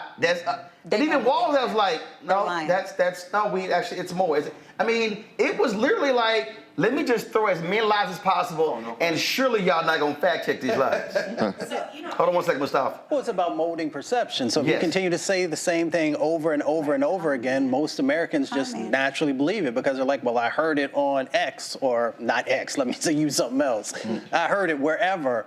So that's the dynamic that's going on. I think Governor Walz had additional opportunities to actually bring back the fact that whether you want to talk about the investments that the Biden-Harris administration has made around these new clean economy jobs, that those are going up. But there are also jobs that are going up in relationship to other forms of manufacturing that are out there. And then I would have anchored it with actually talking about examples in the various states of how it's helping to make change happen. So it's about the building that needs to happen. I think Governor Walz did a good job. I think he looked very presidential. If the moment ever came for that, he definitely did what he was supposed to do as the vice president. But, you know, there are just these people want to be seen. When I talk to people across the country, they want to know that they're actually seen from these people. And I think that Governor Walz did a better job of actually hitting the things that people are asking for. He brought his daughter into the conversation and talked about in relationship to gun violence. He talked about Amber. So Vance didn't make anyone to be seen whom is still trying to make a decision about their vote. His mom. No. He was trying to apologize for throwing him under the bus. Sort of low-class white folks. Yeah. He kept making references. He was trying. That would communicate to that. Yes. Vance? Well, remember telling me, my mama when we grow up, we want food stamps and two blue-collar gyms. He was trying to appear human. Right, and it was. Let me just. Vance, at this point. Hold on, Mustafa, go. But here's the problem, and we've got to make sure that we do a better job. Monique talked earlier about us getting messaging out there also. The Biden-Harris administration has done more for lower wealth white communities than the Trump administration ever even can conceptualize. Right. I know. Yes. Exactly. But the problem, does this matter? Vice presidential debates don't really matter. But in this moment, when you have millions of people watching, the fact that these things get so many people in that moment, the debate with obviously the vice president and Trump, where she beats him up, and of course that explodes because she did so well. Right. This is another moment where millions of people are watching. And if I could just add, Roland, just let me add this. Just let me add this. So when we had the last debate with Trump and Vice President Harris, that was not a debate for lower wealth white communities. These are two gentlemen these are two individuals who actually have roots in those communities. And there are going to be lower wealth white communities who are looking for them to say something about how you're going to make my life better. So there was this opportunity that existed. Governor Walz, based upon what the Biden-Harris administration has done, had a huge amount of opportunity to be able to not just talk to them in a general way, but here's the 1, 2, 3s of how your life has been able to be better, and here's where we're going to go. But this is the struggle. What? Go on. Some of this conversation is a tiny bit delusional. I'm gonna tell you why. Americans, half of this country is interested in who's stronger, who seems stronger, the perception of strength. There are so many people in this country voting for a man who can barely articulate, finish a sentence, tell the truth, has 34 felonies and adjudicated sexual assault. They think he is strong. Let me be very clear. When we say that democracy is on the line, that is not just a talking point. Democracy is on the line because it has been retreating around the world for a few decades now. Okay, that is a point that I really need people to really understand. So I don't think there would have been one American who would not have been okay if Governor Walz, Coach Walz wouldn't have mollywopped Vance. They would have slept fine tonight, honey, if he would have completely mollywopped them. That's fine. If we want to talk about policy, I think policy is great. But a lot of people are voting for a felon because they think he is strong. That's the truth. That's the reality. But you have to. But in order for us, again, this is where you don't have honest conversations on mainstream network. And I've said this for years. Because this is who America is voting for. Go to my iPad. That iPad. That's Ronald Reagan. That's John Wayne. I mean, no, I'm saying. It's John Wayne. Exactly. That's why he voted for Ronald and let's be real clear. Let's be real clear. Yeah. John Wayne was one of the most violent racists, no question, in American history. No question. Okay. So when we talk about again, so America's all about. You have to understand the American ethos, the American state of mind, and everything is we're the best. Yep. We're number one. Yep. Everybody else ain't shit. God has only blessed us. It's true. And it's strength, strength, strength, strength. Yep. 1,000%. Americans, white America, would rather lose strong than win, quote, weak. That's literally the state of mind. And so you're right. That's why how Trump does with men. You look at the numbers. Oh, he's strong. He projects strength. He says what he's going. He does what he does what he says. He does what he says he's going to do. Don't matter that it's stupid as hell and it's crazy and it's outlandish. But the other thing that is hard for Democrats to do, and we know Republicans don't want to do it, because we also have to put it out there. 68 to 70% of the total electorate will be white. We have conversations in this country where the president will openly talk about this is what we've done for HBCUs. Trump will talk about his bullshit, fake-ass platinum plan. You're never going to hear politicians talk explicitly about whiteness. Now, there's a way to talk about whiteness. There's a way to talk about it, but they're unwilling to do it. So, for instance, I kept saying to Obama directly, dude, stop going to the suburbs of Virginia and Maryland and Ohio talking about the Affordable Care Act. Go to the brokest, sickest, whitest parts of Mississippi, Alabama, and say, I passed this for y'all. Because y'all are the sickest, you're the brokest. You ain't got to say whitest, but we already know why you actually there. LBJ launched his war on poverty not in the Mississippi Delta, in Appalachia. And so when you look at the Teamsters' decision not to endorse, when you look at this polling data of these union workers, these white people are choosing white nationalism over their economic pocketbooks. But you have to counter that by reminding their ass, again, and I keep going back to that great scene in Jungle Fever when Wesley Snipes was quitting and he was like, look at that, mine.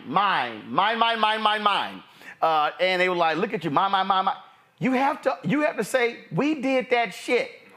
But I think sometimes they play so nice, they're unwilling to go that hard by saying, let me remind y'all, Obama wouldn't do it. Obama saved Elkhart, Indiana, with his first stimulus deal, and they were all voting Republican.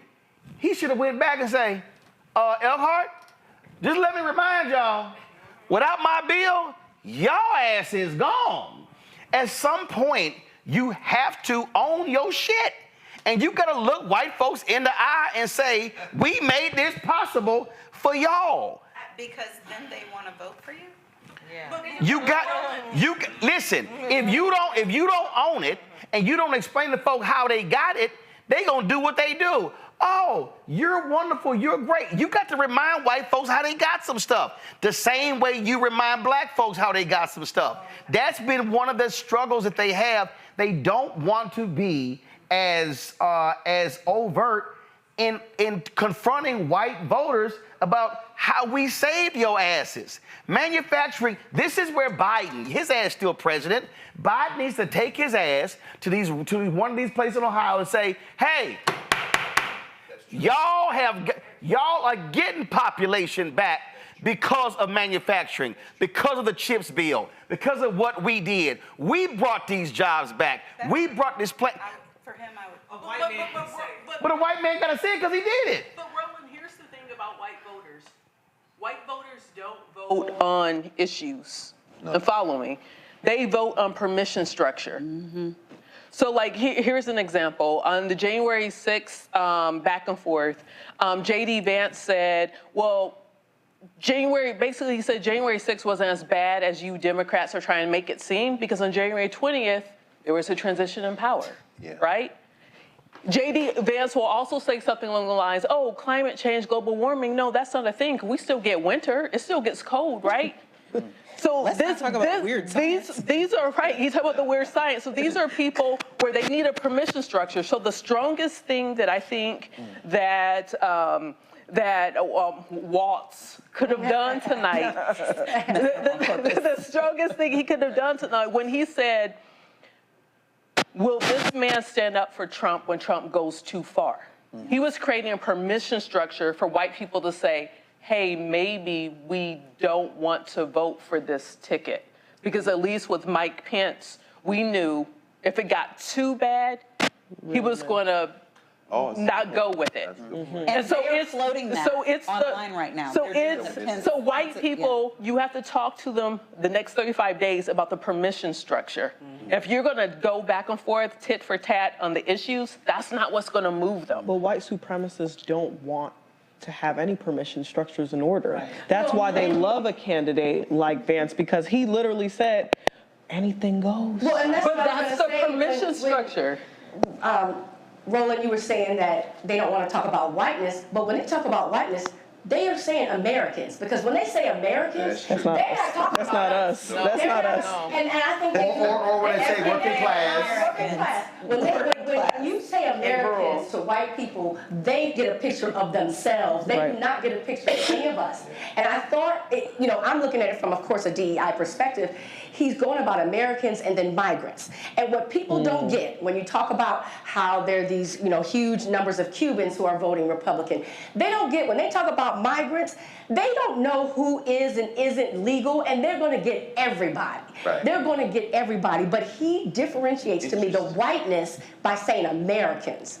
And we know who that is, and we know who that isn't. The rest of us are hyphenated. They don't want to claim whiteness because it requires them to take responsibility. And they're not going to do that, but they have their codes. And so when he keeps talking about America, and what I'm saying, when he says Americans, first of all, it's clear to us. Well, first of all, we know exactly what they're doing. But what I'm saying is, you're from a Democratic standpoint, you're going to have to deal with the reckoning.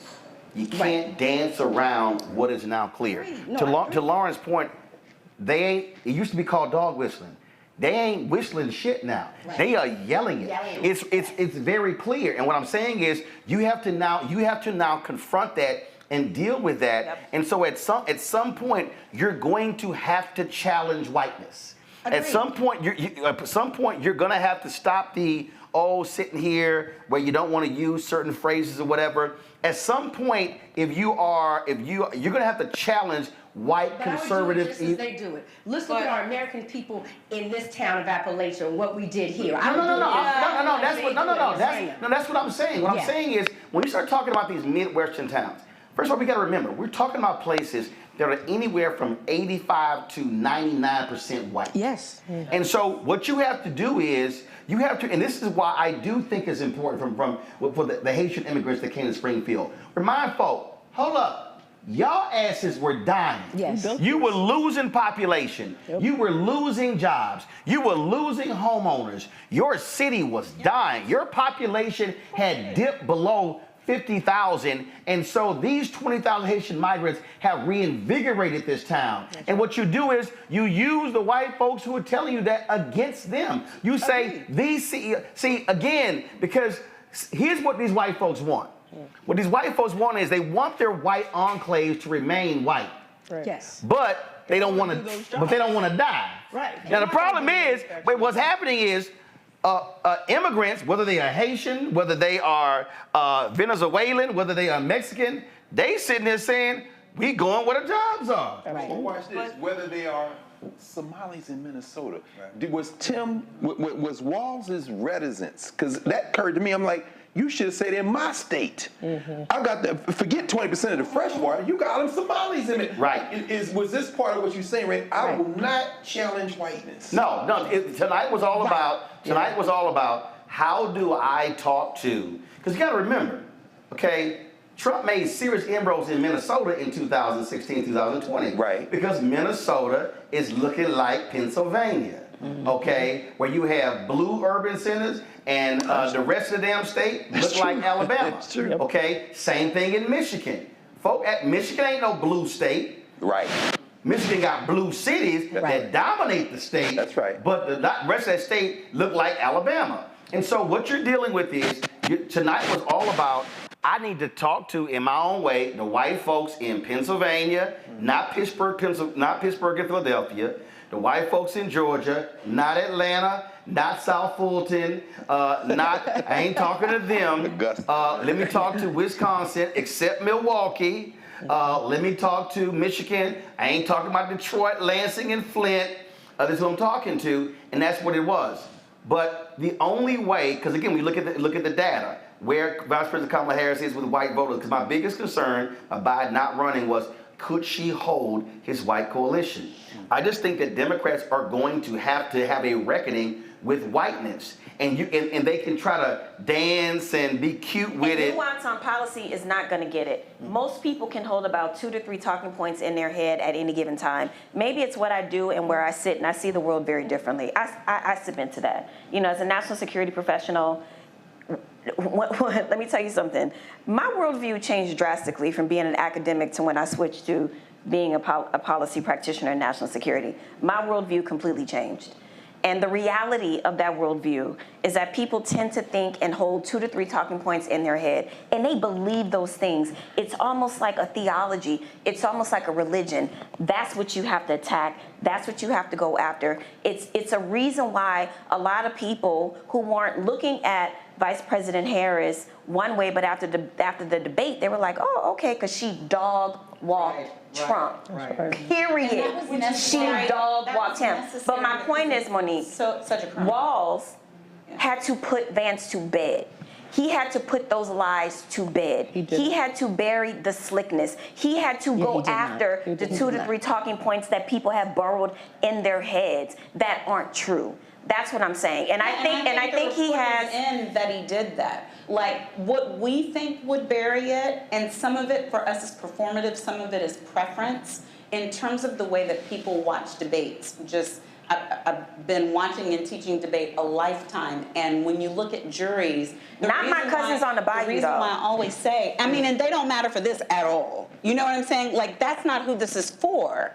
But it should be. But when we're looking at undecided voters, I'm looking at 3 different polls coming in now where 5 out of 6 or 6 out of 6 say Tim Walz won the debate, where they say slickness doesn't win, where they're saying that his lies were too big, so much so that they were unconvincing. Where they're on saying CNN, an January undecided 6th. Michigan voter on CNN says he chose to vote for Kamala Harris tonight after J.D. Vance's damning answer on January 6th stuck with him. I don't think I can trust someone with my vote. I think that's great. If they're not going to respect it. Go ahead. I still stand by my NBC News just polled their focus group of 6 undecided voters in Pennsylvania who won the debate. 5 of 6 said Tim Walz won. So the people who needed issues, I agree with you, it's not the same amount of people, but the women issues kind of led the day on that. But the people who, as I said at the beginning, are like, I don't trust him.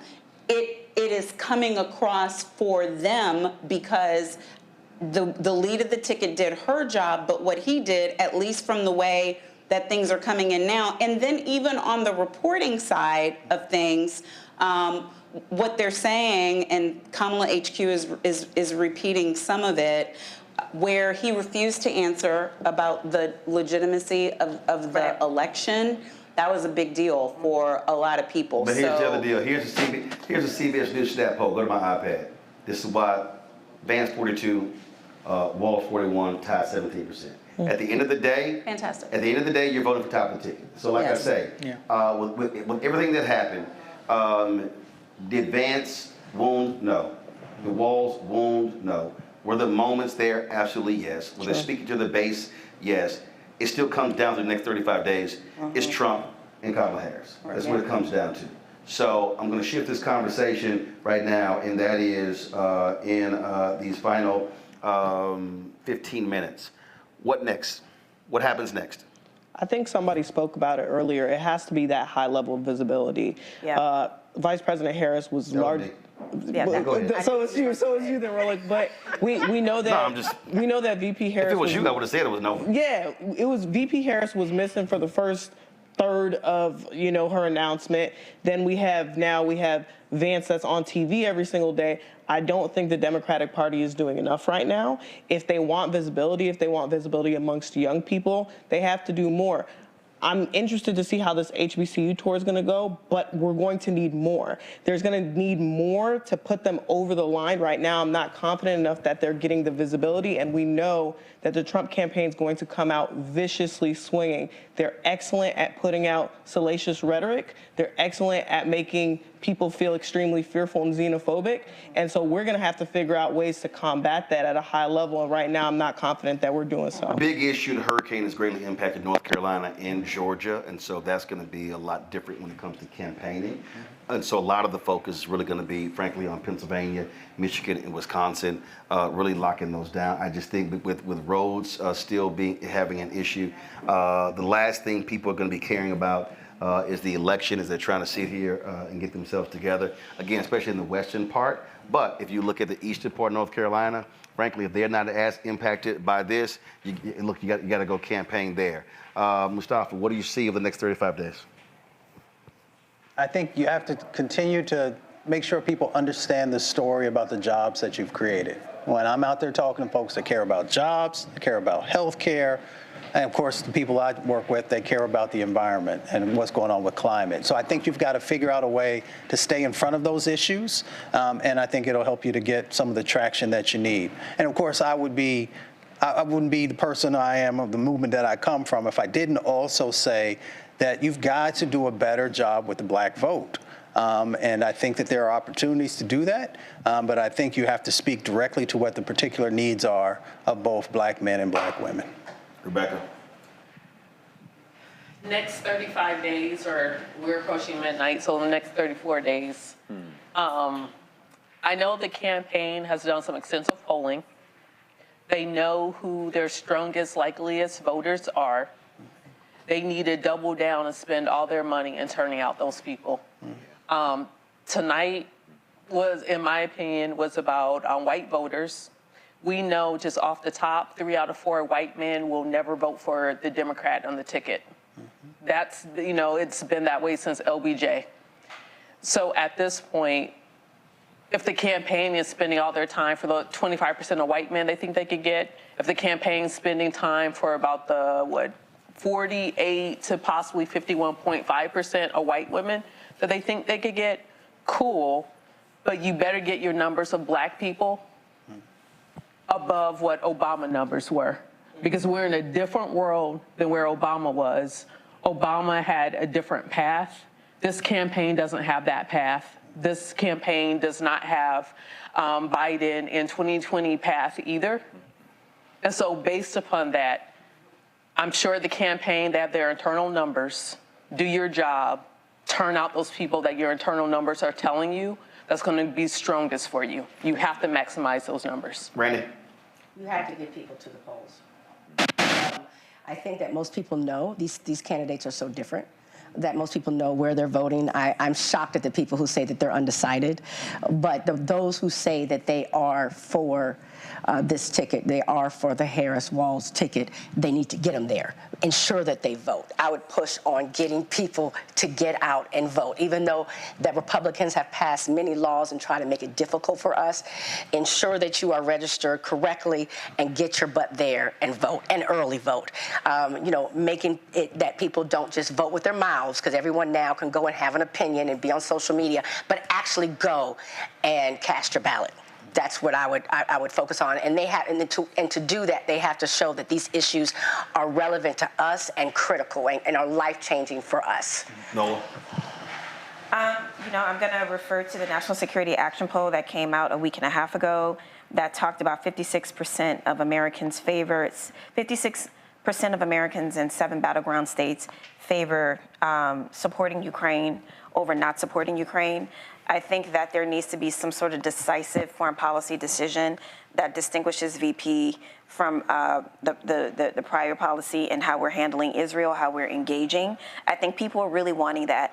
Is it going to be the same policy? Is it going to be a different policy? What is it going to be? But how does she do that as sitting vice president when he's still the president? You can't have 2 presidents at one time. How does she do it? I agree with you. What I'm saying is you can still talk about what your future vision is as vice president, and that's all that a lot of people are asking for. But how can you talk about your future vision as vice president if what you are going to do is going to be different from him?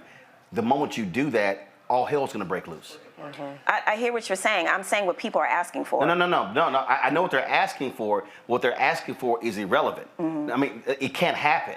Mm-hmm. I mean, the box that she's in, she's not a United States senator. She's not a governor. If that was the case, what they're saying makes sense. But because she is the sitting vice president, I don't disagree with you. Well, but again, but do those folks understand that? No, they don't. Okay, well, they don't understand that. I mean, I don't know what the hell. She literally can't. And look, it's a bunch of black activists and others saying the same thing. The fact of the matter is, you only got one president at one time. Right. She signaled before. If there needs to be a policy change about Israel, we'll do it. And then that got kiboshed really quickly.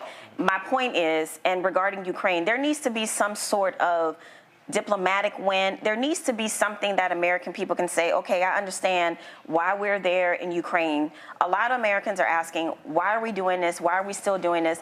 Because the messaging is resonating. What benefit are Americans getting from us being in Ukraine?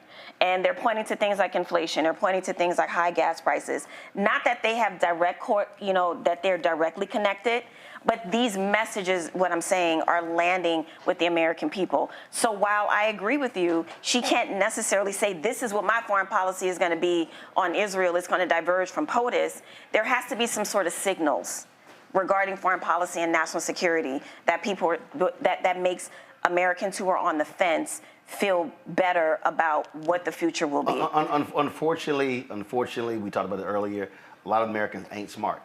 And the fact of the matter is, for all these people who are complaining about the amount of money we're spending on Ukraine, the money ain't going to Ukraine when 75% are going to American military contractors. Right. What they also don't understand is if Russia takes control of Ukraine, We're talking about winning the election, right? I'm simply saying. No. What I'm saying is, for the people out there, and some of them could be watching and listening, they don't understand that because of NATO, we have to defend NATO countries. It's actually saving us American lives and money supporting Ukraine the way we are versus sending being involved in a military conflict. About that for 2 years. No, I got you. I'm just saying. I'm saying. Unfortunately, there needs to be some sort of, even if it's a perceived win.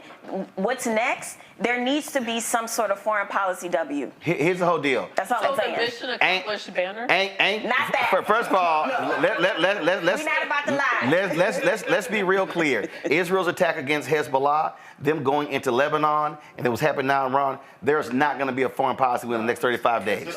If you're preaching to the choir, honey. No. I'm not speaking and talking. I'm talking to people who are watching. Okay. And what I'm trying to explain, there ain't gonna be no foreign policy win. And here's the deal. And I don't think there are a lot of people who are going to be voting on foreign policy. But that's not what the polls are showing. Let me tell you something. People care about what's happening in Ukraine. And the number 3 thing that they care about is democracy. And democracy's wrapped up in all of this. I got that. But the number one thing that they also are going to be talking about is the economy. And to Mustafa's point, what you have to do is explain to people what you did, how you saved it, how we remind people. And this is where, again, what Trump and Vance are doing, Eugene, they're trying to get everybody to go back to 17, 18, 19. Nope. You got to bring everybody back to 20, 21, 22 and say, y'all remember what your life was like? Do you remember when you were scared to death to go to a grocery store? You were scared to die because of COVID? You were scared. Listen, I get a lot of times we talk about how to be rosy, how to be positive. People also respond to fear. They respond politics, to fear. and that's just a reality. The reason you see more negative as the positive acts, people respond to fear more than positivity when it comes to political and voting. But back to the Ukraine and foreign policy, you can't tie that to the economy. Inflation's coming down.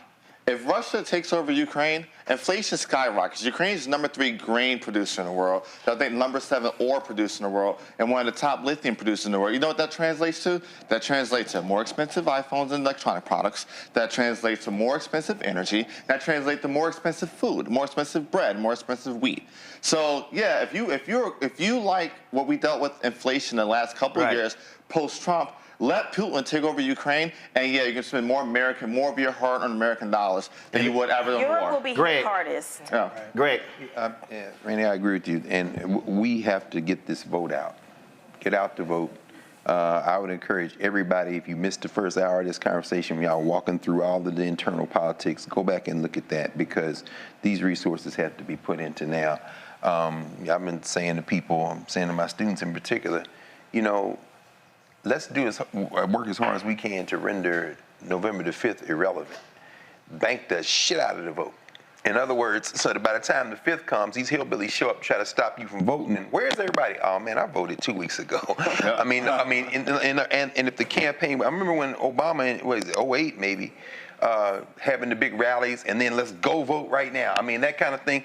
With the kind of energy that's being generated by this campaign, you know, you fill up a stadium full of people in Carolina, okay, we're leaving. Ain't gonna tell you what to do between now and tomorrow, but it's 2 p.m. I think, what time the polls close? 5? Okay, let's see how many we can go over. In other words, do that.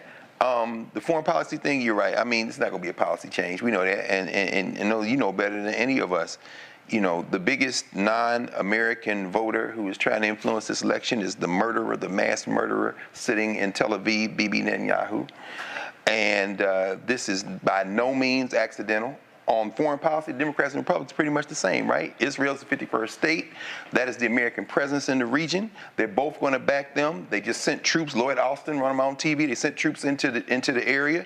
I don't care whether it's Yemen. I don't care whether it's Lebanon. I mean, Bibi has got a ground force invasion. Iran and thrown some missiles over there. And before you know it, our troops, I say our troops, the troops in the country that I came out of my mother's womb in, because I don't claim none of that shit, might be on the ground, and everything could change. That's why banking this vote is going to be so important. Finally, you know, today's the 1st of October, in addition to Jimmy Carter's 100th birthday, who said this was going to be a problem in the Middle East. Ta-Nehisi Coates' new book just came out, The Message. And of course, Ta-Nehisi writes about Palestine, but he's linking it to us. And he said, you know, I'm a descendant of people of Jim Crow. When I was over there, I'm saying to myself, if this were a rebellion for Nat Turner, what side would we have been on? It's very uncomfortable. It's very uncomfortable to raise that, but this issue might become bigger to black people as that message is being on, because these people are circling the wagons. So I would say, yeah, let's just get this vote out. Lauren? You know, I talked to a lot of people who knock doors in Virginia. And I mean, Roland, I think you're right. People are not that smart. They're not that bright about, you know, foreign policy. But what they do understand is when they read in the paper that $10 billion and $90 billion of their tax money is going overseas. Now, whether it's going to the defense contractors or to the country, doesn't really matter to them. They want to know where's that money going and how it's the talking point. And it might not be something as easy to explain as what you explained about Ukraine foreign policy. Even though you're correct, I think it's hard to do that. And so when you say a foreign policy, when I think people just want an explanation as to where the money's going. And so there's that. I don't know that she can do that in 34 days. Even though we have an outgoing lame duck president, I just don't know that she can do that. The other thing is, I think the Democrats have to get real serious. I think they are very serious about rapid response and October surprises. The other thing they got to get real serious about, of course, is election protection and their lawyers, because these people are going to try to steal this election. That's right. I don't think there's any, you know, that's not news to anybody. I'm sure they're in the background talking about exactly that. Every time I go to some summit someplace, that there's some person standing up there talking about election protection. So I don't think that's a thing, but that's a serious thing that's going to happen. And you can see that Donald Trump is ramping up the rhetoric. He's setting the table for it. It's going to get stolen. It's going to get stolen. It's going to get stolen. He's an inciter. He's good at incitement. That's right. And he did the exact same thing before Jan 6, and we're going to see it again, and I think we're going to see it worse. So what's next is that the vice president's team and obviously Governor Walz have to be very careful in the next 34 days because really anything can happen. You can just feel the tension building in the same way I felt the tension building, and I think we all did in, in December and then going into January before the certification. Monique. So what I would hope we would do is for every place that any person in this room or outside of this room watching, anytime you are tempted to say they, switch it to we. Anytime it's she, switch it to me. Because then we will truly understand the stakes. Thank you, Dr. Gregg. We, right? We, your students, all of us, the things that we need to do. We are too close to the end of this for any of this to be objective, for any of it to be about the way that they should do things while we sit back and pontificate. It's over. If there are doors to be knocked, knock them. If it's phone banking, let's all take a turn. If it's giving, some of us are blessed with more. Please write your checks and do it to all the PACs. I'm so sick of those PACs. I got to do the Howard PAC, I got to do the Women PAC. I'm like, if they send me one more email, I swear before God, I just got me a little bit of money and got these debts paid. I'm trying to pay my debts, right. Jesus. But you give, right? You do that. See, don't do that. One of the benefactors I disagree of my with you. business I disagree with you. enterprises. I disagree with you. Listen, see, this is what I'm saying. I disagree with you. Keep going on. See, you belaboring like J.D. Vance did. You need to keep moving. You need to keep moving like J.D. Don't screw it up. They is we, she is me. We will get out the vote. We will knock doors. We will put signs like the old days. If we have campaign connections, we'll use them to help with messaging. We will use our platforms in order to spread the word. We will go to our strengths. So if it's foreign policy or if it's legal, you're right, there's an attack coming. The campaign, I would like you to know, has spent millions already preparing for the legal battles. But if you have a JD in any place in this here country, take your re-up class for legal monitoring, get your orange shirt, and get on the damn battlefield. Not on the one day of election. Do it for the pre-voting. Do it for know where the voting precincts are. If you just need to figure out where your vote is, iwillvote.com. If you know people who are not online, share with them the information. Guys, this ain't no drill. Yeah. All persons on It's deck. not. It's all of us. And if we say that everybody matters, then everybody. We have the power, right? Let me get real scriptural, and then I'm done. Yes. After this, the Holy Ghost shall come, right, and give you power, and then you're witnesses. You get power, and then you're witnesses. Why you laughing, Rebecca? So what I am saying. You okay, Rebecca? You okay, Rebecca? That's the saying about Israel. Because this is for black folks, right? Okay. So the black folks understand what it means to evangelize. I'm asking you to evangelize your vote. You open up your mouth for everything else. You know what's going on all the shows. You know what Auntie and them did. Did you tell? Okay, Catholics understand the full scope of the Bible. I was raised Catholic, so was he. You're not disqualified. Yeah, but Catholics need a missilette. Oh my God! It's a real Bible. Come on now, you know the Catholics need a missilette. Don't even try. Take your Nicene Creed and share that in your community. That's all I got. All right, yeah, okay. Yeah, amen, gotcha. Pass the plate to pay off them debts. All right, so... Is this white Jesus or black Jesus? Black Jesus, no, please. there's only one Jesus. But it don't matter. Right. There's only one Jesus on this. There's only one Jesus, and he had an afro with bronze feet. Chris Toller, Black Voter Project, posted this here. Put on my iPad. He said, if these polls are any indication of black voters, the Harris is looking good with record high margins. Georgia 83-7, North Carolina 90-2. However, she's also down big with whites in Georgia, meaning she needs to be on the ground, and Robinson may be helping in North Carolina. He posted that. He also talked about, again, in terms of when you look at the election. So when you look at the next 35 days, it's coming down to really, just going back to that blue wall, Michigan, Wisconsin, Pennsylvania. And then they still have a very strong shot in North Carolina. They have to be a lesser shot in Georgia. Georgia is still going to be very difficult because Brian Kemp's machine is very aggressive. One of the things that I want to see from the Harris-Walz campaign, and I mentioned beforehand, is every day. There's got to be major events. How are you deploying your assets? How are you, okay, Barack Obama. Okay, Michelle Obama. That's right. All right, okay, enough with the tweeting. I need to see you on the road. Right. Bill Clinton, Hillary Clinton. No. You like Slick Billy? If you listen, I don't care. I'm trying to tell you. I'm trying to tell you. I went to Penn State University. I was there in 08.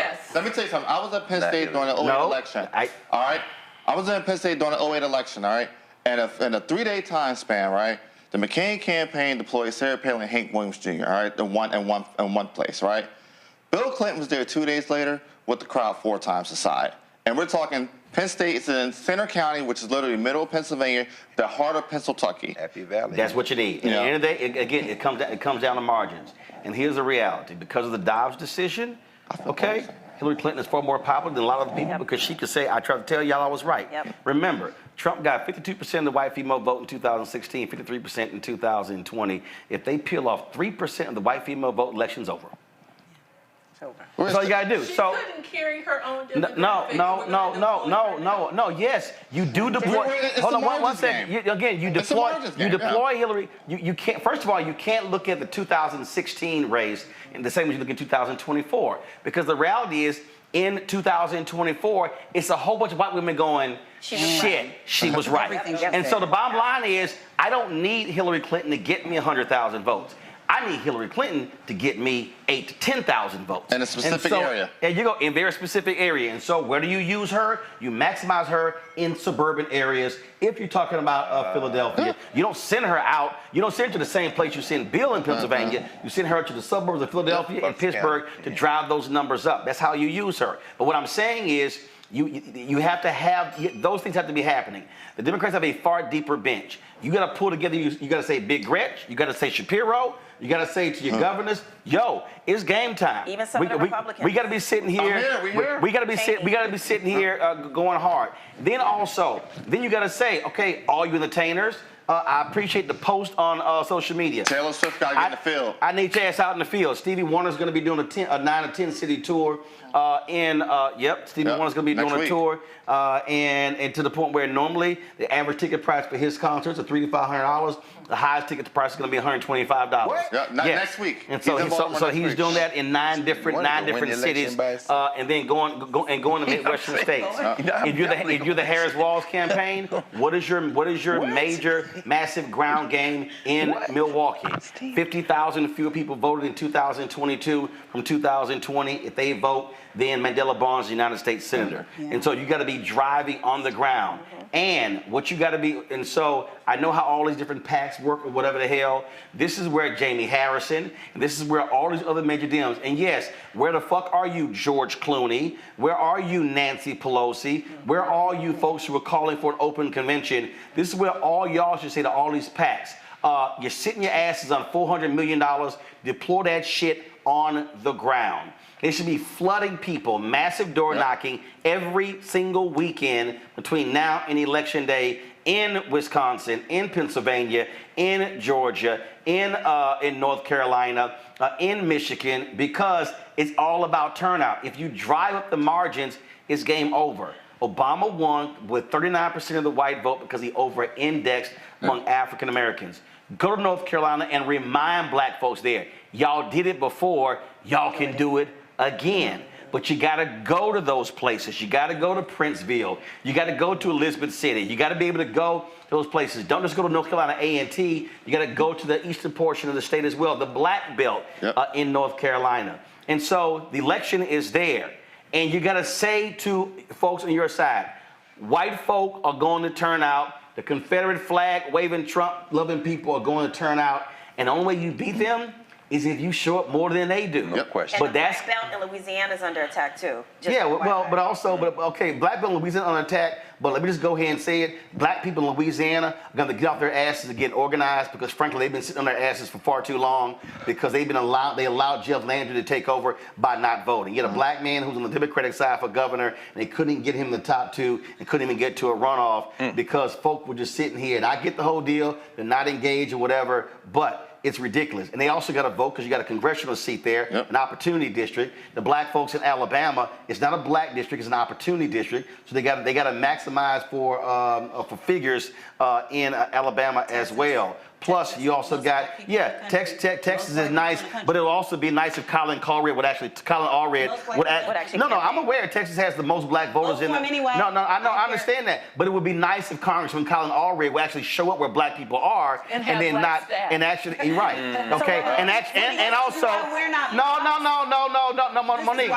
No, Monique. No, wait a damn minute. Don't let me pull some receipts out. We're not Fox. No, I know we're not Fox, but you know who I am? A black man who's texted his ass since March 5th on 6 different occasions, and he can't even respond. But how does that help? It helps if your ass want to be the next. If you want to be the next, easy, because you know what? It's a lot more black people know me than know Colin Allred. Then can you tell him not to vote for Ted Cruz instead of pissing him off at Colin Allred? Colin Allred. No, Can we change the conversation? I'm not changing the conversation. What I'm saying is, if you're gonna be a goddamn black candidate, fucking talk to black people. I agree. That's what I'm saying. And what I'm saying is, you can't sit here and try to be United States senator in Texas. I know what the hell the polls show. But guess what? Being up a point in Texas don't mean shit when it comes to voting. Do I want to win? I want to win, but you gotta win by talking to black people too. Let's talk about DNC putting money everywhere. First time ever. We haven't talked about that yet. I think that's great. About DNC putting money everywhere, all over the country. That's the first time ever. What do you think about that? I mean, listen. First of all, guys, y'all mics are still on. First of all, the DNC is trying to expand the map. Okay, Testers down 6 points in Montana, so they got to put money in the Grayson, Texas, but also in Florida. Okay, they folks have been right now Florida, so you got to do that. Shares Brown up in Ohio, you're fine in Arizona, you're fine in Nevada. You know you're gonna lose West Virginia, so that's happening. But the other thing is this here: how do you also deal with the broadening map? You got to realize you got Supreme Court races in Ohio, Supreme Court races in Florida, Supreme Court races in Texas, and so if you care about reproductive rights, guess what? That's what 3 places where those conservative judges actually rule against. So those Supreme Court races also matter. So yeah, smart moves there by the DNC to actually push that money out. Yes. So I just think that again, when we start talking about this whole election, candidates can't expect people to go hard for them if they don't go hard for people. And so you've got to be putting money into black-owned media. You got to be putting resources on the ground because there are voter groups that are starving and they're waiting to get activated. And what these candidates and campaigns can't do is expect black people to be sharecroppers and work for free doing door knocking when you're paying white staff. And they actually have the money. And they're sitting on millions of dollars right now. There's some PACs out there paying literally people $120 to do a packet of 40 doors. Literally, essentially, $120 for an hour and a half worth of door knocking. So, I mean, I agree 100%. I tell campaigns all the time, I'm at the point where you would not catch me volunteer. You want my time, want my effort, you got to pay me for it. And I agree 100% with you. If these campaigns want black voters, if they want black voters to turn out and turn out other black voters, pay them. You got the money. $400 million is enough to win a lot of congressional seats. A lot of congressional seats. But again, though, what these strategists are going to have to understand is the micro-targeting of black people is real. You're not going to do the old model.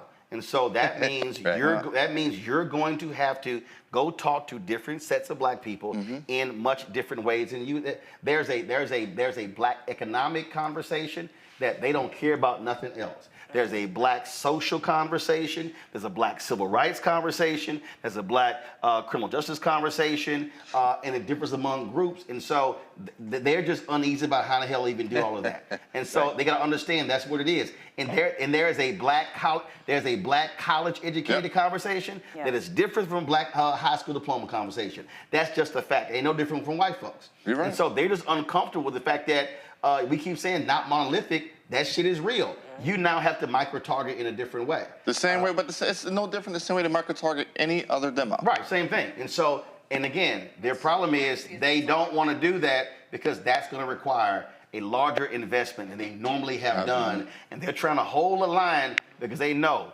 once you take that up, that becomes the new floor. And it's like, damn. And they're trying to hold that line. So I mean. It's crazy. It's almost a guaranteed vote. The Texas black vote is almost a guaranteed black vote 9 times out of 10.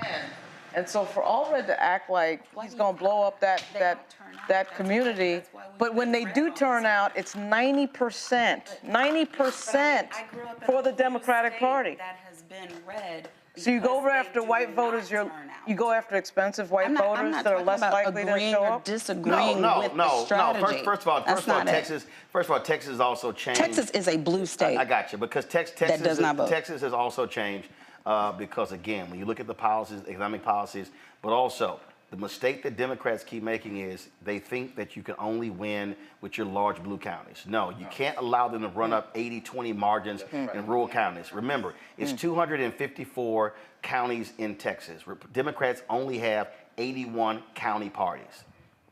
That's 160 counties. There's no county party. So what has happened is Democrats fly into Texas because Democrats fly into Texas, raise millions of dollars, and then they leave. You have to fund the infrastructure.